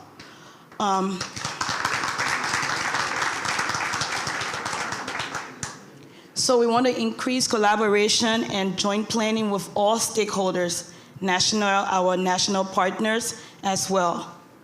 Next slide, please. So So leadership and governance, I believe Minister Gafwan talked about the budget, so you can see that right there. I'm a nurse. I don't think I should be discussing the budget, but there's some figures right there, and this will be also available on the Ministry of Health website. You can also follow the Ministry of Health on Facebook as well. We revise our key policies. We focus on strengthening our priority areas. And I just talked about the health insurance scheme. And let's see, we can move on to the next slide. I'm gonna jump over some slide because Dr. Dunn gave me a time limit. So I'm trying to stay within that time limit. Okay, what we've also done is making sure that the drug is stocked to the last mile. So we piloted the community health pharmacy program. We piloted that at CB Dunbar in Bond County.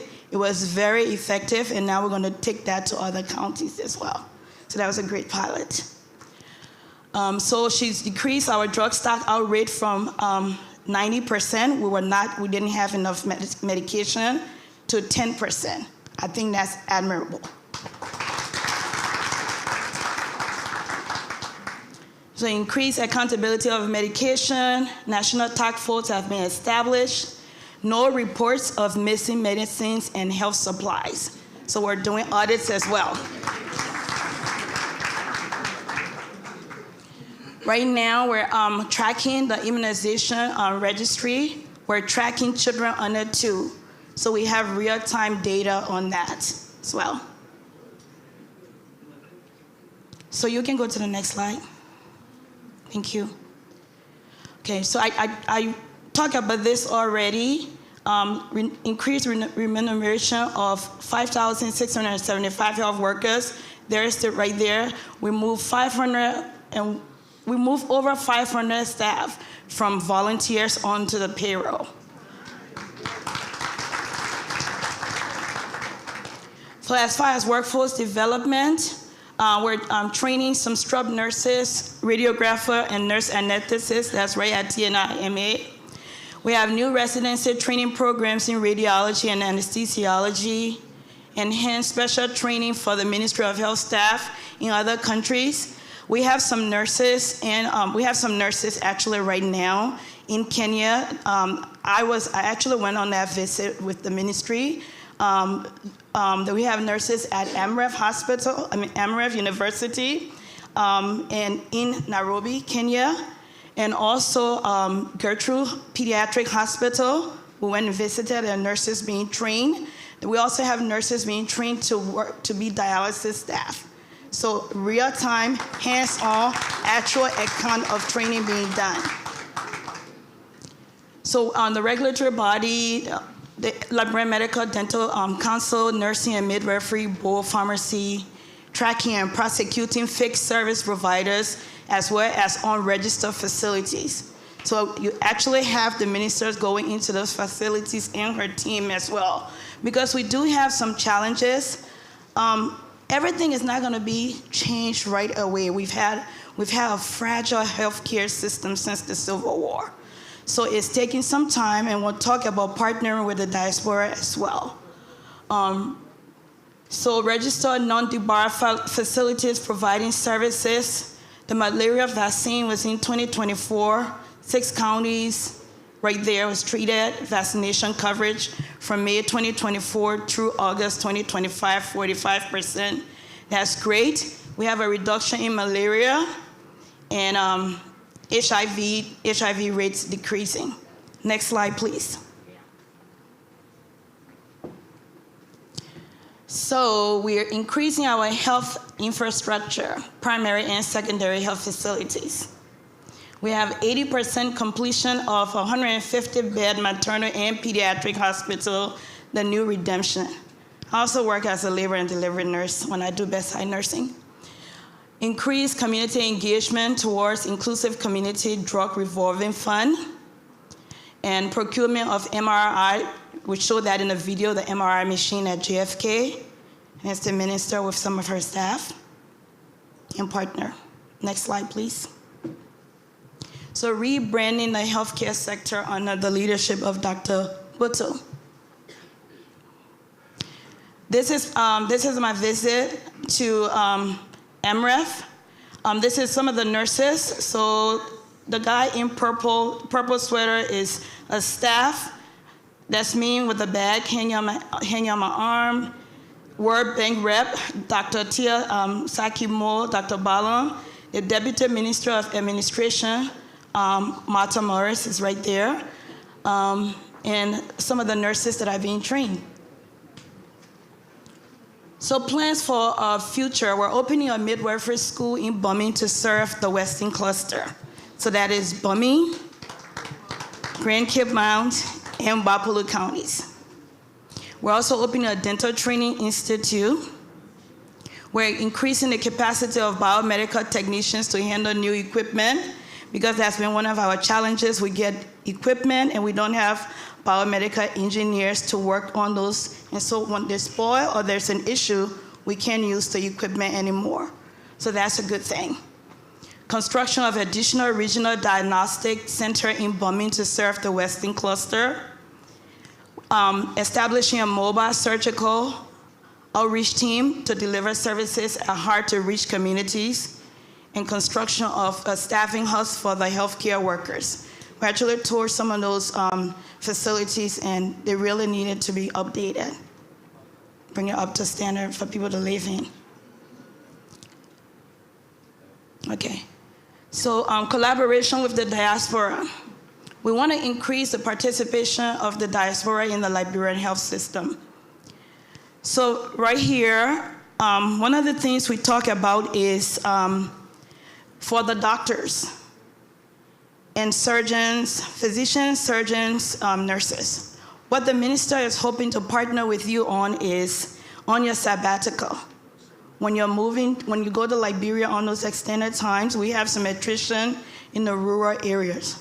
We're hoping that you can partner with the Ministry of Health when you're in Liberia and go into the rural areas and work, do those surgeries, see those patients. And it's not voluntary, you will be compensated.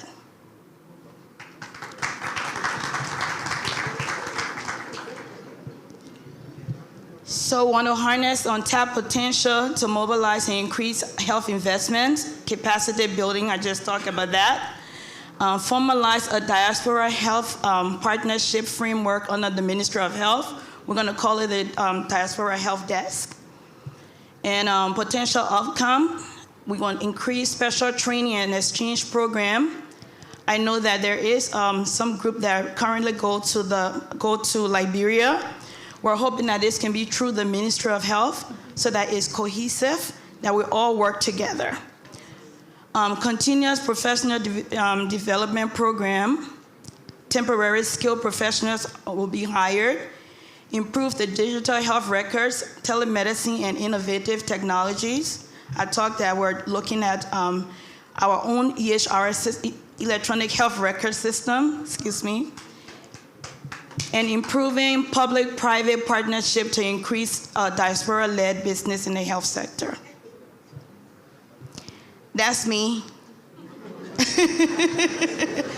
Minister Cheo, the Deputy Minister of Policy and Planning, and Minister Buto. So I just talked about the health desk at the Ministry of Health, which would serve as like a help desk. So everything you want should come through the Diaspora Health Desk, so that we're not going around trying to figure out, okay, how do we get in touch with the minister? Because the minister is over 5.4 plus million people. So can you go right back to that slide for just 1 second? Okay, sorry. All right. So exploring partnership models and agreement options for a win-win collaboration. Okay, so we're thinking that this is going to be like a flagship, because I know that some of this has been a challenge. Next slide, please. And since Dr. Poto is not here, there is a panel coming up. So I'm going to skip the question and discussion for the panel. Okay, and thank you so much.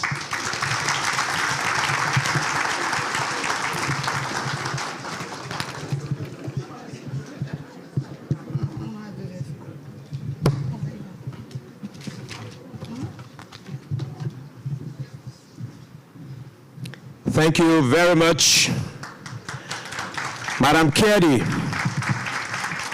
So, a great essayist and critic, Great Britain, once said, your body is the only place you have to live, so take care of it. Health is wealth, health is power. There are a lot of local vendors out there who supported this event. We encourage you to visit them, purchase what you can to help support them. Dualu has a very important message, and we'll keep Dualu in the queue. For now, ladies and gentlemen, we want to welcome 2 minutes remark because of time. The International Organization for Migration, Regional Director for West and Central Africa, Madame Sylvia Ekra.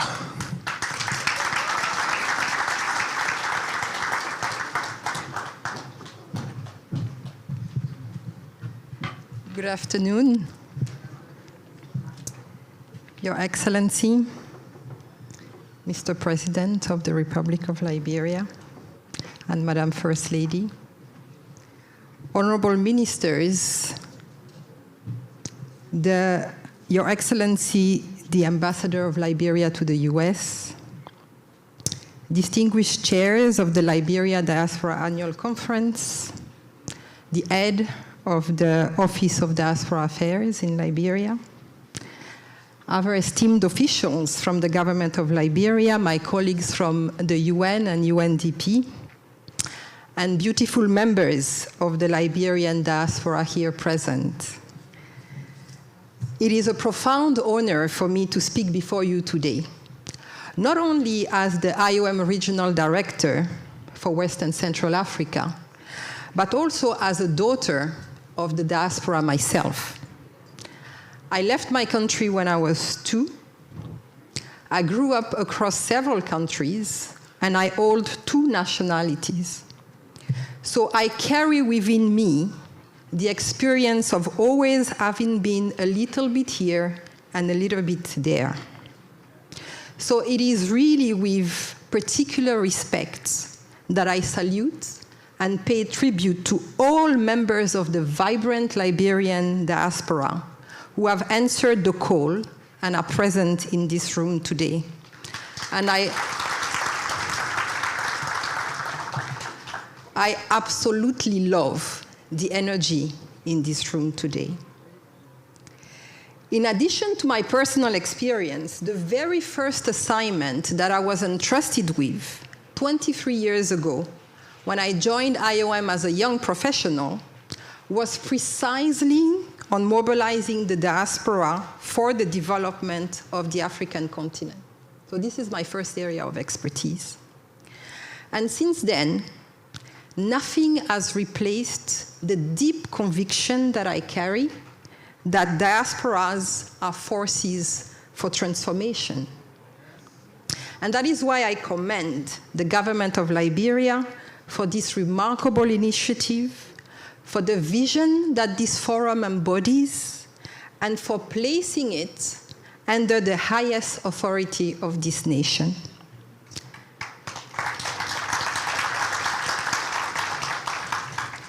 It is a strong and long-awaited signal that resonates fully with the ambition of building a prosperous and inclusive Liberia. Thank you so much, Mr. President.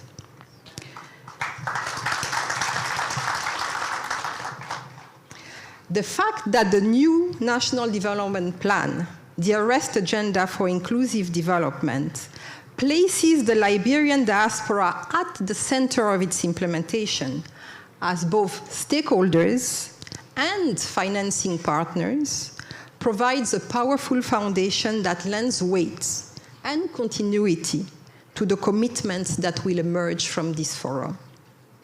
And the chosen theme, healing, reconciliation, and rebuilding a new chapter for Liberia, is equally profound. And here I want to say something. many of you may not know that IOM has been facilitating the transportation of all the Liberian refugees that have resettled to the US, to Canada, and to Europe after the crisis. All. And I met at least one yesterday, and I know that there are many of them in this room, and I'm particularly moved to think about the journey that the country has traveled since then. Really, it is remarkable. Excellencies, ladies and gentlemen, I would like to share 4 key messages. I was given 2 minutes, but I have traveled from Dakar, and I have to share those convictions with you. And these are really deep convictions that were shaped both by my personal journey, but also by more than 20 years of professional experience on these issues. So first, we are at a turning point. For years now, remittances have surpassed official development assistance.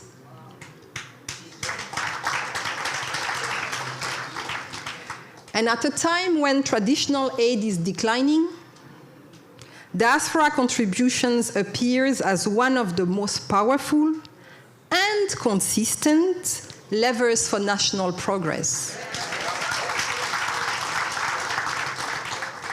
In 2024, diaspora across West and Central Africa have transferred $35 billion US. And the Liberian diaspora alone, the same year in 2024, sent $800 million US in remittances. And that represents almost 17% of the national GDP of Liberia. You can clap for yourselves.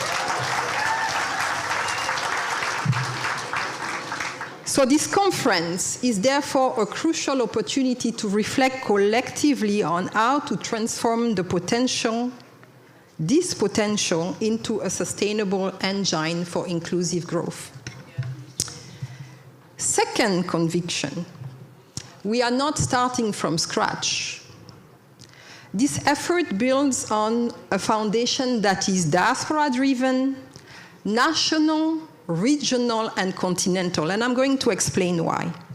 First, from the diaspora perspective, we are building on a Liberian community in the United States, in Canada, in Australia, in Europe, in Africa, that is large, that is organized, and that is deeply rooted with long-standing achievements both at home and abroad.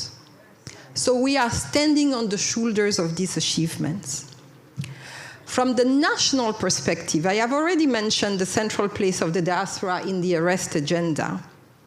But most recently, on August 6th of this year, the government of Liberia, with the active support of IOM, launched the Diaspora Engagement Task Force at the Executive Mansion in Monrovia.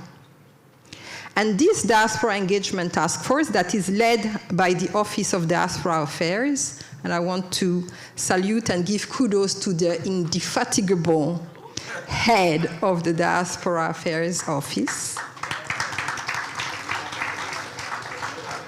They are coordinated through the Ministry of State for Presidential Affairs and the Ministry of Foreign Affairs, the task force to institutionalize diaspora engagement as a core pillar of national development.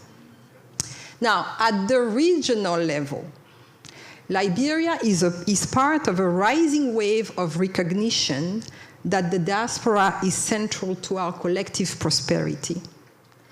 Last July, Mali convened its first forum. I was there in Bamako. 2 weeks ago, the Prime Minister of Senegal launched the diaspora bonds for Senegal in Milan, in Turin. In Milan, in Italy. They will organize their diaspora forum in December. And Mauritania is going to organize their diaspora forum in November.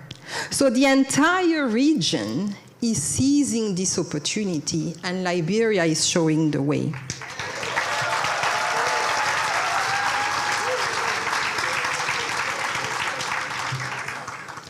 And at the continental level, the African Union's Agenda 2063 places the diaspora at the heart of Africa's aspiration for development and transformation, and they have formally recognized the diaspora as the 6th region of Africa at the African Union. So consider yourselves not only as proud Liberian diaspora, but also as part of a rising African diaspora that is taking its rightful place.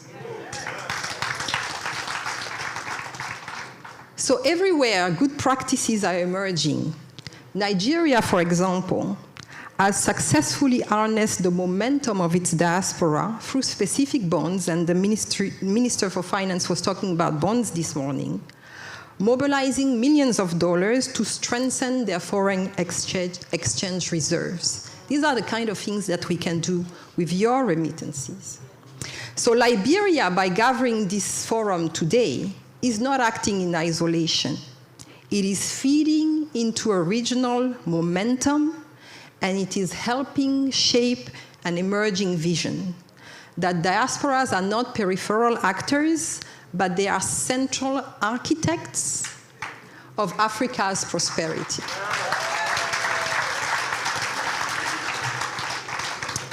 Third conviction that I want to share, the impact is real, but it can be multiplied. We know the transformative effect of diaspora investment and skills transfers. They feed, they provide access to health and education, they create businesses, they build homes, and they stabilize our youth. We've been talking about creating jobs. This is how we don't see our young people embarking on perilous journey on the Mediterranean Sea to try and reach Europe. And across the continent, we are seeing clinics, agricultural cooperatives, and schools come to life thanks to diaspora commitment. But we need to embed these dynamics for the long term and at the necessary scale. And this is what your ministers have been saying. We need to move away, although we need it and we respect it, and it's important to build human capital. We need to move away from the small transfers that are sent to households to investments, productive investments at scale. And for that, we need the financial institutions at the table. We need the African Development Bank, we need the World Bank, we need the regional banks, the public and the private investors. EcoBank was here. They all have a role to play because the potential is immense. But to fully unlock this, we need strong alliances, collective frameworks and partnerships that match our ambitions. And we are counting on Liberia to be driving some of those alliances. Fourth, and my last point, is that our ambition must be a long-term relationship of trust with the diaspora. Too often, the diaspora is treated as an abstraction. Yet, behind every remittance is a person, a story, and very often a sacrifice. And for this reason, whatever the circumstances, diasporas will continue to contribute. They're not waiting for us. Especially when families and communities are in hardship, the diaspora has always been there. But this contribution should not be taken for granted, nor left without recognition. And this forum is a first step in that direction. And really, it's heartwarming to see. So we have to continue to design policies where support flows in both directions. We must listen, and we've been listening really intently for the past 2 days. We must protect. You were asking for consulates yesterday. We must equip and honor the diaspora. We must offer services, financial products, and rights, not as an exchange, but as recognition. Recognition that members of the Liberian diaspora are partners, co-authors of this new chapter, and not just remitters. The next step is to turn individual commitments into collective vehicles that build jobs, skills, and growth. And because the diaspora is diverse, we must design instruments that reflect the diversity of this diaspora. It has to make sense across social classes. We are not just talking to the elite. It has to make sense for women. It has to make sense for the youth. It has to make sense for second generation and third generation. I have seen some kids in the room here. Excellencies, ladies and gentlemen, let me conclude with this thought. A new chapter is not a new cover on an old book.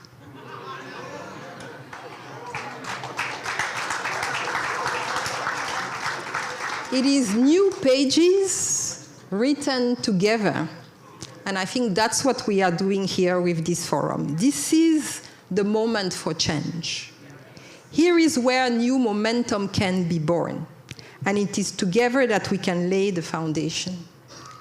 And at IOM, we have been supported more than 100 member states in doing the same thing that you are doing here. We have the tools to support your ambition and your journey.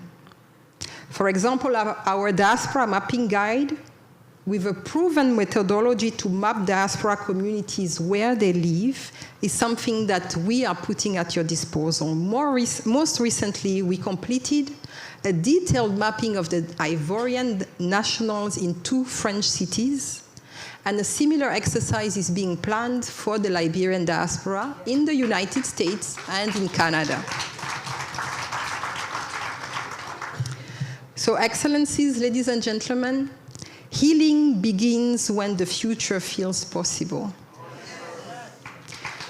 Together, we can create a framework where the diaspora is not on the margins, but at the very center of Liberia's future. The journey ahead will be demanding. It's not going to be easy. The path may be hard. But let me leave you with one quote from Howard Schultz, who is the founder of Starbucks. He said, "When you are surrounded by people who share a passionate commitment around a common purpose, anything is possible." So, united in resolve, we, as your partner IOM, can shape a new chapter for this beloved country of yours. And it will be our honor to stand beside you as you do so. I thank you very much.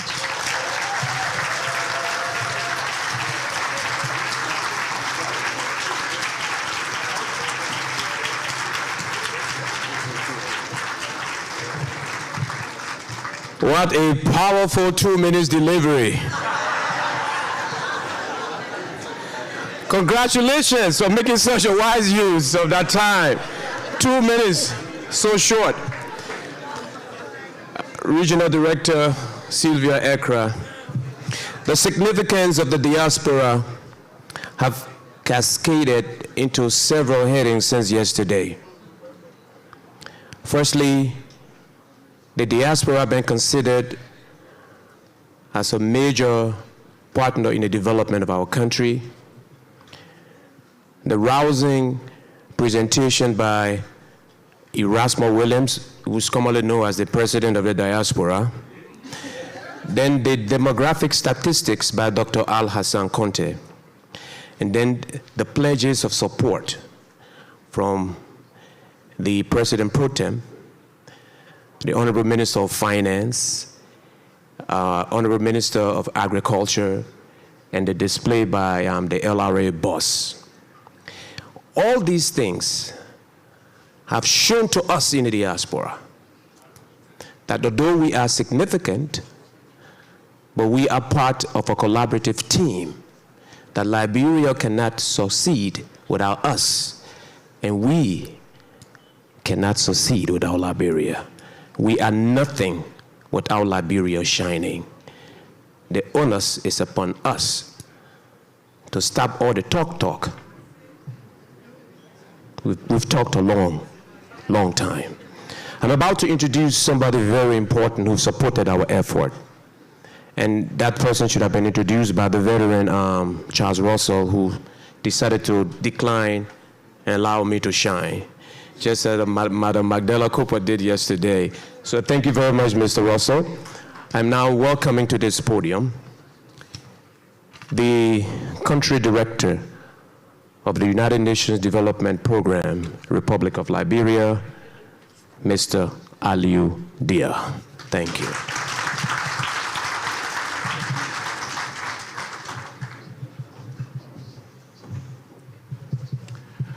Thank you so much. Bonsoir. Your Excellency, Mr. President, Madam First Lady, Honorable Pro Tem, members of the legislative branch, honorable government officials. Mr. President, it's really, for me, very difficult to say something meaningful after your brilliant speech of yesterday. It was inspiring, very inspiring for all of us who were in the room. And what to say after my sister from IOM has spoken so eloquently. So I will try just to say a few words, Mr. President. For us at the UN in general, in Liberia, speaking also on behalf of our resident coordinator, Madam Christine Omutuni, who couldn't make it, this is a privilege for us to be here. Mr. President, I, as UNDP, did not want to fund an event like this. What we funded is your call to action. And that, for us, is very important. So Sylvia has talked about why you guys matter as the diaspora, but I will challenge you.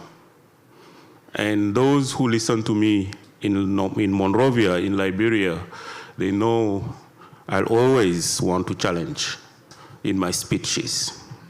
So I'm here to challenge you, the diaspora, the Liberian diaspora, to challenge all of us. Sylvia has talked about it. Every year, Liberians abroad send close to $1 billion to Liberia. This keeps families afloat. It pays tuitions and support households. We know that, and that's what you have been doing. But let's be honest here.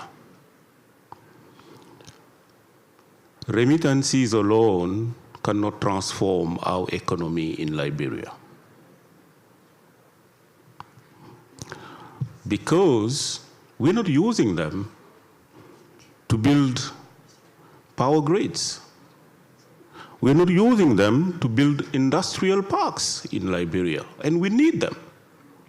We are not using our remittances to build hospitals.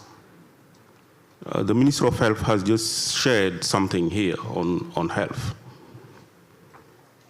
So, if the diaspora limits itself to consumption support,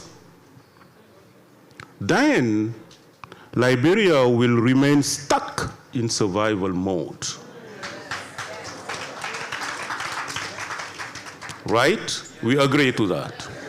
Okay, so let's use our remittances not only for survival mode, which is good, by the way, but we want to transform our country.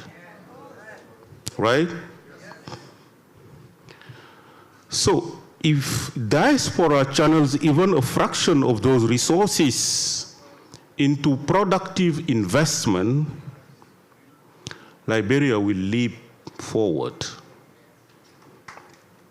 Because as Sylvia has said, other countries are already doing it. The Nigerian diaspora is mobilizing almost 20 billion annually, 20 billion annually, and much of it is fueling now banks. The money is going into banks. The money in Nigeria is going into fintechs. The money in Nigeria is going to real estate and so on. Ethiopia, if you've been walking around, you've seen the Ethiopian diaspora here in Washington.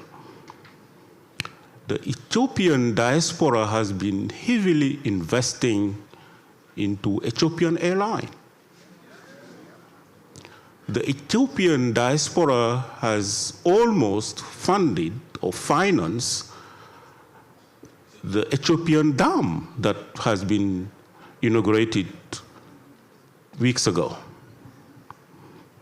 You take the Ghana is almost the same into agribusiness and SMEs. And now Ghana, we know, is one of Africa's most attractive investment destination. And that, the Ghanaian diaspora has played a critical role into that. So the question is, why not Liberia?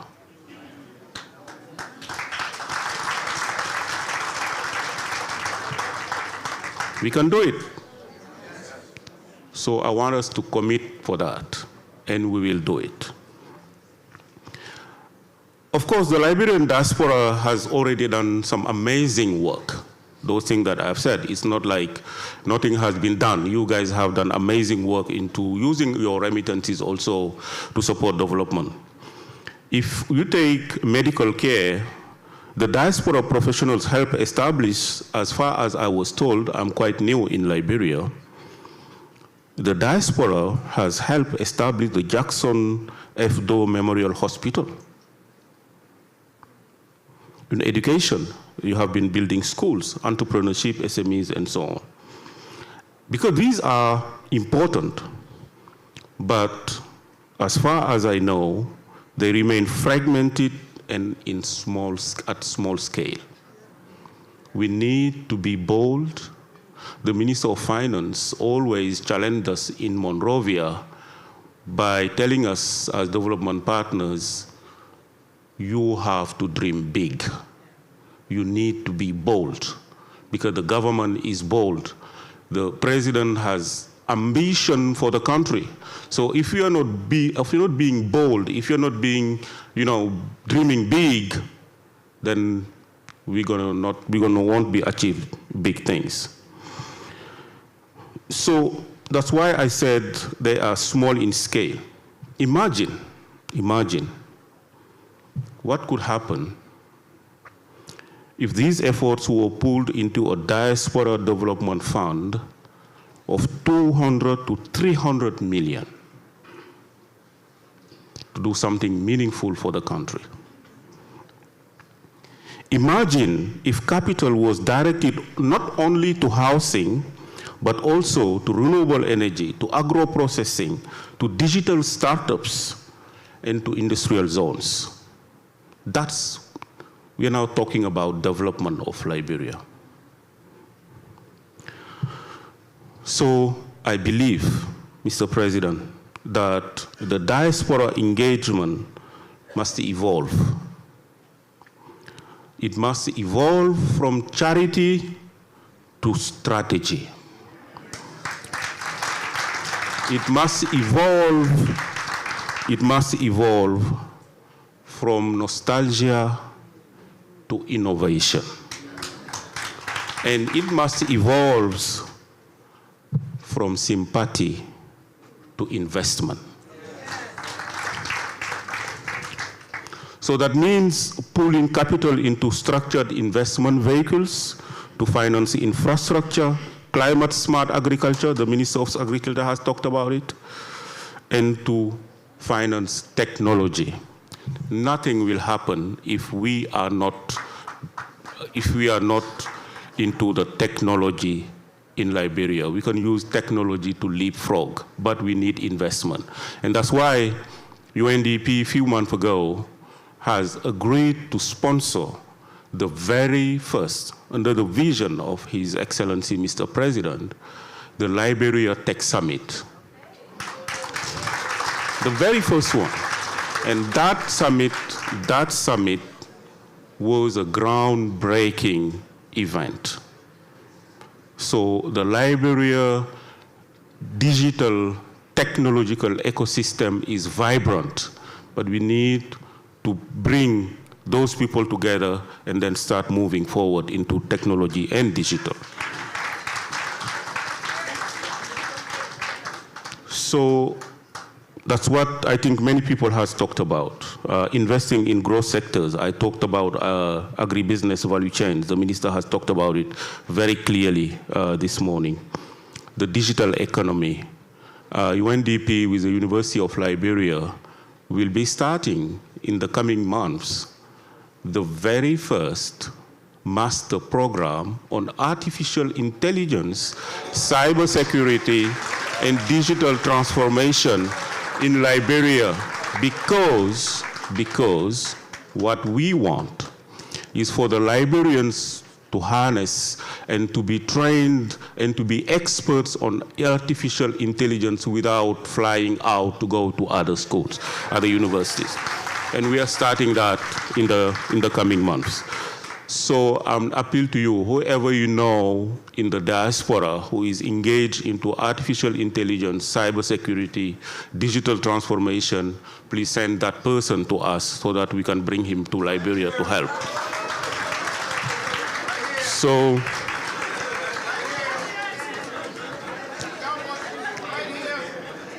great, so we're gonna catch up.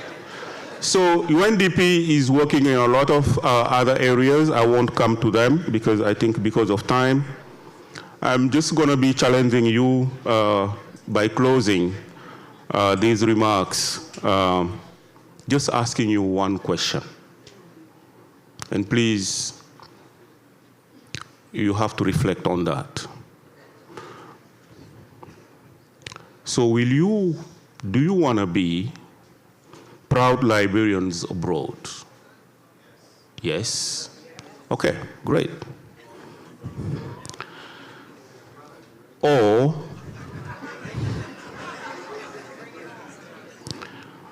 will you want to become bold Liberians investing at home?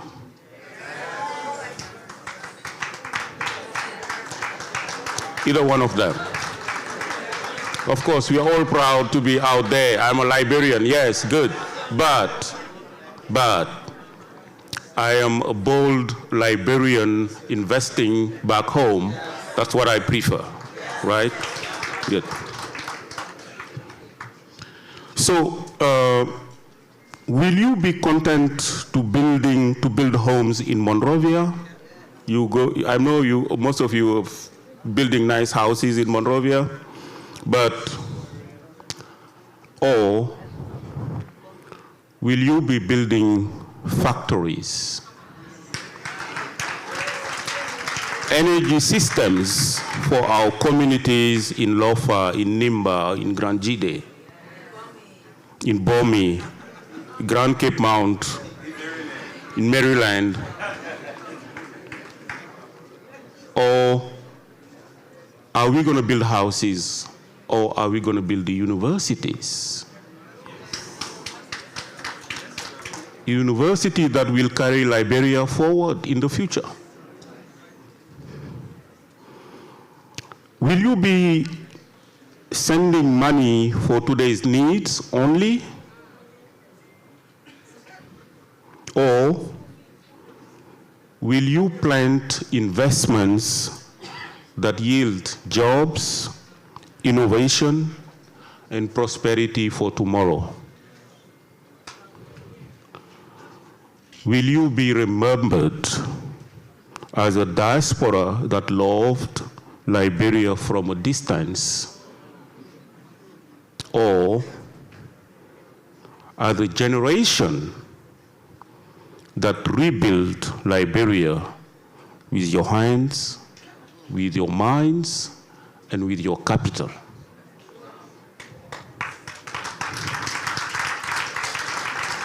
So I believe that the opportunity is now.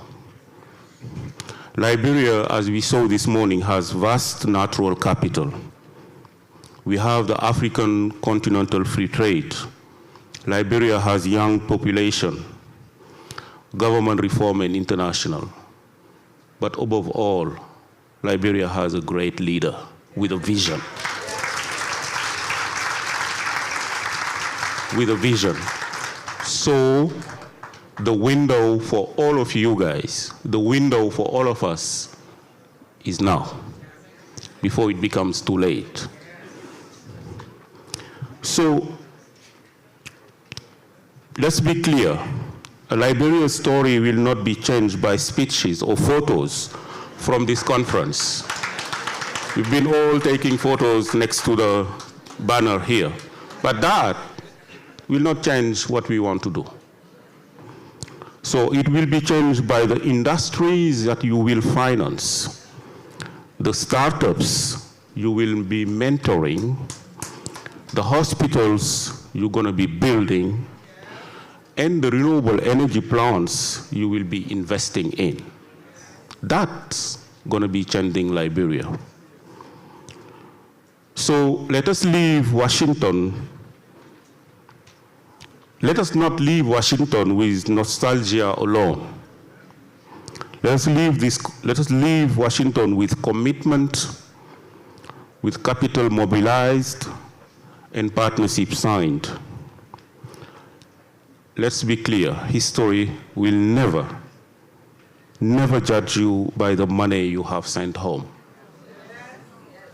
You send $100,000 today, you send $100 today, tomorrow the person will collect it, will eat it, and you're forgotten. They will remember you. They will remember you. I mean, I lived in the diaspora. I know what I'm talking about. They will forget about you the moment the money has been collected. Sometimes people don't even call to say thank you, right? So, let me finish by that. And I know it's heartbreaking because I went through that. So you will not be judged by the money you have been sending home. You won't be remembered by that. History will remember you. History will judge you by the legacy you built for Liberia. So, Mr. President, thank you for the opportunity to be here. And I want to assure you, with your government and all the colleagues in the room from the diaspora, that UNDP and the UN in general in Liberia will stand beside you to convene, to de-risk, and to co-create together. That's what Sylvia has talked about. But from our diaspora, for our diaspora colleagues, leadership must come from you. The UN is there to support, to work with you. The UN is only in Liberia for one reason. There is no 2, 3 mandates or 2 reasons for us to be in Liberia. The only reason that we are in Liberia is to support the government fulfill its obligation and then work on the priorities set by His Excellency and his government. We don't have a mandate. Our mandate, our priorities, we don't have priorities in Liberia. Our priorities are the government priorities that we are trying to make sure that they are implemented. So the opportunity, colleagues, is here. Mr. President, thank you. So the choice is yours, and the time is now, as I said, and I thank you for your kind attention.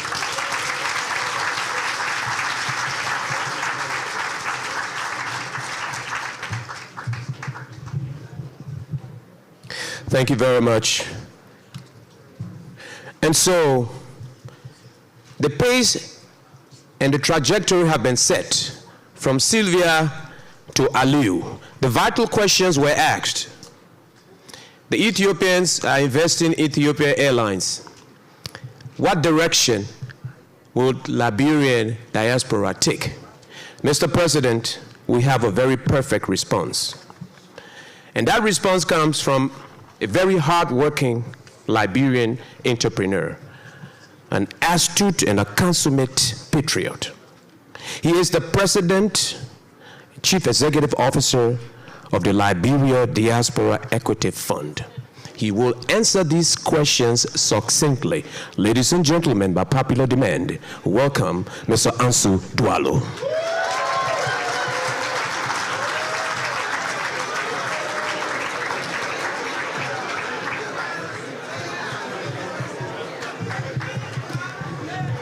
Yes, thank you very much. Mr. President, Madam First Lady, government officials, distinguished ladies and gentlemen. I'm going to be very simple, and I'm so happy I don't have to rush this time. Because this means a whole lot to me. A lot of questions were asked about our country, and sometimes we laugh. I want us to get serious for a second, because these are serious times for Liberia. I ask this question every single day.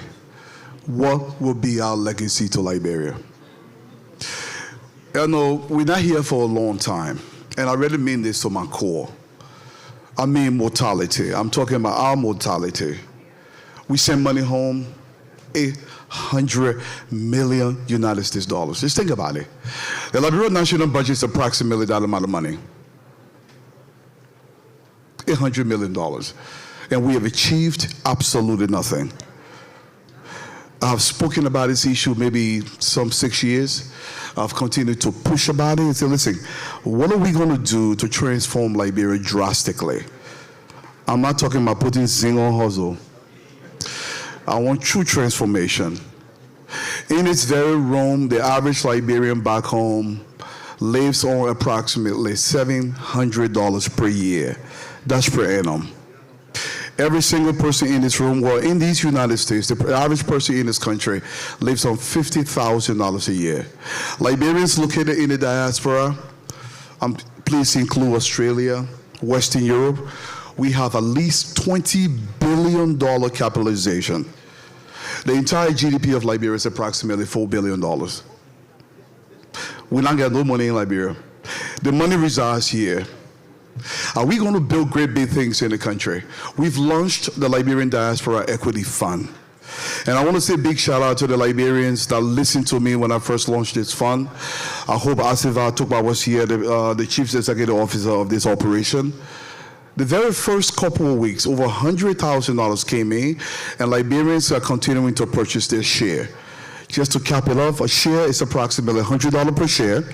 We cap it at 5,000 shares per person because we want every single Liberian to contribute. The goal is to get Liberians to invest so we can build great big things in Liberia. When we talk about the agricultural ministry and the meager budget it does have and the amount of money that we play with in this country, we are making no concerted effort to actually change what's happening in the country. Look, not everybody can go home, but guess what? Everybody can go home, and I will show you how that is possible. We have engineers in this room, we have lawyers, we have doctors, you name every profession imaginable. They're sitting right in this room tonight. I can get them home. This is how we're going to do it. But I need you to join this effort. We have made the plea every single place we can make this plea. I want to go home. I want my expertise to be translated in Liberia into something I can feel, touch, and smell. I want the Liberian Diaspora Hospital. I want the Liberian Diaspora University comparable to any university globally. I want the Liberian Diaspora Bank, and this is how we are going to do it. I heard the gentleman from the UNDP speaking about how we can contribute to the country, what we need to do. This equity fund has 5 basic objectives. They're very simple. Primarily, obviously, we intend to make our shareholders money. Yeah, we want to make them money, and I firmly believe for Liberia to develop, we must create our own local millionaires in Liberia. Without question, we must create local Liberian millionaires. That's number one. We must make our shareholders money. Number two, the Liberian population, approximately 3 million people are of working age in Liberia. 3 million people. That's the voting population above the age of 18. All of those numbers, less than $60,000 people work in the government. Most people have to echo living in the private sector. We can transform this through this fund. Number two is to create massive amount of jobs across the country. Number three is to build Liberian industry. In every single agenda that you listed here tonight, you spoke about the Ethiopians. Why don't we have the Liberian airway back in the skies? Why? And this is doable. This is not a complicated thing. The blueprint has already been written. We intend to raise this money. The money is being raised. But I need you to continue to join us. We took the website down last week. There were some modifications being done to the website. But if you're listening, I wish I was given enough time to give a proper presentation here tonight. It is Liberian Diaspora Equity Fund.com. Liberian Diaspora Equity Fund.com. That's number two, is to create massive amount of jobs in the country that we control. I'm talking permanent jobs. Number three is to build Liberian industry. I want small scale manufacturing in my country. Look, most Liberians that live in this country, if you cook in your house and you cook toboggi, for those of you who are foreigners, I will elaborate. It will cost you approximately $100 to cook that food. It is extremely expensive to cook here. But guess what? No Liberian benefits through the chain. And there is no job being provided in the country. We want a large-scale fishing industry across Liberia. Look, our position from Grand Cru, Grand Bassa, maybe into Maryland County, we want to build hubs in these locations. You can start maybe 5 ships to begin. They cost approximately $500,000 a piece for one of these fishing vessels to put men to work. Men must go to work to protect the Liberian family. Look, there's something I'm going to say here tonight that you guys may be taking for granted or not noticing. The Liberian family is being dissolved because we have no two-parent household, no job, no man. Our children are raising themselves. We are losing an entire generation because most of us have fled the country. Number 4, I want economic control of my country. Liberia's economy is not controlled by Liberians. Our hand-to-mouth marketing has not worked. It's not going to change if we don't make the calculated decisions to change them. And the only way we can change that, we have to pool our resources to raise this money. We raise the money. We go to Liberia. I want the first glass tower in my country. I'm sick and tired of being sick and tired and being called a third world country when we have the expertise to transform Liberia. Look, it is okay to go to the government. It is an awesome responsibility to be a part of government to transform your country. For me, I want to get in the gutter. I want to get in the gutter because I know in the gutter, this is where we can rise from. When I first went home in 2007, people thought I was crazy. I invested at first. It was $300,000. Big shout out to my wife. She's all the way in the back. She's like, where are you taking our money? And I told her, I'm going to go clean some feces in Liberia. I was the first person that took porta parties to the country. I took giant tanker trucks to Liberia. And at this height, we had close to 27 employees. We were literally trying to transform feces into fertilizer. And we were trying to build something from the ground up. For 10 years, this was a toil. I learned great valuable lessons in Liberia. But I'm going to say this to you. If we do not stand up to stand Liberia up, she will be kneel permanently until we become intentional about transforming this country together. I am not saying this just to make this point. I'm saying this, you were fortunate to come to this country to impact Liberia. not to just transform your own personal life. The president can do everything he wants to do.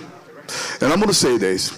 The president of the Republic of Liberia, you see the transformation happening in the country, the road connectivity, the hospital being expanded, the new schools are being built. But I'm going to say this to you, if we don't make calculated decisions to create jobs in the country, there will be a large portion of the population, I believe, the president failed because they did not have food on the table. So we have to help. And this is how we help. We pool our resources. We get Liberian experts to come in to transform Liberia to the industry. And the way we do it is to pool our resources. Again, the time is not there, but you get the gist of it. Join this effort. Let's transform Liberia to the industry. And that's the only way.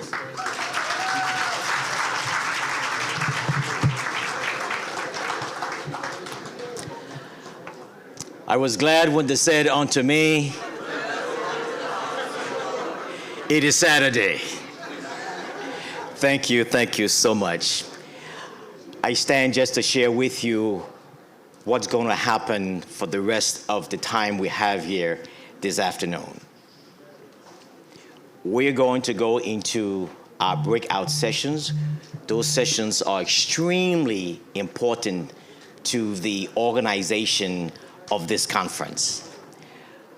What's going to happen is that those persons who have signed up to be part of the health conversation will remain right here in this hall.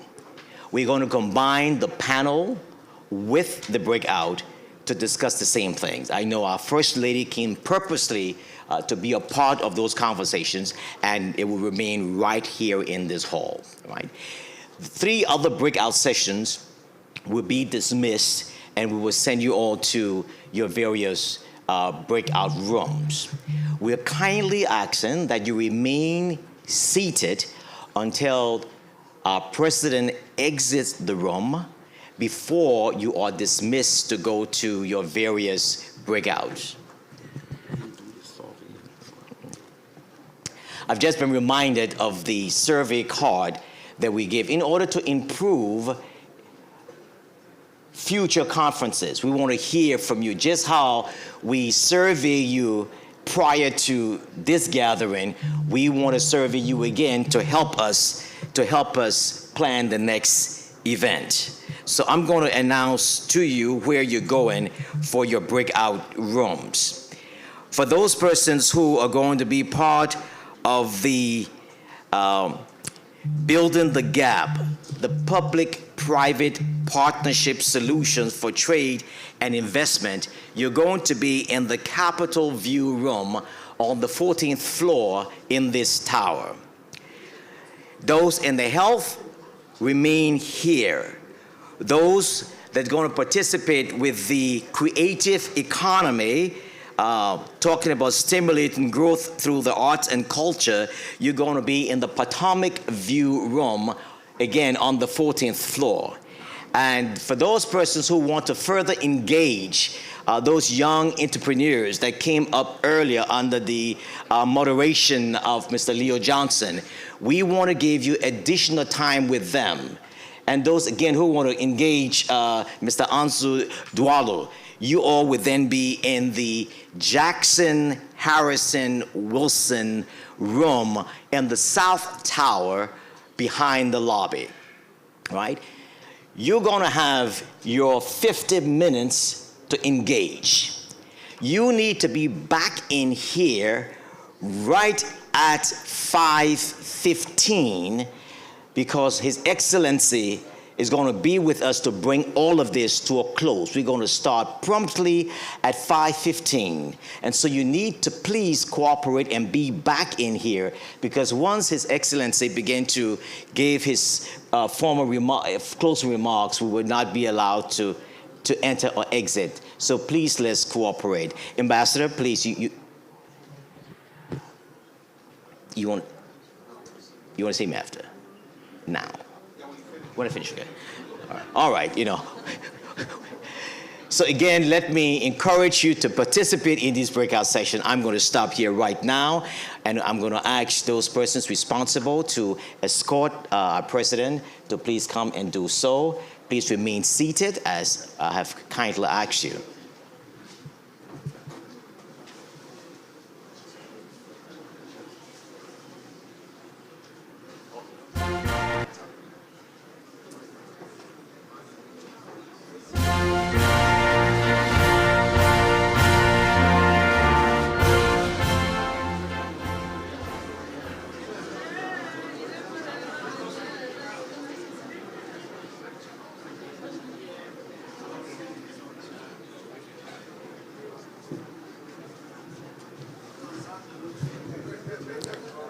The town hall meeting tomorrow, the 28th at 4 p.m. There'll be a town hall engagement with His Excellency, the President. It will be held at the Redeemer's Church of Christ, 10001 Aerospace Road, Lanham, Maryland.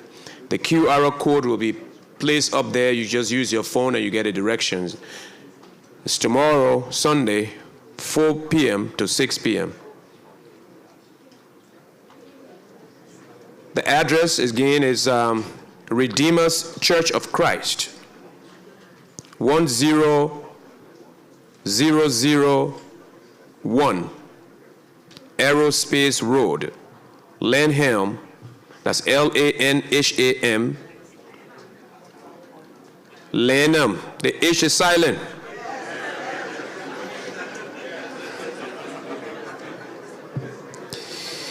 Maryland 20706.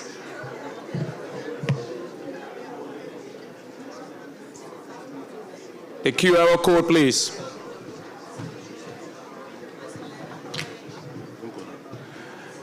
It is a presidential town hall where you will have the chance to ask the president direct question. It's very important. The president will have the chance to get to hear from you directly, your view, your opinion, to help shape our country. So please, please, thank you.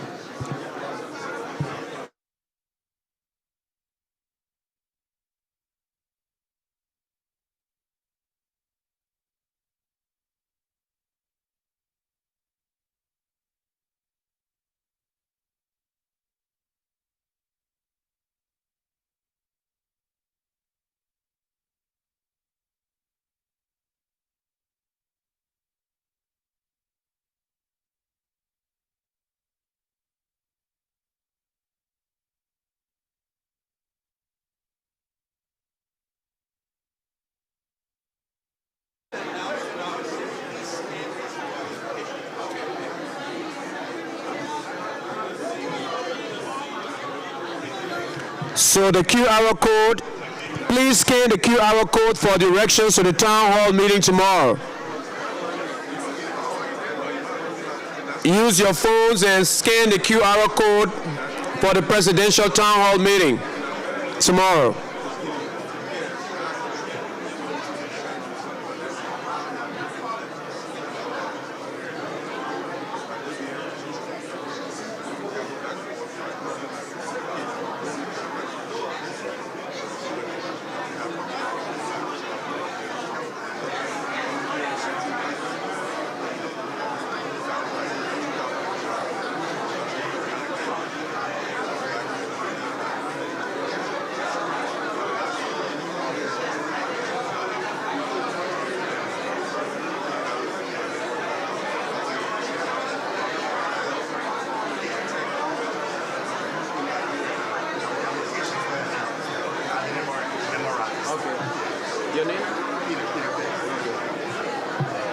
So the breakout session for the health panel is in this room.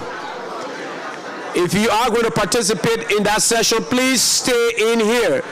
All other panel discussions will be held outside. So the breakout session for health will be right here. So please stay if you are participating in the health panel and breakout session.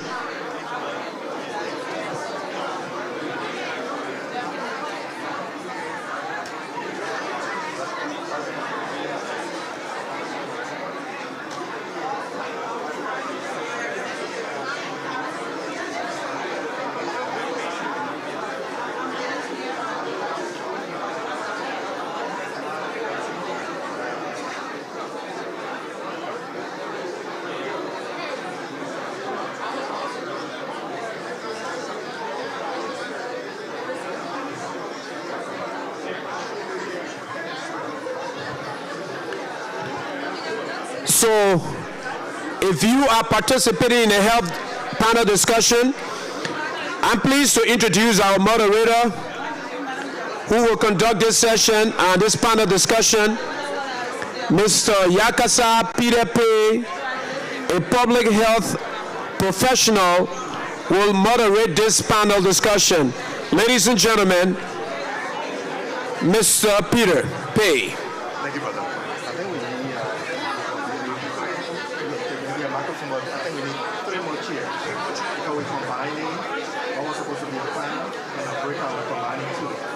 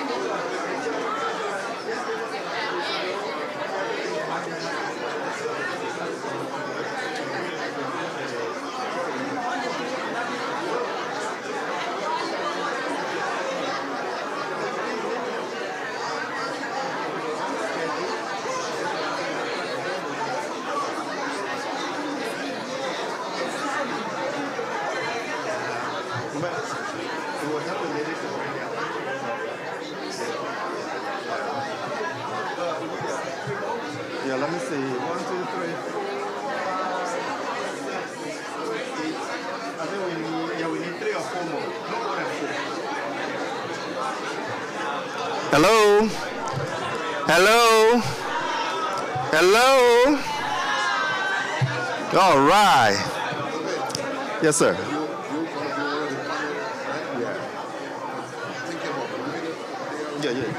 Yeah, you can.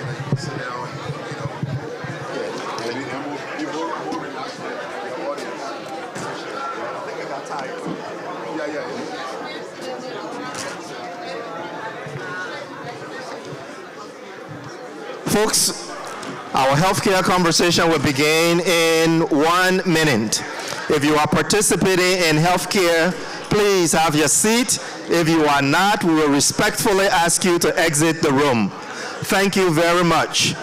We will respectfully ask you to exit the room if you are not participating in the healthcare conversation. But if you are, we invite you to come up front and have a seat, and we will get started in another 50 seconds.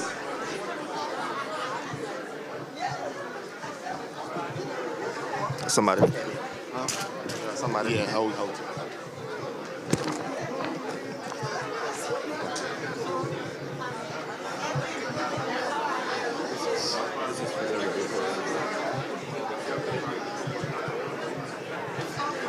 Once again, folks, if you are not participating in the healthcare conversation, we will respectfully ask you to exit the room. If you are, would you kindly have your seat so that we can get started and maximize the time that we have. Our time is limited, as was announced by Dr. Dunn. Our time is limited. Very soon, I will start to walk up to groups of people who are talking and point them out and ask them to leave the room. This is getting to the point of ridiculousness. Folks, again, respectfully, if you are not participating in the healthcare conversation, please leave the room. If you are participating, we respectfully ask you to come up front so that we can get started. All right, let's do it the Liberian way. Yo! I can't hear you, man. We get your meat today with mashed potato. And I heard you get answer. Yesterday we gave you salad, you were loud. Okay, let's shake it small. Yo! Okay, that will let people get outside. folks, in the interest of time, we are combining both a panel conversation and a breakout room. So the panel should have been talking about health, wellness, and human capital, foundations for economic growth. Very important topic. And then the breakout session should have been talking about diaspora engagement in the health sector in Liberia. We actually do have a group of people that run a nonprofit over the last couple of decades. They've been deeply engaged in Liberia, and they would have shared their experiences. However, I say however, maybe not the right transitional word, they will still share their experiences. But this will be an abbreviated session, and our apologies in advance. 90 minutes each will now be about 40 minutes combined. So I'm sure you have some questions, some burning questions. Dr. Brunel is already raising his hand. You are only supposed to take my picture and not ask questions, Dr. Brunel. Okay, you're the paparazzi. All right. So we'll go ahead and get started. Let me introduce my dear friend and brother, Joe Sacco. Come on up, Joe. Joe is going to help to steer the rest of this time along with me. And then along with Joe from the Liberia Medical Mission, I will allow him to introduce his colleagues, and they will come on up. Thank you very much, Mr. Pei. Again, my name is Joe Sacco. I'm the Executive Director of the Liberia Medical Mission. Liberia Medical Mission is a nonprofit organization that has been in existence for the past 16 years, going to Liberia. We get 4 functional areas. One is eye care, all right? We run an eye program in Liberia. The other part is mental health. We have a mental health program that we also do in Liberia, and equipment repair. We go to JFK and other facilities to help them repair their equipment. And we also have a CPR training for the hospitals and for the police and law enforcement officers, which is very important. But because of time, let me take this time to introduce my colleagues that will be talking about the different areas that we do. First of all, it is my pleasure to call Dr. Achima Major. She's the director of our art program. Dr. Major. Dr. Major here? Okay. Now, next person I want to call is Dr. Willamette Simon Sampon. She is the director of the mental health program.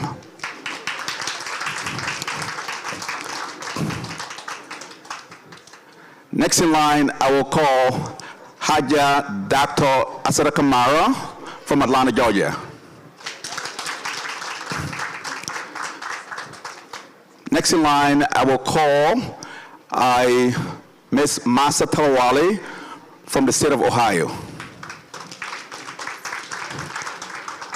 Next in line, we'll call our veteran, Dr. Lauren Zomo, a neurologist, a well-known neurologist, to come and join us.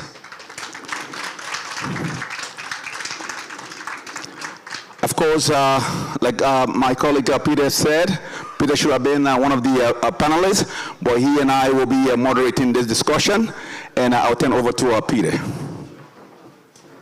Well, this is an oversight, but we do have, with the Liberia Medical Mission, actually, there you go. I'm so sorry. Ladies and gentlemen, I'm so sorry. We have our only thoracic surgeon, a Liberian thoracic surgeon, Dr. Carolyn Moore. I'm so sorry. I'm so sorry. I'm so sorry. Welcome, Carla. I'm so sorry.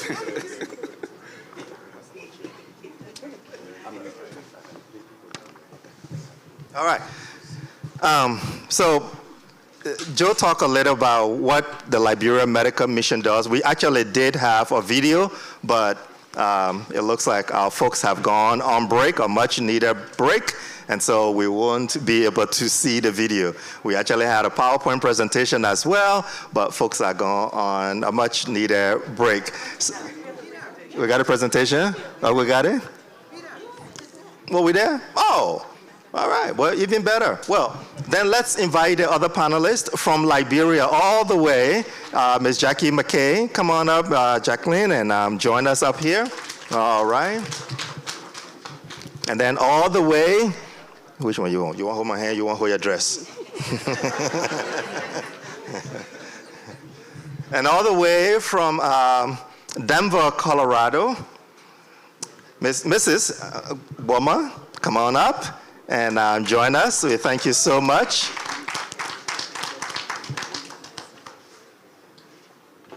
Oh. Yeah, give me Tobogi yesterday, now forget who I am. And then from Ohio, Mrs. Grace Koliswa. She's a mental health expert. There she is. Come on up, ma'am. Thank you all.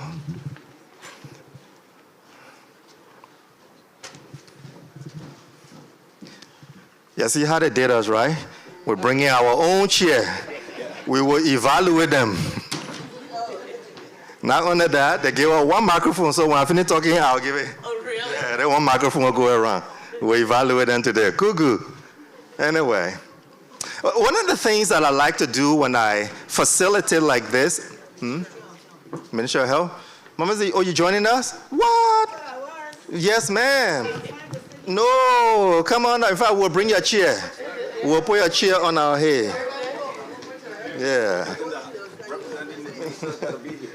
In fact, oh, you wanted to bring the president chair for you?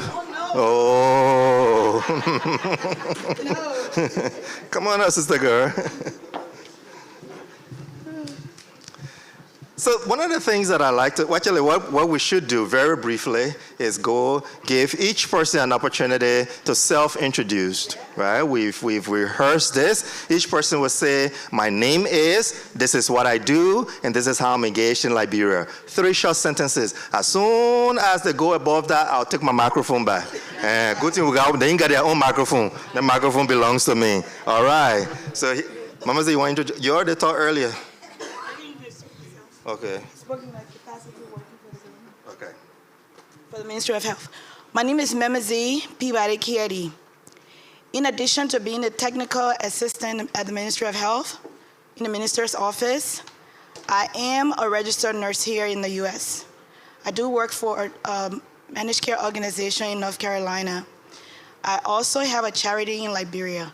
My focus is on young kids and young adults. Okay, so, and then during every holiday, I also feed people. I help pay medical bills if people need to be fed. So there's challenges.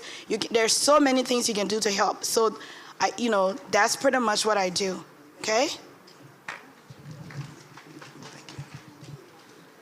Good afternoon. My name is Grace Koliswa, and I have worked 30 years in public sector, local, county, and state. And my work has been rooted in systems change, behavior health, social change for children and families. And mostly I emphasize in community engagement. Part of that has allowed me to help my local organization, Liberians in Columbus Incorporated. And I'm so glad and honored to be here to share some of my experiences with you.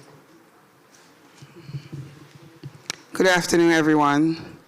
My name is Goma Kole Gwaji. I am a bold Liberian investing in Liberia. I am a businesswoman out of Denver, Colorado, Aurora to be specific. My husband and I run small businesses there for the last close to 10 years. We also have a health facility in Grand Bassa County, Liberia, that opened up on May 5th of this year. We were fortunate to employ about 44 Grand Bassa residents, thank you, including PAs, nurses, nurses assistants, custodial workers, the whole works. And we're building that mission to build a bigger hospital in the next 5 years in the same area. Thank you for inviting me. Good afternoon, everyone. It's a pleasure and honor to be here. My name is Jacqueline McKay, and I'm someone who works, with a diverse background, working a diverse background, but particularly today I'll be talking, since I'm talking about health, I'll just be mentioning more of what I've been doing in the health sector, worked for several years in the health sector, and also I am a founding member, co-founder of the National Public Health Institute in Liberia. One of the many hats that I wear, and some of you know me from the media as well. I'm a project manager, entrepreneur, financial management background, and most importantly, what I enjoy, apart from being a mom, I'm a philanthropist, and I really enjoy doing that and helping others. So like I say, it's a pleasure and honor to be on this platform today to discuss health and health investment. Thank you very much. Hi, my name is Carolyn Bindu-Moore, and I am a robotic cardiothoracic surgeon that works out of central and western Pennsylvania. I also have my own LLC, More Medical Education and Consulting, where I focused on folks with disadvantaged backgrounds that go into graduate medical education and those backgrounds, and we help them through the process of being a person in a minority in that type of community and trying to get through the process the best way as possible. I am a servant of God. I am a servant of our country, and my goal is to give back in the best way I can to Liberia, because that's the way I was raised, and I'm happy to be here. Hi, my name is Dr. Lawrence Zuma. I'm a neurologist with other qualifications in psychiatry. I have been engaged in Liberia for about 3 decades. We've done several things. My wife and I, she's a realtor, so we do real estate here in Liberia. We have a clinic in Liberia, started in 2020. We have expanded to BASA, a Center for Epilepsy and Neurological Disease. The website information is out there. We do teaching and help residents from Liberia to come here and try to do what we can to elevate the standards. So we involve at different levels. Thank you. Good evening. My name is Masa Talawale. I live in Columbus, Ohio. Ohio's in the house, represented. Ooh, OH. Bingo. I am a registered nurse. I have been for many, many years, and I work at the Ohio State University Medical Center. I'm also a doctoral student for nursing education. I spent many years in nursing education, and I still do that. However, I'm currently a nurse manager. The first time I went back to Liberia after the war was 1998. It was then that I knew I needed to do something. And since then, I've been on the road, boots on the ground. One of the last trips that I took to Liberia was more of a calling, was during Ebola. And Liberia needed us.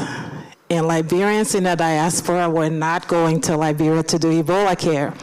So I signed up with International Medical Corps, and I went to Liberia during Ebola.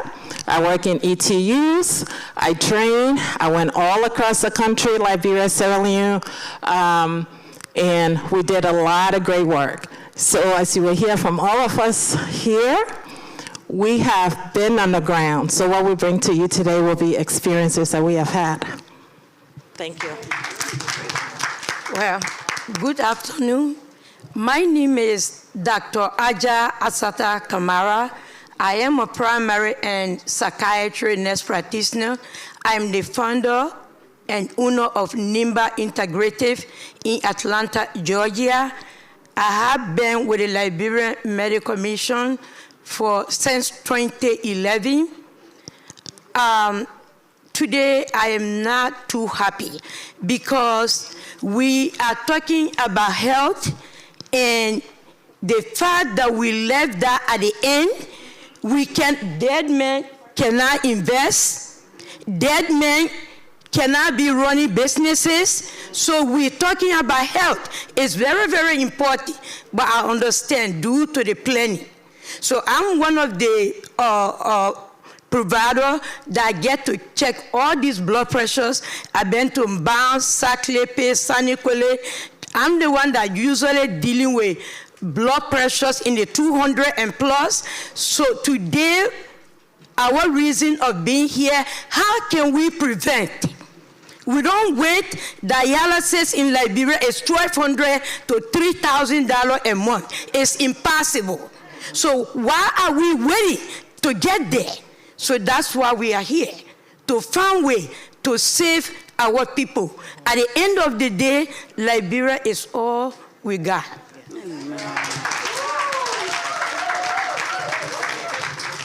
Well, how can I go after my big sister? I'm just banking on the people that know me in the crowd, but I'll do my best. Listen, my name is Dr. William Etta Simmons. I am a licensed clinical psychologist. I am, as they mentioned, the Director of Mental Health Services for Liberia Medical Mission. I'm also the owner and Executive Director for Integrated Psychological and Consulting Services in Bala Cynwyd, Pennsylvania, and the President for the Pennsylvania Psychological Foundation. I wear many hats, all right? And today I am here. I've been a member of LMM since 2013, and we have faithfully served every single year. I just want to add that in 2020, when no one wanted to go to Liberia because of COVID, I risked my life and many others to go. And in fact, we took the last plane to get out of the country before the country was shut down, before America was closed. But investing and serving is very much in our blood, and I'm grateful and truly honored to be here and to continue to serve. Thank you. Hi, everyone. I'm Dr. Achima Major. Excuse me. I'm principal of iInnovations in Drexel Hill, Pennsylvania. I have other businesses as well. Nourish RX, well, we have an integrative wellness spa that I own in Pennsylvania as well.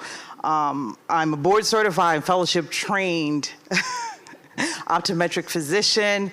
My areas of specialty is eye disease, integrative medicine, functional health, and pediatric and developmental vision. So as you've heard, I am the director of eye care programs for the Liberian Medical Mission. I've been in that role since 2013.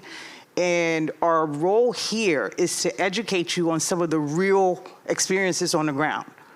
There's a lot that's being proposed from a ministry. There's a robust agenda, but it doesn't always parallel what we're actually seeing on the ground. We need the help from the diaspora to kind of empower us and give us, kind of bolster us. So when we're on the front lines, we know we have your support because there's a lot that we're trying to do. Preventive health and saving the lives of Liberians should be a top priority for everybody, but it's not. And so hopefully we can share our experiences. We've had a lot of challenges, but the goal is to keep moving forward and to see each Liberian in a holistic way. Let's not compartmentalize them into pieces, high blood pressure, mental health. Let's see them as whole individuals, and how can we collaborate? You know, we have a great group of experts, but we are representative of all the people in the diaspora who are trying to help Liberia. We have the expertise, we have the willingness, we're paying for ourselves, we're self-funded, and we're getting a lot of pushback. So let's dialogue through this and see how we can collectively support Liberia and uplift our country. Wow, what a group of experts. I mean, think about this. When we talk about Liberia is blessed, here is a sample of what we mean. And that's, I mean, I'm not even talking about the rest of you, because if I pass this microphone around and listen to you and your expertise and your skill sets and your experiences, Liberia is blessed. There is absolutely no excuse for our country to be the way it is when we are what we are. What's the excuse? Well, let me add to that because I didn't introduce myself. My name is Yakasa Peter Pei. I'm a senior project officer. We call ourselves public health advisors at the U.S. Centers for Disease Control and Prevention in Atlanta. Like two of the sisters here, I too had the opportunity to deploy to Liberia with the U.S. government to respond to Ebola, and I spent 9 weeks over 2 tours responding to Ebola in Liberia. That was the time of my life, because as I work alongside my American colleagues, they could see the emotion and the tears in my eyes every day, because these were my people. My blood is the same blood that runs in their veins, and we were there. I mean, I'm just a Firestone Pecan, and I'm just here by the grace of God. And so to be there and responding alongside some of the brightest people in the world, what an honor that was. And actually, I also run a nonprofit in Liberia. We operate at an intersection of faith and public health. You know, as I talk about the need for prevention and prevention and prevention, and that's really where it begins, prevention. An ounce of prevention, they say, is better than a pound of cure, and we need prevention. Let's see if our video is up. Is it? I don't think that's still working, but we can see it. Okay, so our video looks like we didn't give it meat and whatever we ate today, we didn't give some to the, we give it salad. The video is still feeding on the salad from yesterday. So it said, you ain't giving me today, I ain't coming on. So the video is not coming on. Sorry about that. What we would do instead is we'll just talk. We got the PowerPoint. The PowerPoint can come on. Oh, but then, yeah, the PowerPoint will come on. Something got to come on. The PowerPoint is coming on? Okay, then let the PowerPoint come on. The video can come on too? Oh, but then we finish giving meat and potato to let the video come on. The video first. Yeah. Yes, there will be questions. Let's watch the video. Hold on, let's watch the video, and then we'll come to question. I know we don't have a lot of time, but.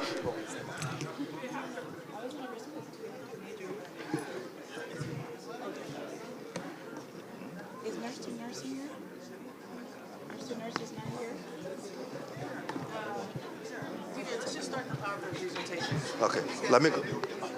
Okay, while we wait for that, I told you that the salad from yesterday. Let's take a couple of questions. Sorry about that, bro. We'll get to it. But that's not coming on. The PowerPoint. Oh, there you go. We can't hear it. Okay. We can't hear it.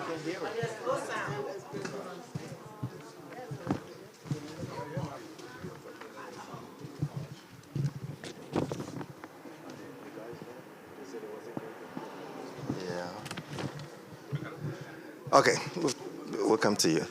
Yeah, sorry folks, we just have to proceed without, because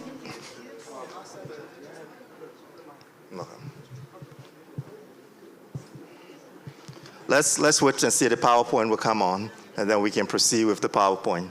We're terribly sorry. Trust me, we'll do this and we'll take a few questions. Okay. So I'm not the moderator here, I'm just part of the panel. Okay, so again, in my day job, I'm a director of nurses at a MCO in North Carolina, so I'm a registered nurse. I believe there are some nurses here in the audience as well, right? So I think, because they're saying that, if you can ask questions, because I don't know whether it's gonna be partnering with you, or because I wanna make sure that everyone listens to the presentation, because I would like to give email address that you can reach directly through the ministry with, because it's difficult let's look at our population and trying to reach the minister. So we do have a mailbox that you can get to that is triaged by about 7 people on a daily basis that we can get back to you. And it was on my presentation, but there was a limit as to, the time that I was given. So I want to make sure that I do give that out. It's moish.mdu24@gmail.com. moish.mdu24@gmail.com. If you follow me on social media, you can also follow the Ministry of Health on social media. I am on all social media platforms. okay? But if you follow me, you can also just reach out to me. My other email address is just my name at Yahoo or my name at Gmail, because I want to make sure that you get the information that you need, okay? All right, thank you.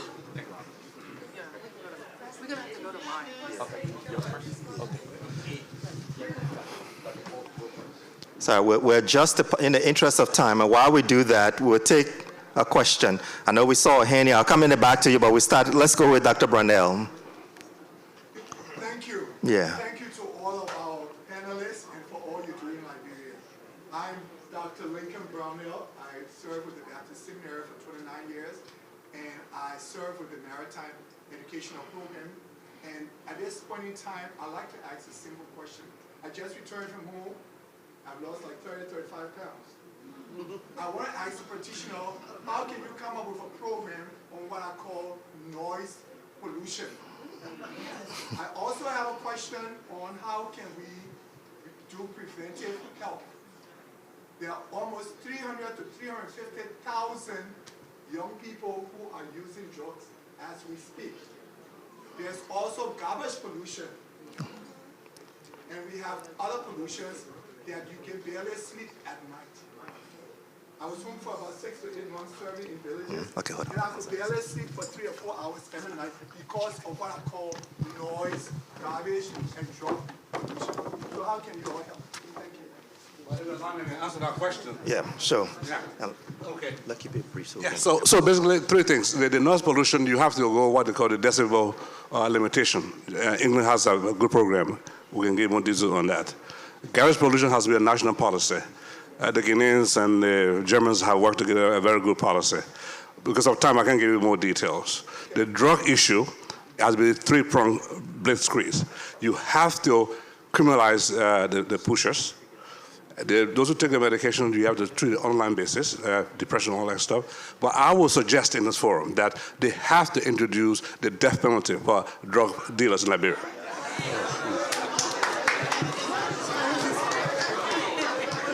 Let's go to the PowerPoint. You doing the PowerPoint? Okay. All right. In the interest of time, I am going to do some of our solutions. We're going to do some of our solutions to some of the things that we're going to talk about during this discussion quickly, and then move forward from there. So there's one thing I want to do before this is we talked about the many people in the Liberian diaspora that's here, and we do have someone here named Richard Appleton. If you could stand up for a moment. He is creating Liberia's first electronic medical record. So I'd like to give him an applause for that. So he's in the room. All right.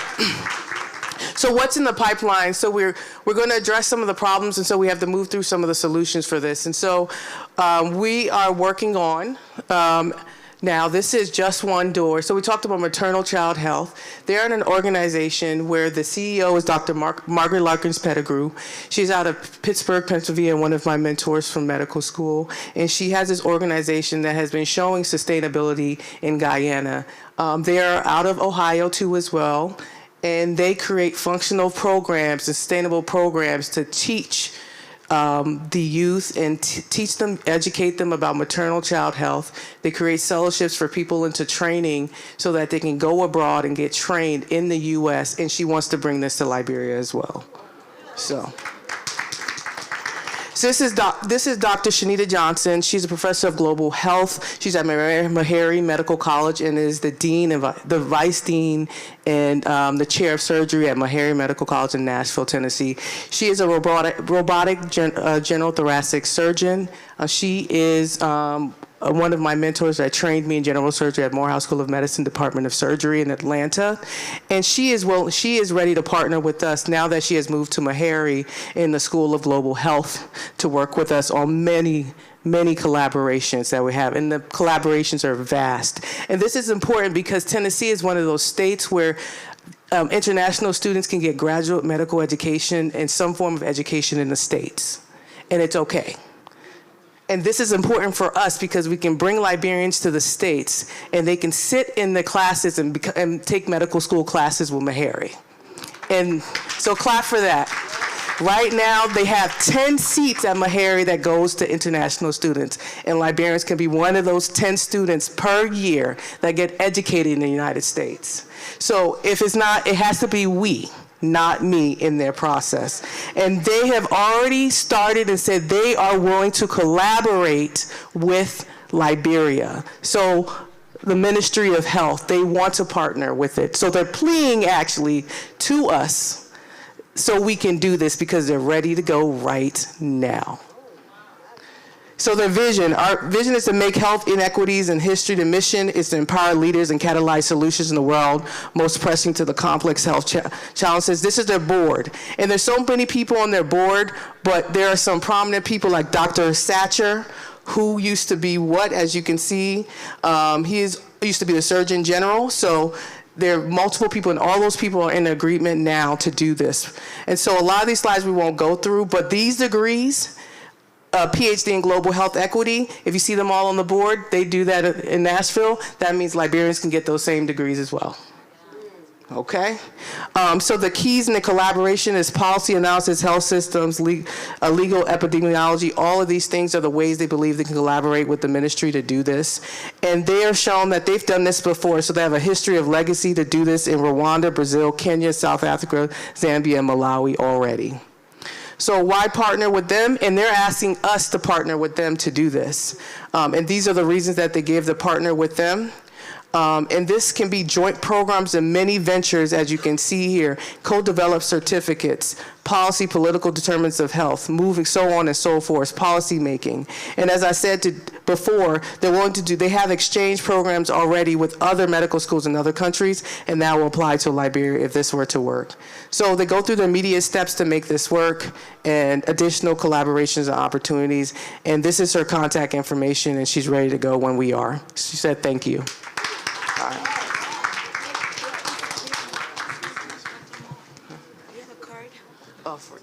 Thank you, Caroline. All right, let's take we had a gentleman, oh, he's left, so let's take a question up front. So I'm right here, so. Good afternoon. My name is Amelia Togba, a registered nurse manager from Atlanta, Georgia, and president of the Liberian Nurses Association. My question is particularly for Mrs. Caddy and her team. My concern is licensing and regulations. How do you plan to mitigate these issues? Dispensing of drugs, by illegally dispensing of drugs by pharmacies, for example, expired drugs. And then the second question is, how do you also plan to mitigate the fact that there's a prevalence of unlicensed professionals that are out in the community and rendering healthcare services?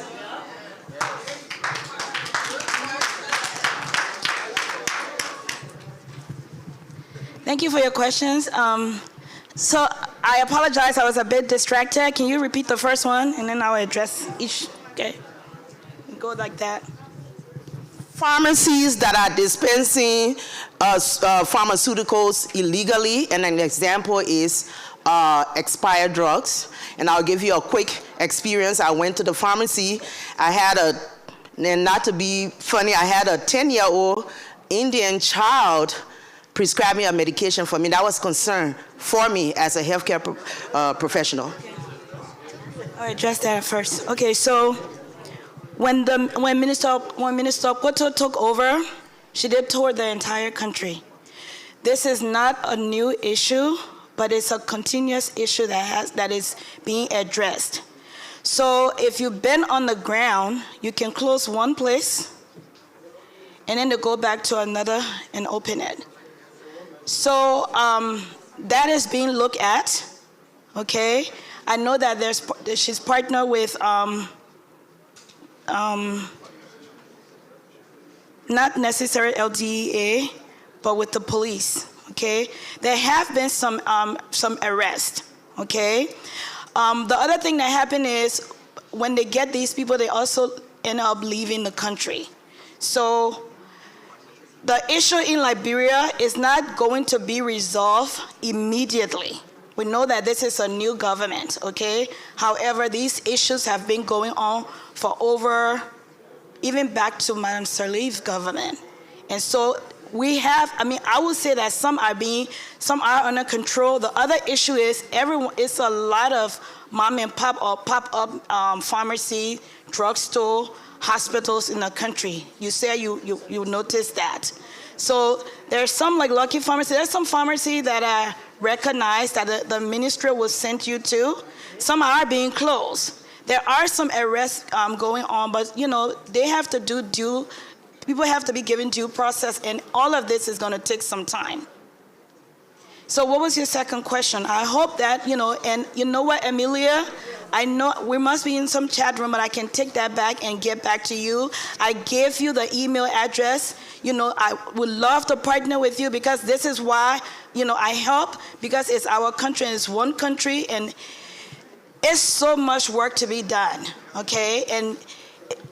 And that's why in my presentation, I said we want to partner with the professionals because one person don't have all the answers. Maybe you might have an idea how we can control that. That is open, to look at and acceptable. So we look at that and see if we can create processes, okay, and stop that.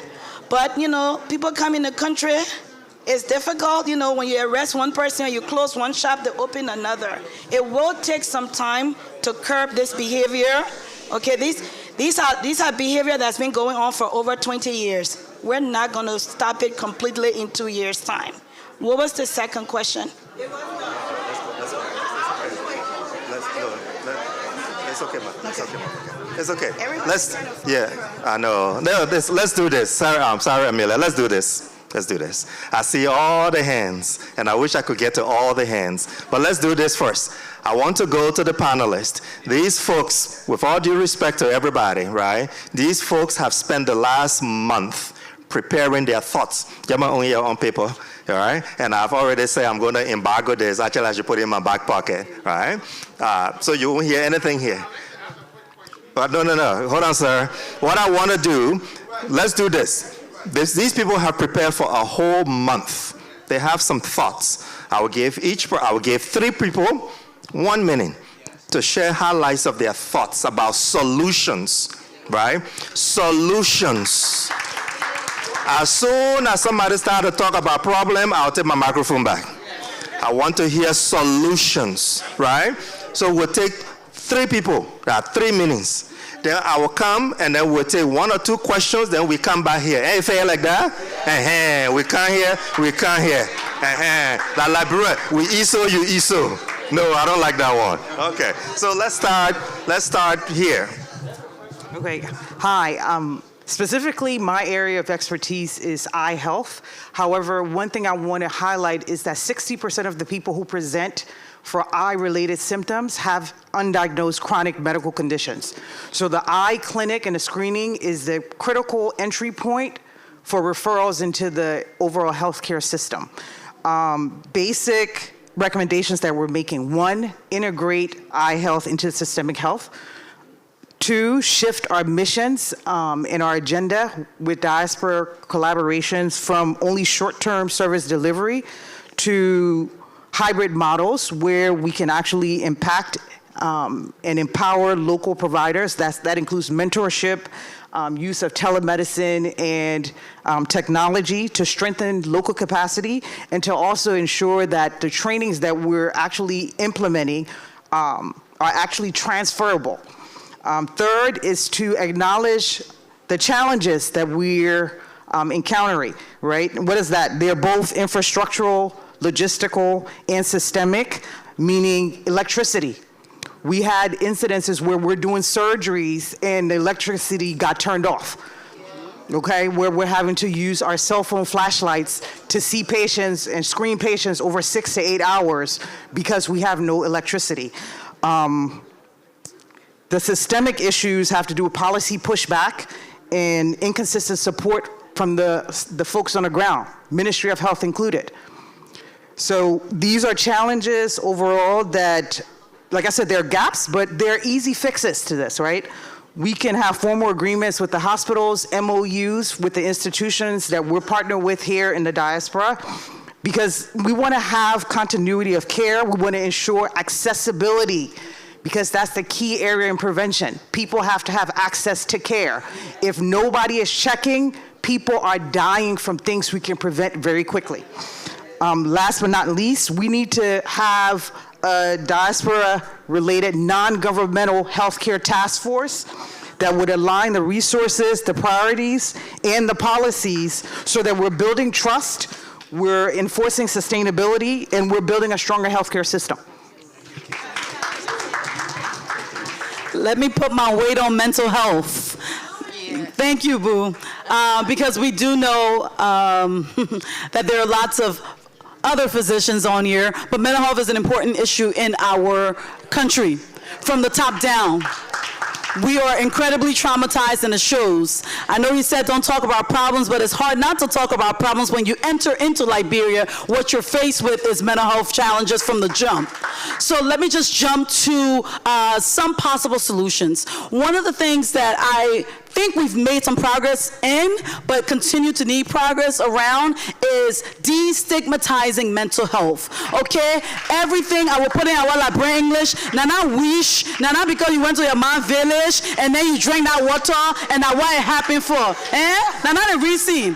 So it has nothing to do with all that extra stuff. Sometimes it's simply that you truly have a mental health challenge, right? Or mental health issues. All of us at one point or other have experienced some mental health challenge at some point. If we're being honest with ourselves, right? Myself included. So what I would say is, number one, destigmatize it. Public health campaign, strongly destigmatizing that piece. The other thing, having gone to Liberia now for about 15 years on the ground, one of the things that I have seen that is a little bit problematic is, listen, we have a handful of psychologists like myself, maybe about 4 now, maybe possibly 5, serving a country of over 5 million people. In my state of Pennsylvania alone, there are 5,000 plus psychologists. That's not including mental health professionals, X, Y, and Z. I'm bringing that point out to say we need to be able to have train more individuals that will be able to meet the needs. You don't have to be a psychologist, you can be a lay person. My final point really quickly, it helped to talk fast in Jesus' name. You will not quench what I have to say. The third point that I want to make is that it's important that we actually have psychotropic medications on the ground. I have gone into many, many hospitals and they'll say, oh, you know, we had to mix more Benadryl and put something else together to get a pussy, and the person is actively experiencing psychosis. So let's be real about ourselves. Numbers is one thing, but real life experience is another. Thank you.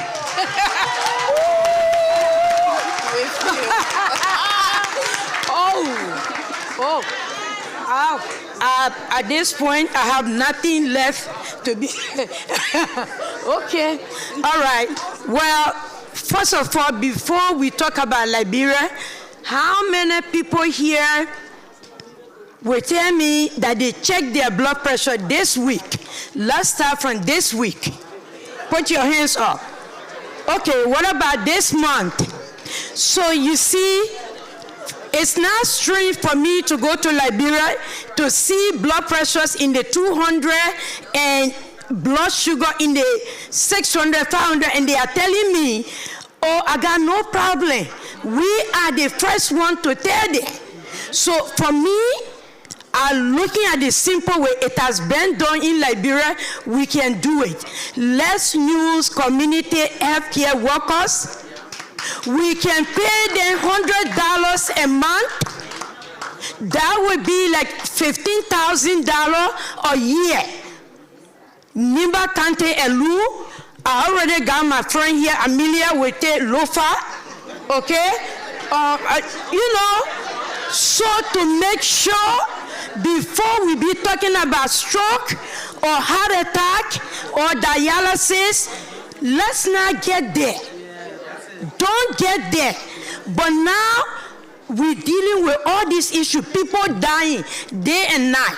For Madingo and Muslim, we can say, oh, God made the death easy for that person who didn't suffer.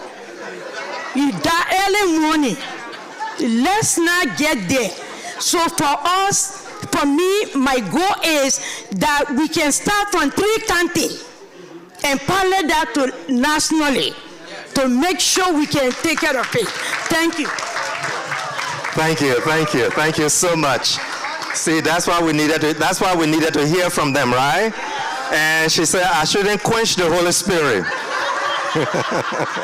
All right, let's take one question from this side, then we'll work our way here. Oh, my assistant, my big brother. Thank you. Hello, everybody. My name is Miata Dennis Kroma, and I'm a respiratory therapist and health management. My concern here is respiratory care. It's the first function of our bodies. I was in Liberia 2 years ago, and we attended a conference, and I asked a question. I said, what happens to a little girl or a boy that is in the interior that comes up with asthma attack? And this man, the question was not answered, but this guy told me, he said, he hit me, he said, they will die. And I see on the panel here, now one respiratory care. I listen all day today, no respiratory care. So my question is, the first function of our bodies, what happens? Nothing. People die, they don't have oxygen. Simple thing like oxygen, we die. But you're taking care of this or that. What happens? Solution to respiratory care. Thank you. All right. Okay. Yes. Let me start with probably Masa, if she wants to chime in into. Yes. Yeah. Quick question and quick answer, please. So just to answer your question, the Liberia Medical Mission Team, we only have few of us here, but we have a huge group, and in that group, we do have, the respiratory therapists that we take to Liberia with us, and they're able to help in some of those things. But there are not any on the ground in Liberia, and that is a challenge. Let's take one question here. Oh. Yeah, okay. She was next. I'll make it as quick as I can. Hello, everybody. My name is Chanel Stryker. I'm the co-founder and executive director of the Georgia Community Doula Coalition in Georgia. I'm also the founder of Liberation Birthways, which is a cultural, immersive, and birth justice journey that will be happening in Liberia in November. I'm bringing maternal health professionals from the United States to Liberia to help and hopefully collaborate with the Ministry of Health to help with the maternal health solutions. We've done a lot of work in the United States to improve maternal health outcomes, specifically in my state of Georgia and across the country. My question is that, a comment and a question. So what I've identified and through my studies and learning about the maternal health system in Liberia is that it is heavily being modeled off of the United States. And if anyone knows the history of obstetrics in the United States, we know that it is inherently racist, and it was founded on Black women's bodies, right? On the studying of Black women's bodies. And so if we are having, wanting to keep the care in hospitals, encouraging women to come into the hospitals, what do we think is going to happen with the system? And if we're tracking the data of these deaths that are happening, I don't think those data statistics are coming from the rural areas, it's coming from the hospitals. So it means that the deaths are happening there, right? How can we bring and support the community-based solutions, the trained traditional midwives, and the community health workers to be able to support this thing that is not an illness, it's a natural thing, and women have been giving birth for eons without any support. How can we put, line item in the budget to pay the trained traditional midwives and community health workers to be able to provide the essential support to moms and babies? And how can I partner with the ministry to do this work?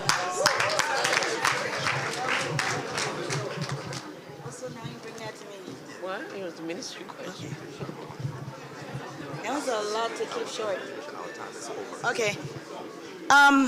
He's telling me to keep it short, so to be fair with you, I think it would be great to partner with you. When I get off the stage, I'm going to come to you for your contact, okay? And we need to have that conversation because there's limited time. Because I can't answer that in a short time, okay? All right. So, unfortunately, I gave me today there once say, whoa, I think so. Unfortunately, the president is on his way. So we are done. No, don't go yet now. So we will allow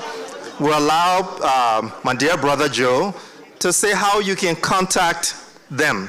Liberia Medical Missions, right? Most people here are from Liberia Medical Missions. The rest of the folks will be around. Reach out to them, tap them on the shoulder, get their contact information, right? And then Dr. Zuma will close us out. Thank you very much. Very simple. We need all Liberians to go to Liberia and build it. Let me give out to Dr. Zuma to make a closing remark. Thank you. Yeah.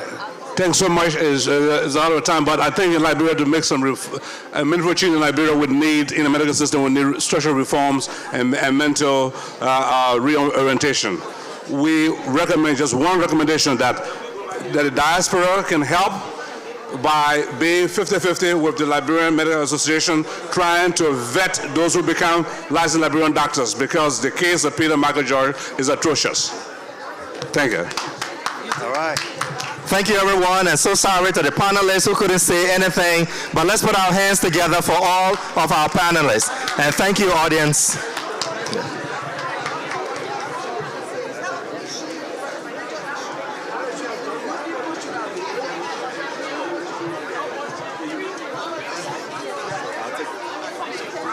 So you didn't want me to ask my question, you said I'm going to be a photographer? Send picture to me.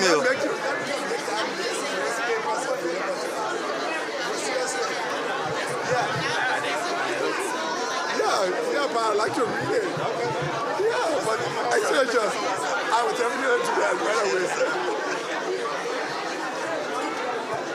Good job. Good job, brother. Thank you, brother. Excellent job. Always, man. Always. No time. Yeah, I know, but that's a tough thing, but you did an excellent work. Thank you, brother. Yes.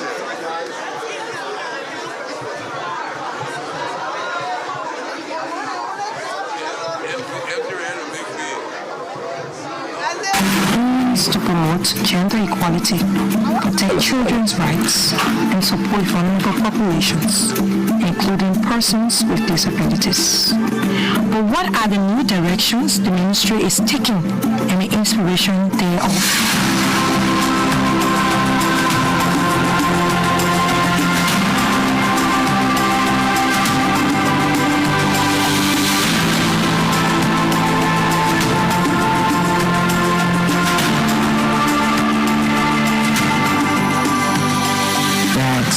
We have had this talk about the Ministry of Gender being a more workshop-driven kind of coming in reality with the everyday human issues of our communities. You know, I got inspired to ensure that whatever we do at the ministry should trickle down to the people that we have come to serve. At the ministry, we come in contact with the people that we serve is to establish the 116 core platform that brings our survivor in contact with us, give them access to us, so they are able to communicate some of the issues that confront them on an everyday basis. So this is the National GBV Call Center. What we do here is we get calls from the communities. Sometimes there are calls around GBV, there are calls around persistent non-support issues. And what the team does is that they get the calls, we build a file, and then we refer callers to the different services that we have. This is one of the infrastructures we have that we're using as a government to fight GBV. It takes a significant portion of our work day. Cases are reported, and our relation with them is gathering initial evidence to go through the process of interrogation, investigation, through the referral pathway. So social workers are building the files to be able to provide immediate response. But then subsequently, there will be prosecution if there was a probable cause for somebody to be held for any crime committed along the way. Beyond the call center, we have been able to use the information that we generate from there to design interventions that meet their needs. And there are many other projects we call our flagship projects. The Street Children project that we officially call Save the Future project, they kind of impact the results that we see, kids being removed from the streets and how they've been transitioned back to a better and dignified life.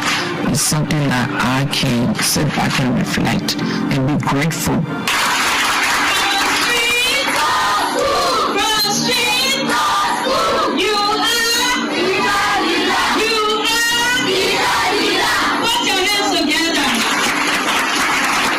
Also, with the realized social care transfer that's under our supervision, and listening to the testimonial that comes from the communities, how lives have been transformed, and how people will just talk about the impact of the small amount, the minimum amount that the government provides to them, and how it has been able to address some of their everyday problems, is something that I'm very much thrilled about. And looking at the Women Empowerment Project too, the one, that is intended to reach out to many women, looking at health, sexual and reproductive health, empowerment of different kinds, reaching out to small businesses, helping women to grow their own money, and so on. One of the things that we see as a milestone is, the transfer that they made and how excited they are, and looking forward to seeing what kind of transformation that, the small grant that we're providing to women in the 6 counties we bring to them. And given the fact that gender-based violence is rooted in women's inability to source funding for themselves and be able to self-care. Ladies and gentlemen, the government sees it's very important, please, to invest in women and women's empowerment. If you may have your seats, and raise the dignity of His Excellency the President of the Republic of Liberia is on his way to society. So, to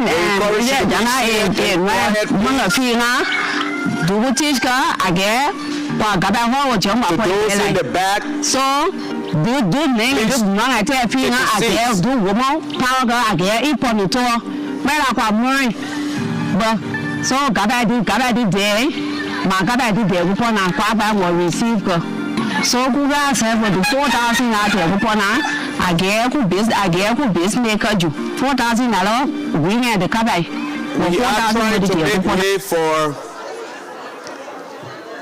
the recap and the insights and solutions and recommendations from the breakout sessions from yesterday up to today. We are trying to work our way out where we have 1 minute report of what have been the recommendations.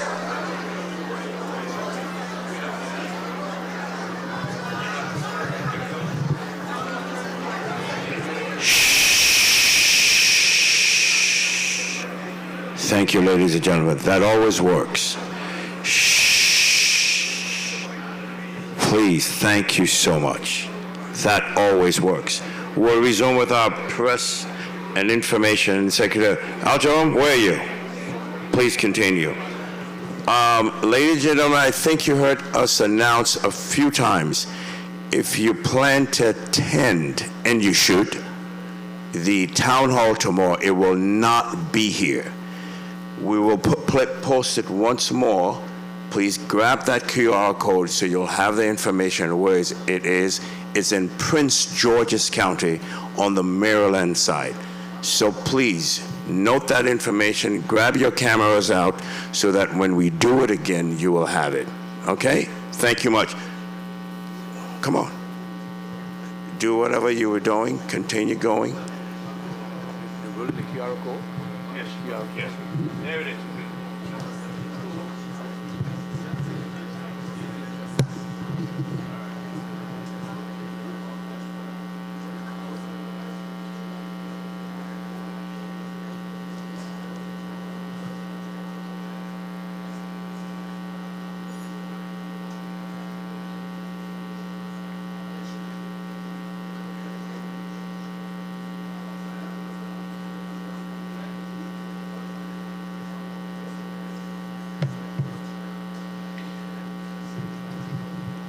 So representatives of the various breakout sessions, designated speakers who will represent those groups, we are trying to get signal, and once it is confirmed, we'll have a representative come out here and give us your solutions. We'll try to make it 1 minute each. We know the discussions have been very hectic and very in-depth. For some discussions, time constraint has forced you to cut short, but I know you have arrived at some solutions and recommendations. Once the VIP is seated, it will be an opportunity for him to listen to you. If according to protocol he's supposed to listen to you, that will happen. If not, the rest of us will listen to you before he comes in, but we're waiting for confirmation from the organizers of this occasion to see at what point in time you have to mount this stage and let us hear your recommendations. I want to thank you all for all the time you put in at this problem solving, brainstorming. It is my hope that after all this work, we will all internalize the solutions and then practicalize it. Let it not be like before. We've had several symposia, several meetings, several conferences, and we talk with so much passion, so much exuberance. But when it came to implementation, it was always a challenge or a flop. May we all challenge ourselves this time that this Diaspora conference will produce sustained, achievable, and recognizable results. So I'm cautiously optimistic, and I want us all to commit ourselves that this will be a fruitful encounter. Our speakers have been very inspiring, very motivating. I don't know. But again, the town hall, presidential town hall, it is hoped will provide one-on-one direct engagement with the VIP. Because I know everybody will have a question, it will have to be structured in a way that will accommodate your concerns. If it is required that you write your questions, if it required that you form a queue, if it required a hybrid intervention, we will do that. But as of now, the program has been worked out to see what we can do to accommodate all your concerns. Time is of the essence. If the program starts at 4 o'clock, we encourage you to be there by 2. So the address is Redeemer's Church of Christ, 10001 Aerospace Road. I know you're waiting for me again. Lanham, Maryland. I'll say Lanham. Okay.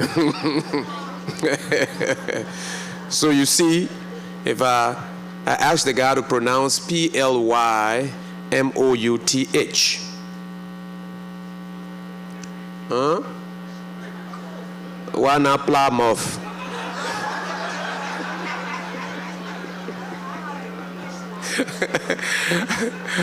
Okay. And so it was like, yeah. Listen. Great. Often. Huh? Huh? Often? Okay, so it's often, often. Off and 10. So commonly mispronounced words. Verbatim.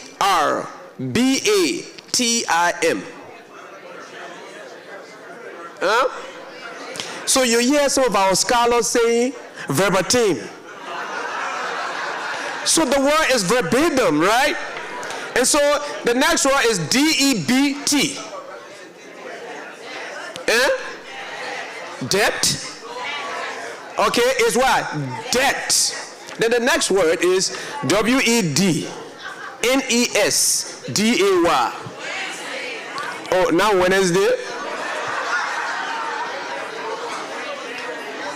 And I tell you, so SALMON. That one high, eh? Salmon. Salmon. So the L is silent. Now, WALK.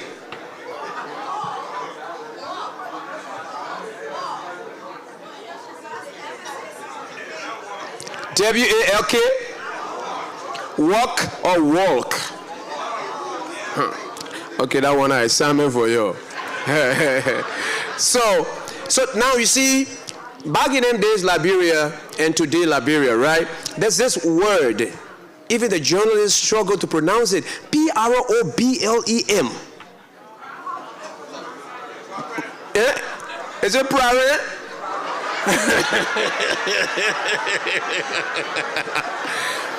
And some will boldly say problem. I mean, a problem. It's problem, right? Teachable moments. I know the dog is enjoying this moment.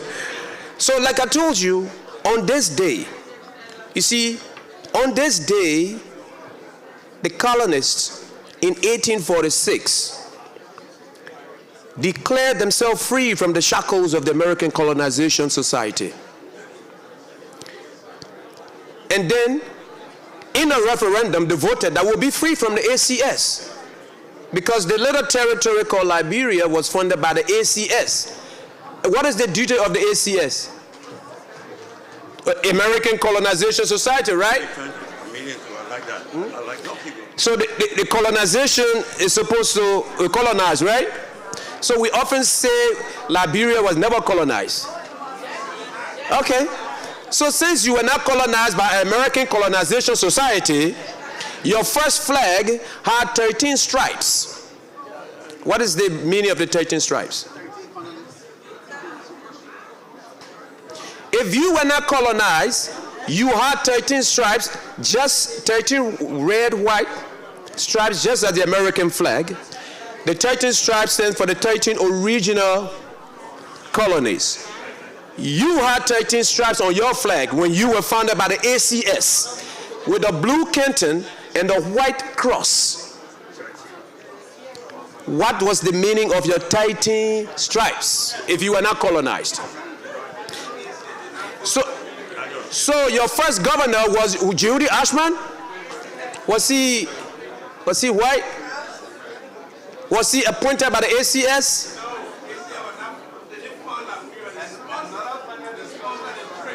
Oh, they sponsored the trip. Who paid the governor? Who paid the governor? Who provided the currency, the books, the schools, and everything?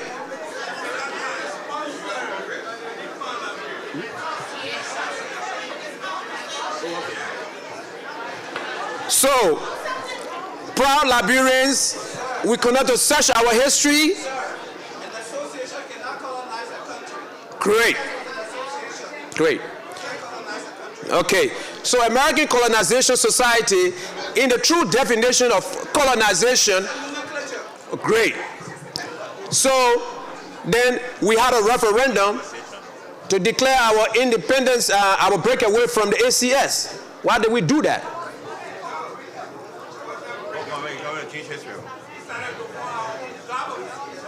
Oh, you trying to form your own government? So what government did you have before? Or you did not have any government?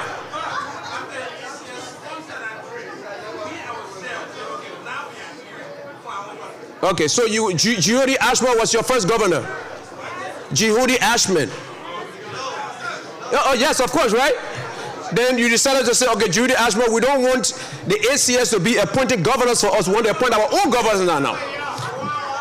Exactly. So Jesus Jiggy Robert became the first black governor appointed by the ACS, right? So you had that referendum. In that referendum, you spoke loudly that going forward, we are going to be free. Before you declare your independence, mind you, you declare your independence the next year. But for now, while we're thinking about that, we want to make some announcements. And we'll have Amaro make some announcements. We'll come back. Thank you. Al Jerome has a way of stirring up things. That's good. Hey, ladies and gentlemen, I think we've got some good information for you. I don't know. I know you've been moving around the building, north side, south side. I don't know if you didn't. And on this level, north building, did everyone get to go by the displays? Did everyone get to go by? I want to urge you, if you can, go by and see artifacts and things made in Liberia. One of the things that are there is this. And we're asking you, if you didn't get one, it's only $10. This will be a memorable souvenir to take with you. So I think they have enough supply, they've told us. So see if you can get that. The next thing is tomorrow morning. Tomorrow morning, Shiloh Baptist Church, Washington, D.C. The president will be worshiping there. Shiloh Baptist Church is the oldest African American church in the District of Columbia. I believe it is. Huh? 19, okay, good. Well, it's one of the oldest, okay? It's one of the oldest. But here's what I know for a fact. Its current pastor is a Liberian. And that's where you get the opportunity to worship tomorrow. The president, His Excellency, will be in attendance. But y'all want to know the big news? Your chairman of these events, Ambassador Reverend Dr. Emmett Dunn, will be preaching. Now you got to come for that, okay? You've got to come, and I'm telling you, the church seats 2,000, so they'll have some room for you. Now,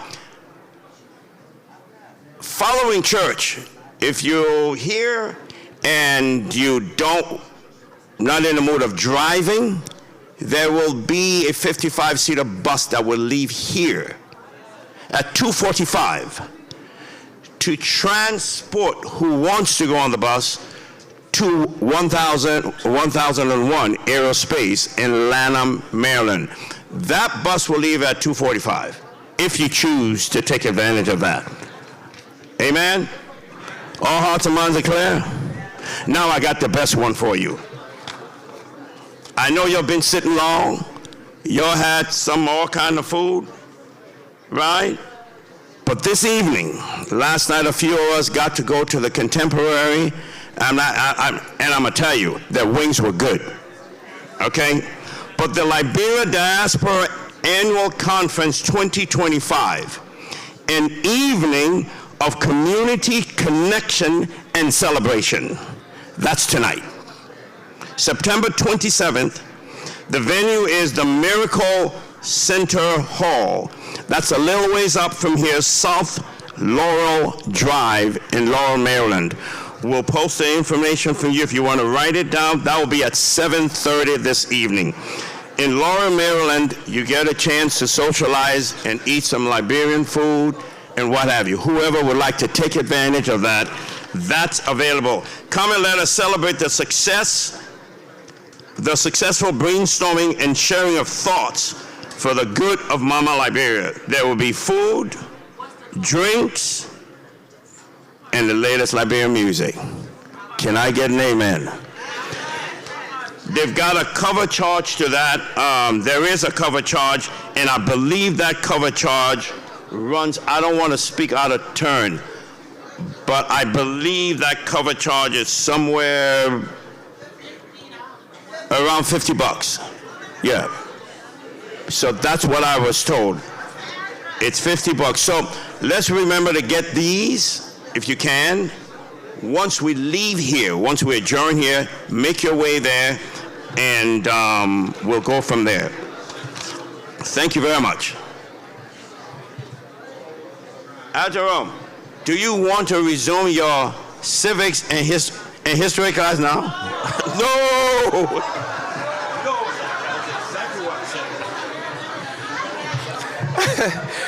And You know, the Prof Connor is here. He the one will lecture all that kind of way, but these are hard questions that we'll have to ask ourselves and honestly just discuss them. So,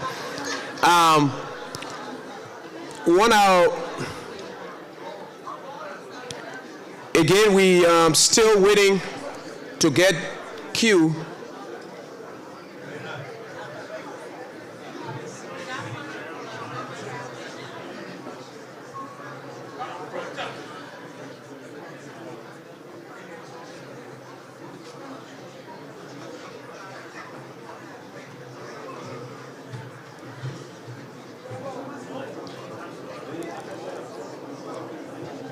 Ladies and gentlemen, can you please have your seats?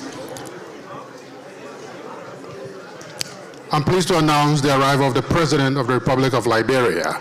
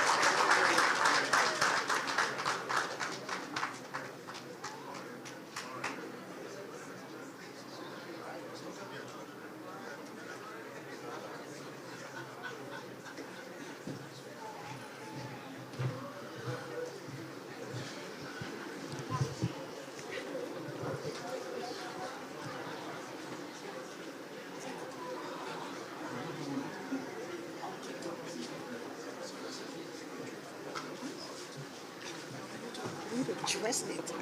All right? Yeah.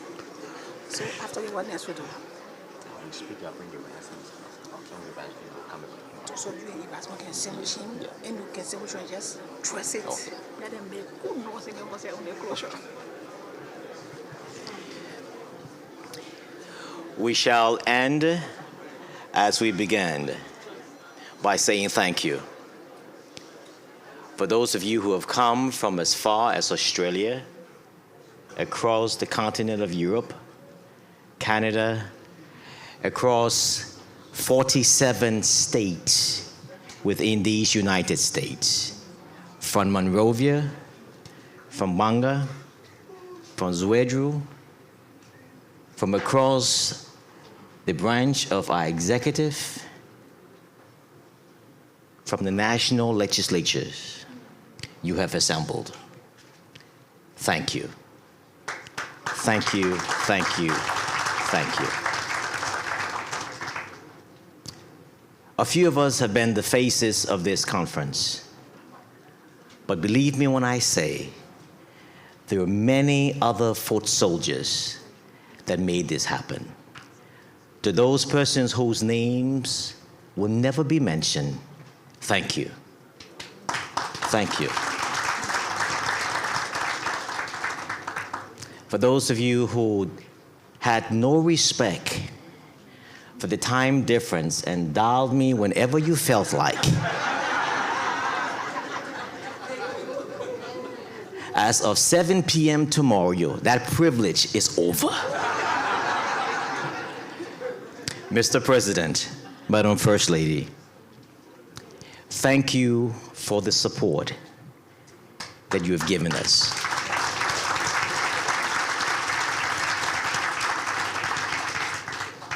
This indeed has been a labor of love. Babe, you're gonna have me back as of tomorrow evening.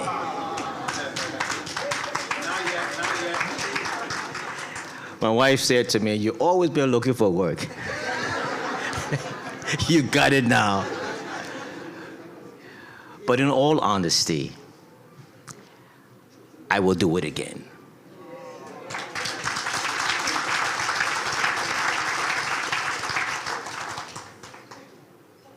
Because what this has taught me,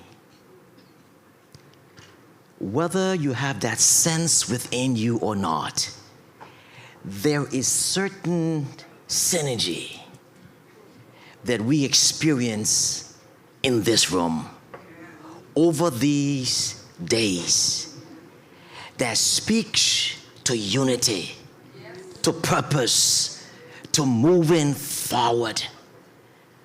Understanding that this great land of liberty, all of us must be able, from the top of Mount Walagisi to Mount Nima, from the depths of Soniwe to the shanty towns of West Point, we must hoist that flag that says, the Lone Star forever.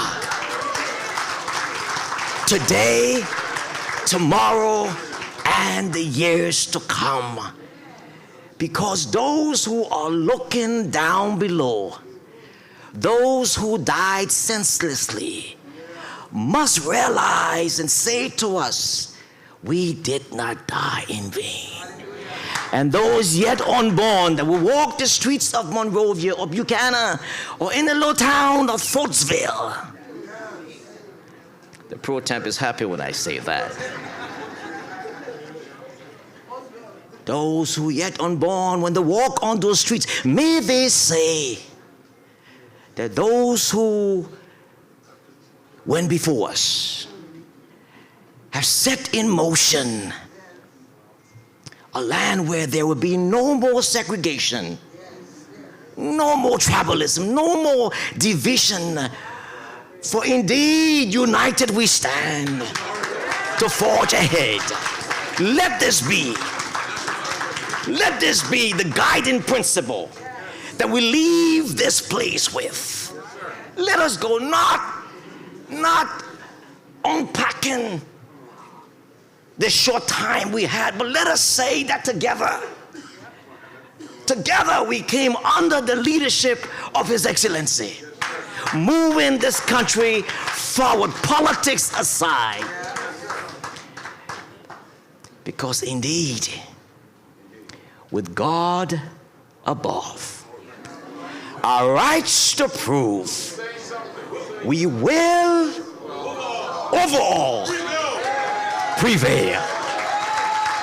Thank you, thank you, thank you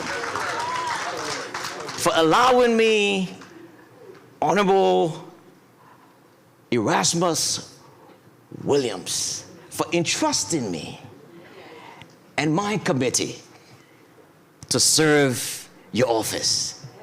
Thank you, my brother. And so I invite the head of the Office of Diaspora Affairs, House, and the Office of the Ministry of State for Presidential Affairs, Republic of Liberia, the Honorable, he almost sent me crazy, but the Honorable Erasmus Williams. He will come with his closing remarks, after which I will come and present to you His Excellency President Joseph Boyka.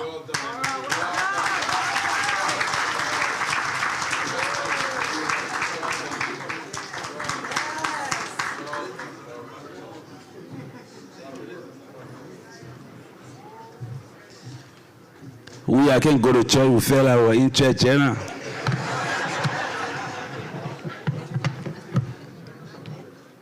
But we're done. We're done. Thank you. Thank you. What we did it for country. We did it for the future. We did it for the generation that are here and the generation to come. We did it to pave the way, to set a foundation. Like I always believe, success comes with the first step. If you miss the first step, you will live forever trying to correct. And we've set a foundation that will lay the ground for how the diaspora will be engaged. And I say thank you so much for this opportunity.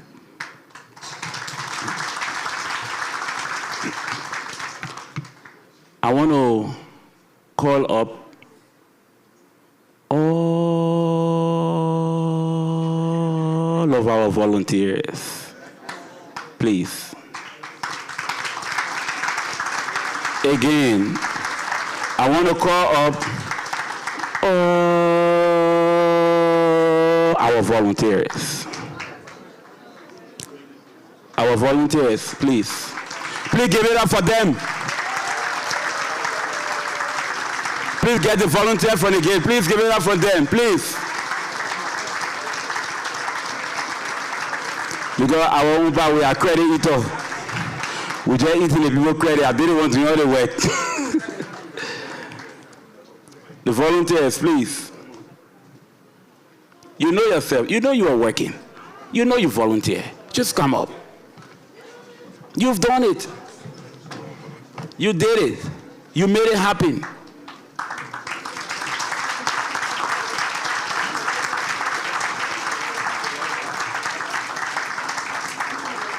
I want to call up all of our volunteers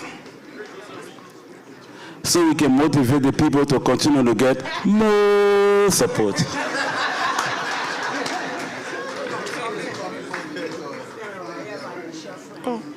But my dear, you're not volunteer. Okay, you committee member. What is the difference between volunteer and committee member?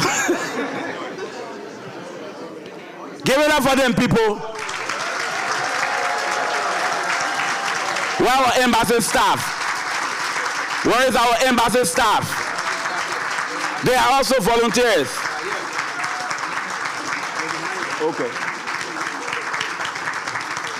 Wow. Wow. Wow. Reverend Don, please come.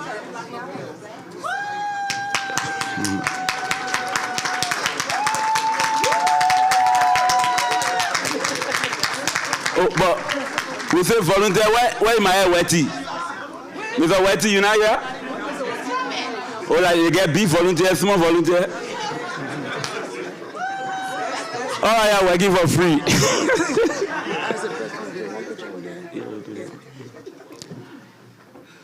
My people, to deal with us in our easy. I was telling the ambassador, come there. You want to share the joke? So Ambassador Conde said, Erasmus, I hear. I said, oh, you hear? He said, what you mean? I said, okay. Then he said, Erasmus, I'm going to go get something from T-Mobile. I said, oh, you going to go get something from T-Mobile? There are certain unique things that make us Liberians. And we were just capturing the moment. We were having a conversation, and I kept repeating it, and I just saw it across. Somebody would tell you, say, oh, Mame, I hear. Oh, Mame, you hear? But time is fast spent. Robina, what you at? My people, you're coming.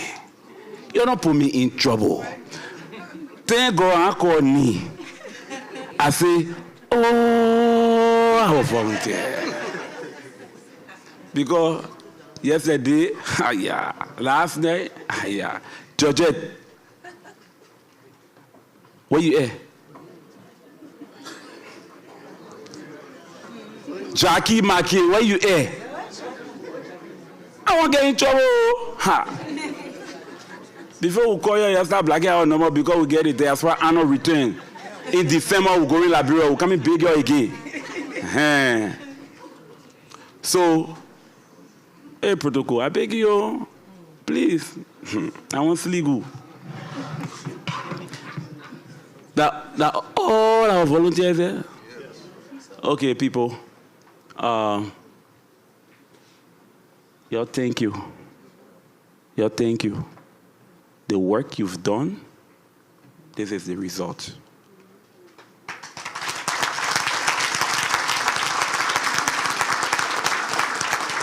And in December,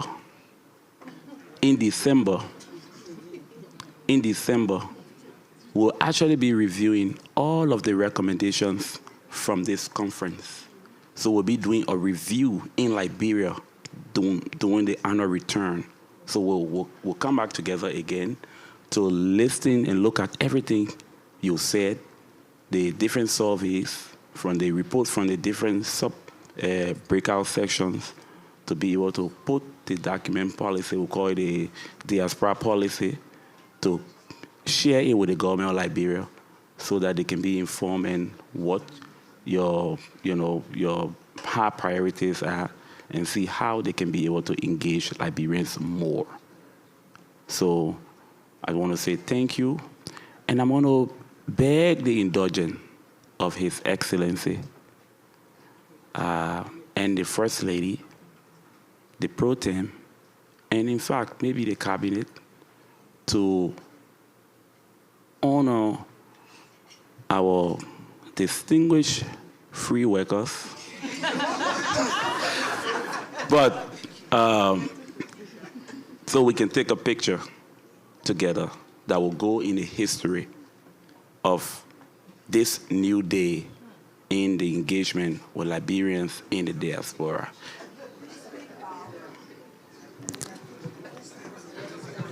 Yeah. No, yeah, remain where you are. Please remain where you are.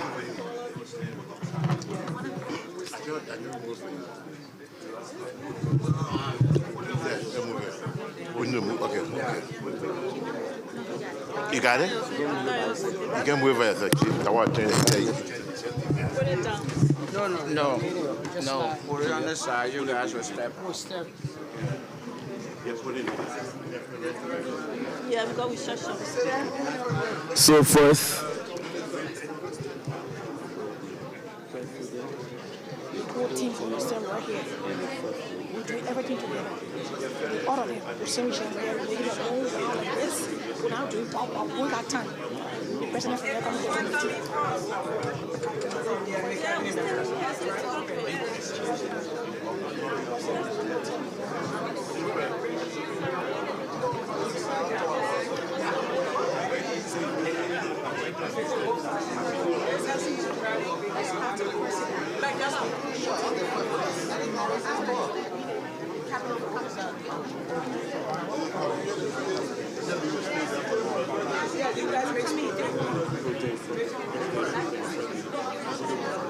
So we're going to do the president and the pro team, and you see what I told you?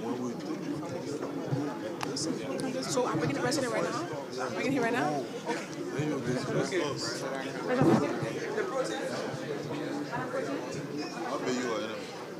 Okay. where is Ambassador Don? Where you? Can I hear our show? Come. We'll stand behind him. We'll go up. The president will be right. Please, a little bit. Come.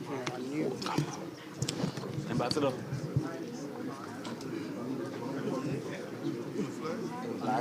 Blackie, yo? You should step. Okay, sorry. You and Ambassador.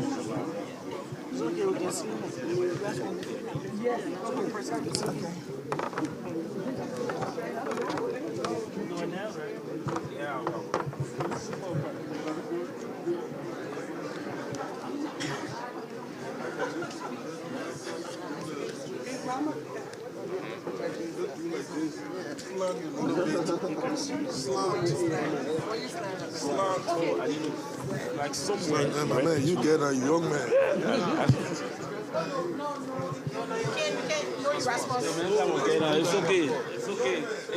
It's okay, my baby. No, I'll black them.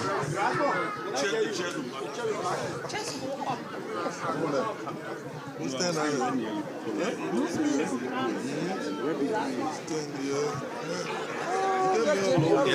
Yeah. All right.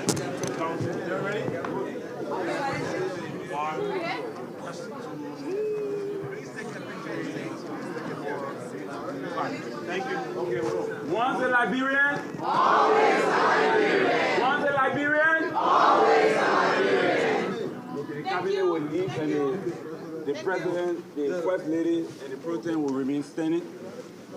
And the delegate will remain where you are. Okay, so that's it. That's it. Yes.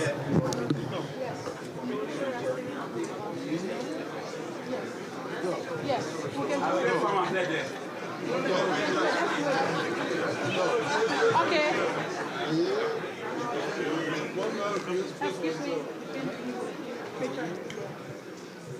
Once a Liberian, always a Liberian. Thank you very much.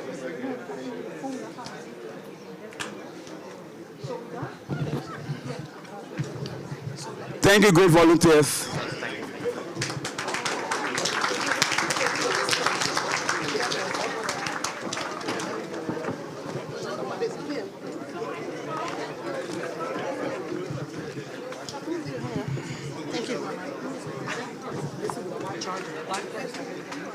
If you found a black purse with white charger, it was on the 14th floor, please give it to one of our volunteers.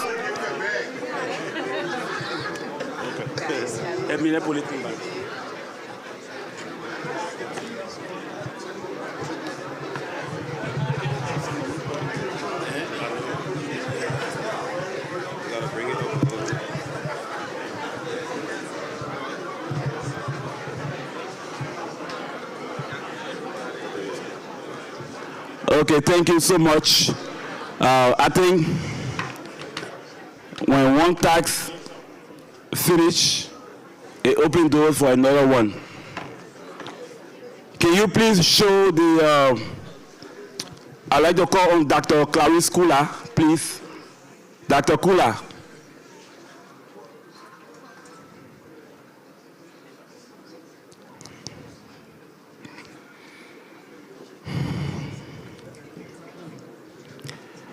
So Dr. Kula is leading the effort for the Diaspora annual return this December. Ladies, you know her? She's not getting paid, so that's so you know. I can just give her a headache. But I know you've been seeing the slideshow. That was our Diaspora annual return 2024. The video you've been seeing, the slideshow, those are just the activities from last December. With the turnout and the momentum and enthusiasm we got in this room today, I know this December we'll even have more people.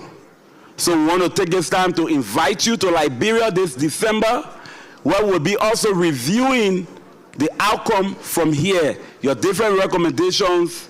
We can be able to turn that into a policy document that will guide the government on how to engage us. Without further ado, I will ask Dr. Clarice Kula, I think you have a video to play. Yes. Please play the annual return video. And Dr. Clarice Kula will be leading her co-chair will be Tiana Keseli. Is she here? Tiana Keseli? Okay. We'll send the announcement out, but I just wanted to make. Please play the video. And we'll be very brief. Paul, I mean, where you been? We're looking for you.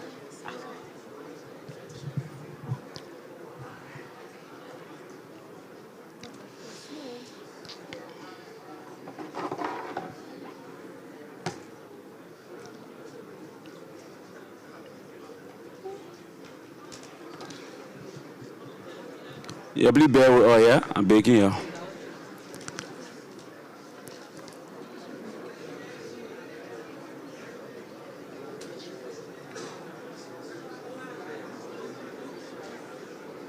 And I know some of you are asking how you can be a part. First, we have a global chat room. We'll make the QR code available. You can just scan. It will take you directly into that group that will continue to inform you on how we engage in other activities. I know while we wait for that, we also have the citizenship for African Americans that we're doing in December as well. We have a lot of other missions that come to Liberia for different purposes, and we support that as well. So, okay. Atlanta, Minnesota, or Philly, maybe even DC. Your heart's been in Liberia. Please start over. Please start over. Magic, pepper soup heat, Broad Street hustle. This December, it's time to return to base. Whether you're in Atlanta, Minnesota, or Philly, maybe even DC, your heart's been in Liberia. Come feel the back room. La technology people. This is Go ahead. December, it's time to return to base. Whether you're in Atlanta, Minnesota, or Philly, maybe even DC, your heart's been in Liberia. Come feel the backroom magic, pepper soup heat, Broad Street hustle, and Monrovia Christmas enjoyment. The second annual Diaspora Annual Return is your call back to Liberia, your homeland. It's an initiative of the Diaspora offices at the Ministry of State for Presidential Affairs and the Ministry of Foreign Affairs in collaboration with the International Organization for Migration and the African Development Bank. Make memories at the One Liberia March, Diaspora Heritage Awards, Christmas Cantata, and One Liberia Dialogue. And this year, history is calling. Join the Pathway to Citizenship ceremony as Liberia opens its doors to dual identity and belonging. Your family born outside of Liberia will now be able to continue your legacy. Don't miss out. Explore Cape Bounce beaches, swallow Dumba in Bassa, and feel the mists of Patawi Waterfall. Reconnect with family, all while exploring business opportunities and having fun at music and fashion events, street festivals, and so much more. Register now. Pack your bags. The Diaspora Return 2025, the Great Reunion. See you in Liberia. Okay, again, we just want to say thank you to Ambassador Emmett Dunn for this opportunity for gathering all of us here, and Honorable Erasmus Williams, and also to our President and First Lady. We look forward to having all of you guys in Liberia. Please join us. It's going to be an amazing time in Liberia. Thank you. All right, without further ado, I'll call on Ambassador Emmett Dunn to take it from here. Thank you so much, people. Thank you, thank you, thank you, thank you, thank you, thank you, thank you, thank you, thank you, thank you, thank you, thank you, as we await more support.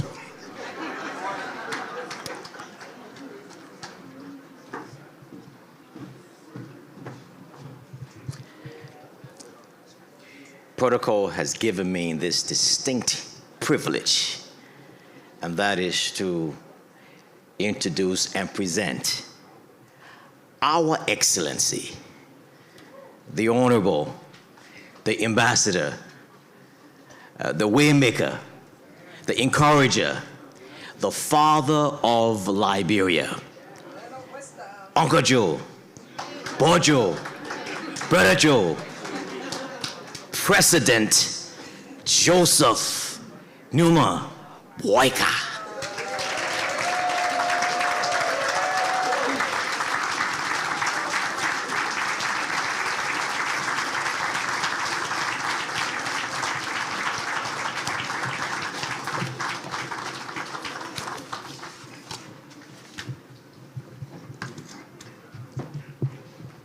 Good evening. Please have your seats. I think we should have done that at the beginning. We didn't do it, but I'd like for us to send a moment of silence for the loss of one of the key things that were behind this program, Sylvester M. Grisby, my Minister of State for Presidential Affairs. Just a moment of silence.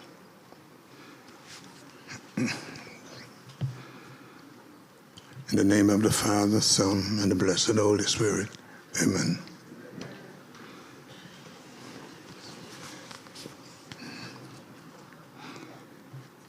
To all these wonderful,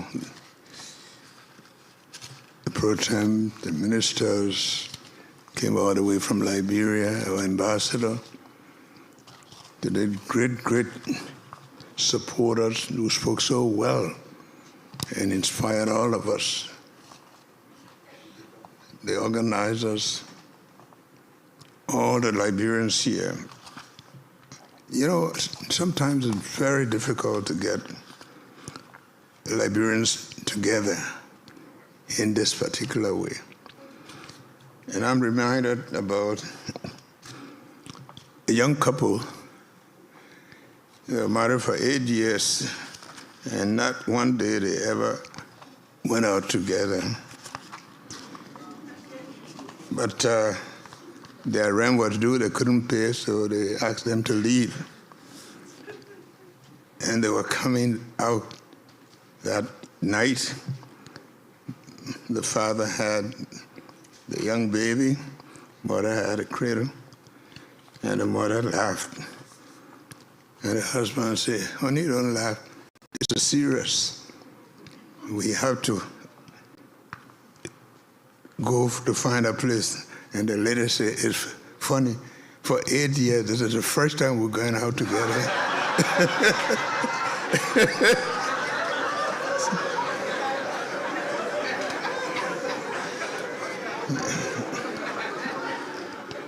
Thank you for this gathering. It's not for wedding, it's not for just EULA, for the diaspora.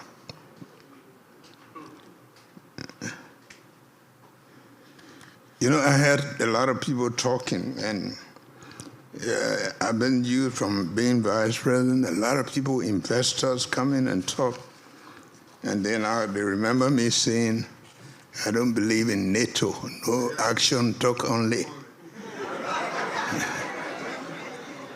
And every time they come, they say, this is not NATO, I'm serious. But we know all the speeches we listen to here. I wasn't here for the deliberations, but I know this is serious business. And I want to thank you all for this kind of commitment. This is very historic for the past 2 days. And don't mind Emmett Don being so excited. For too long, he owed me diary.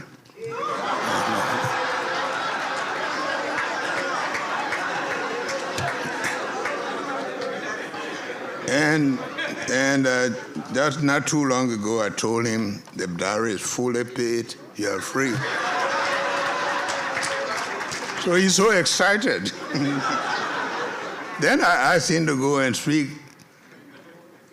July 26th. You remember the last July 26th speaker? We had some problems. Then he went this time. This time they were on me. But Emmett, we are very proud of you. We thank you so much. Thank you so much. I never had anybody going to the living room of the president every time, whether it's in the morning, in the evening. Sometimes the moment I see Erasmus, I'm almost angry. But Erasmus is a go-getter. He doesn't take no for an answer. Sometimes we need people like Erasmus. Thank you very much. And for all of you who have contributed so much. We have said that we are here for the building of our future, for reconciliation, national healing and growth. In my remarks yesterday, we have the traditional saying that sometimes people wonder, but they couldn't understand why we had to start with reconciliation, reburial, and all of these.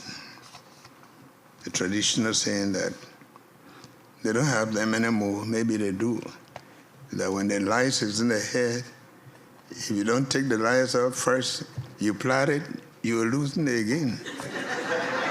Because you'll be scratching until. And so we had to do that. So we are closing the first annual Diaspora Conference here in Washington, D.C. And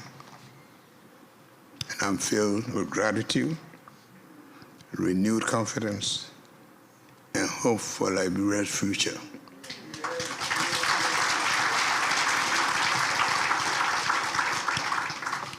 I think one of the things that people have been accustomed to is that I never was concerned about presidency. It's about leadership that will transform our country.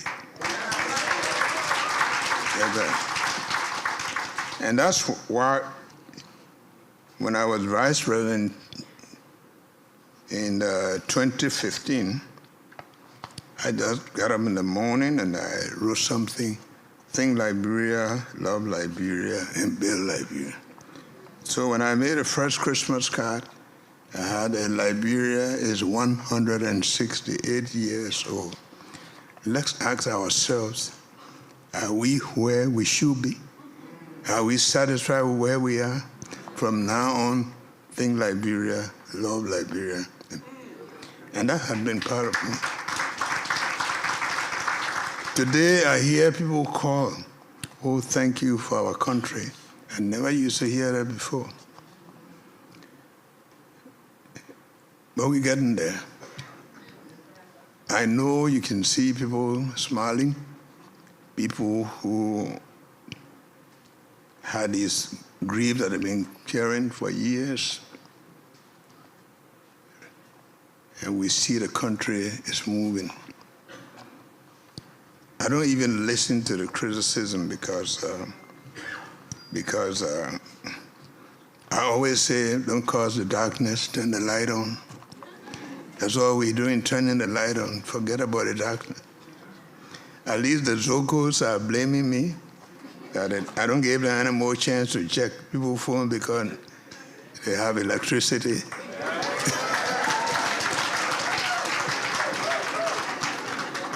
But to all Liberians, both at home and in the diaspora, I want to thank you for your passion and the contribution.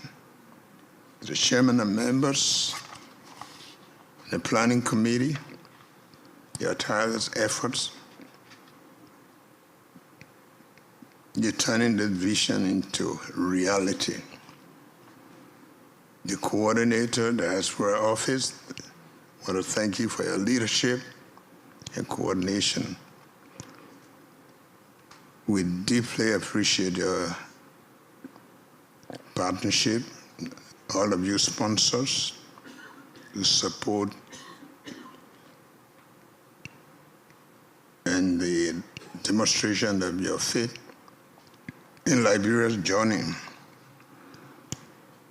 I don't care what you say. Liberia has always been that friendly country. I mean, the thing about Liberia is not the resources, it's the people, friendly people. This one African country with all of what has happened, never been a time when you hear Liberia deported people en masse. I never heard it. When the war took place, I went to Sierra Leone, and the people said, we didn't understand why you should be having, because if we wanted to go to the United States, we couldn't go. We came to Monrovia. Maybe we didn't know what we had, and that's part of it. This conference has reaffirmed the truth that Liberia cannot build itself for the future in isolation. I always tell people you can pawn Liberia, you can't sell it. It will always be there. And our government is committed to translating this dialogue into action. The people you see around here, I know, as far as the public knows, every government official is corrupt. But we want to thank all of them. We are very proud of the people that we've been able to appoint at the highest level. We may have inherited so much. Maybe most of you don't even know 10% of what we inherited. But it doesn't matter. Our job is to make sure that the Liberia you knew just a few years ago, you will never see it, is going to move to a better.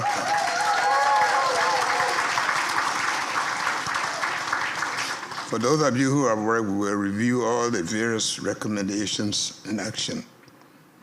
Under the arrest agenda, We talk about agriculture, roads, rule of law, education, sanitation, tourism, and technology. We are creating investment.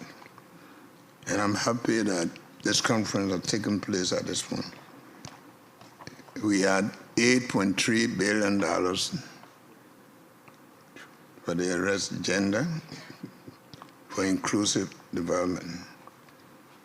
We couldn't raise that money without you. This agenda is not a government plan. It's an open invitation to the diaspora to rebuild your country. You are major partners. We have to start with you. Major steps underway for infrastructure development. And believe you me, even as you're doing this, on a daily basis, there are people knocking at the doors of Liberia like it's a new discovery. And I want to encourage all of you, don't take too long. We have plenty of land, we have plenty of opportunities. We'd always said, wanted Liberians to be responsible for the rebuilding of their country. So our brothers and sisters in the diaspora, we need your skills. I said yesterday that yes, we got your remittances, but that was giving people fish. You need to teach us to fish. We need you. Together, we can turn all the remittances into factories, into scholarships, into clinics, startup, transforming private service, and sacrificing into public good. So as we look ahead, the government of Liberia pledges to keep the dialogue alive, and we will institutionalize the diaspora engagement as a pillar of our national development. We will work with you to build transparent system, protect investments, and ensure that your contribution yield real result for our country and its people. I know this is on the way. It's shown, and I still remember I'm not on Facebook, but I heard all over the celebration of July 26th was worldwide. So I want for us to leave this conference not only inspired and mobilized, but reconciled in spirit, unique in purpose, and determined to build a Liberia where healing leads to growth and growth leads to shared prosperity. The future is ours to create. We have a lot of good in that country, and it would take Liberians to make it happen. It doesn't matter how you came here. It was time to come. This is the time to look back. So I want to thank you all, and I want for all of us to continue in all we do to think Liberia, love Liberia, and together build Liberia. Having said this, and as we've been here already for far too long, I just want to say to you that on the follow-up, we intend to set up a diaspora commission that will institutionalize the diaspora. We'll be going home. I know the legislatures, we have to have a part to play, And the names of those who will comprise that will have to be, it's not something I will just sit and write, but it has to be something that all of us will contribute to. This is a small beginning, but I know Liberians, when you say you will do it, you will do it. And you're going to do it. So thank you very much. Thanks to all of us, our partners in particular, for coming to our call, speaking so eloquently and contributing. The more we do it for ourselves, the more you will see other people coming. And I can assure you, between now and the next 3 years, all of you want to go to Liberia, I can tell you. You want to go to the southeast, want to go to Lofa. I haven't been to Lofa for a while myself, but I can assure you, Liberia is on the move and nobody can stop it. It's in your hands. Thank you very much. God bless you.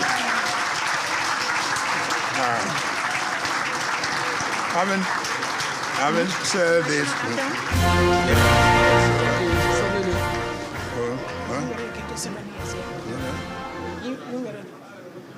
So, could we just end this with our beautiful national anthem? Who got good voice? Oh, where's I just discovered this new talent. Monroe? Yes, sir. Yes, sir. Yes. Thank you, sir.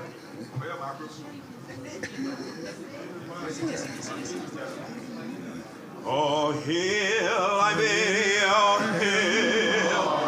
Oh, hail Liberia, hail. Its glorious land of liberty shall long be ours. Though your name greatly happy and mighty be upon.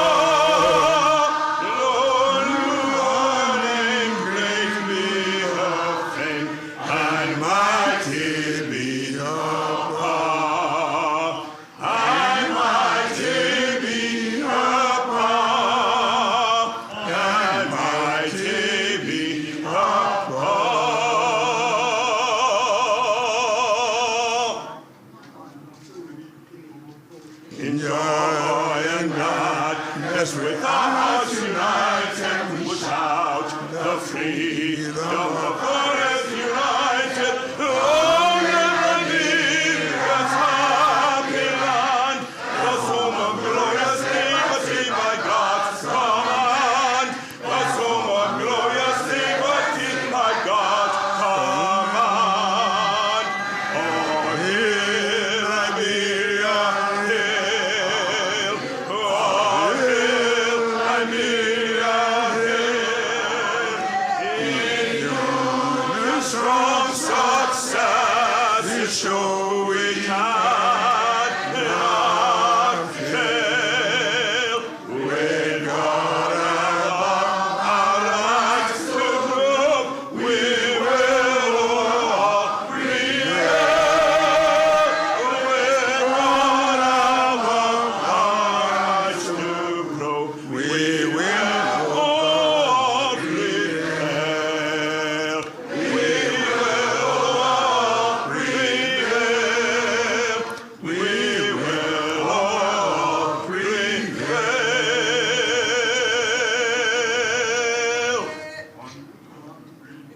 With hearts and hands, our country's cause defended, we meet the foe with our unpretending. Oh, Liberia's happy land, the home of glorious liberty by God's command, the home of glorious liberty, God's command.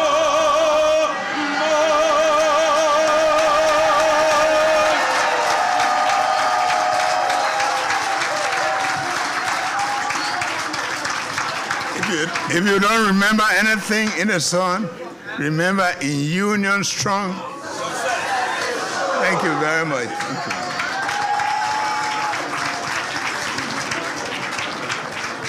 TunesLiberia.com. D12 on the beat. All I do is win, win, win, win, win, win, win, win, win. All I do is win, win, win, win, win, win, win, win, win. Born to win. I say I was born to win. Born to win. I say I was born to win. All I do is win, win, win, win, win, win, win, win. All I do is win, win, win, win, win, win, win, win. I say I jump over it. Now who you keep on me, I jump over it. I say I jump over it. Now who you keep on me, I jump over it. Can we see it? I said that way, yeah. So you forced to let me. You don't let me say you forced to let me. You forced to let me. You don't let me say you forced to let me. Jehovah bless you, no man can curse you. When Jehovah bless you, no man can curse you. When I come going with Egypt, and when I feed it with hurt, when I get it with you. Yes, all I do is win, win, win, win, win, win, win, win. All I do is win, win, win, win, win, win, win. Born to win. I say I was born to win. Begin at TunesLiberia.com. I say you was born to win. All I do was win, win, win, win, win, win, win, win. All I do was win, win, win, win, win, win, win. I say I jump over it. Now what you do by me, I jump over it. I say I jump over it. Now what you do by me, I jump over it. I say I jump over it. I say your time, now your time, nobody can stop it. I say your time, now your time, nobody can stop it. They can do what they do, and they can talk what they talk. They can do what they do. Hey, turn the fire, the person. Holy Ghost fire, the person. Turn the fire, the person. All I do is win, win, win, win, win, win. All I do is win, win, win, win, win, win. Born to win. I say I was born to win. Born to win. I say you were born to win. All I do is win, win, win, win, win, win, win, win. All I do is win, win, win, win, win, win. They will see a koro with a big, big apple. They will see a koro with a small, small apple. They will see a koro with a big, big apple. They will see a koro with a small, small apple. Jehovah bless you, don't make it curse you. Jehovah bless you, don't make it curse you. Yeah. I say your time, now your time, nobody can stop it. I say your time, now your time, nobody can stop it. I say I jump over it. Now what you do by me, I jump over it. All I do is win, win, win, win, win, win, win, win. All I do is win, win, win, win, win, win, win. Born to win. I say I was born to win. I say you were born to win. Born to win. I say I was born to win.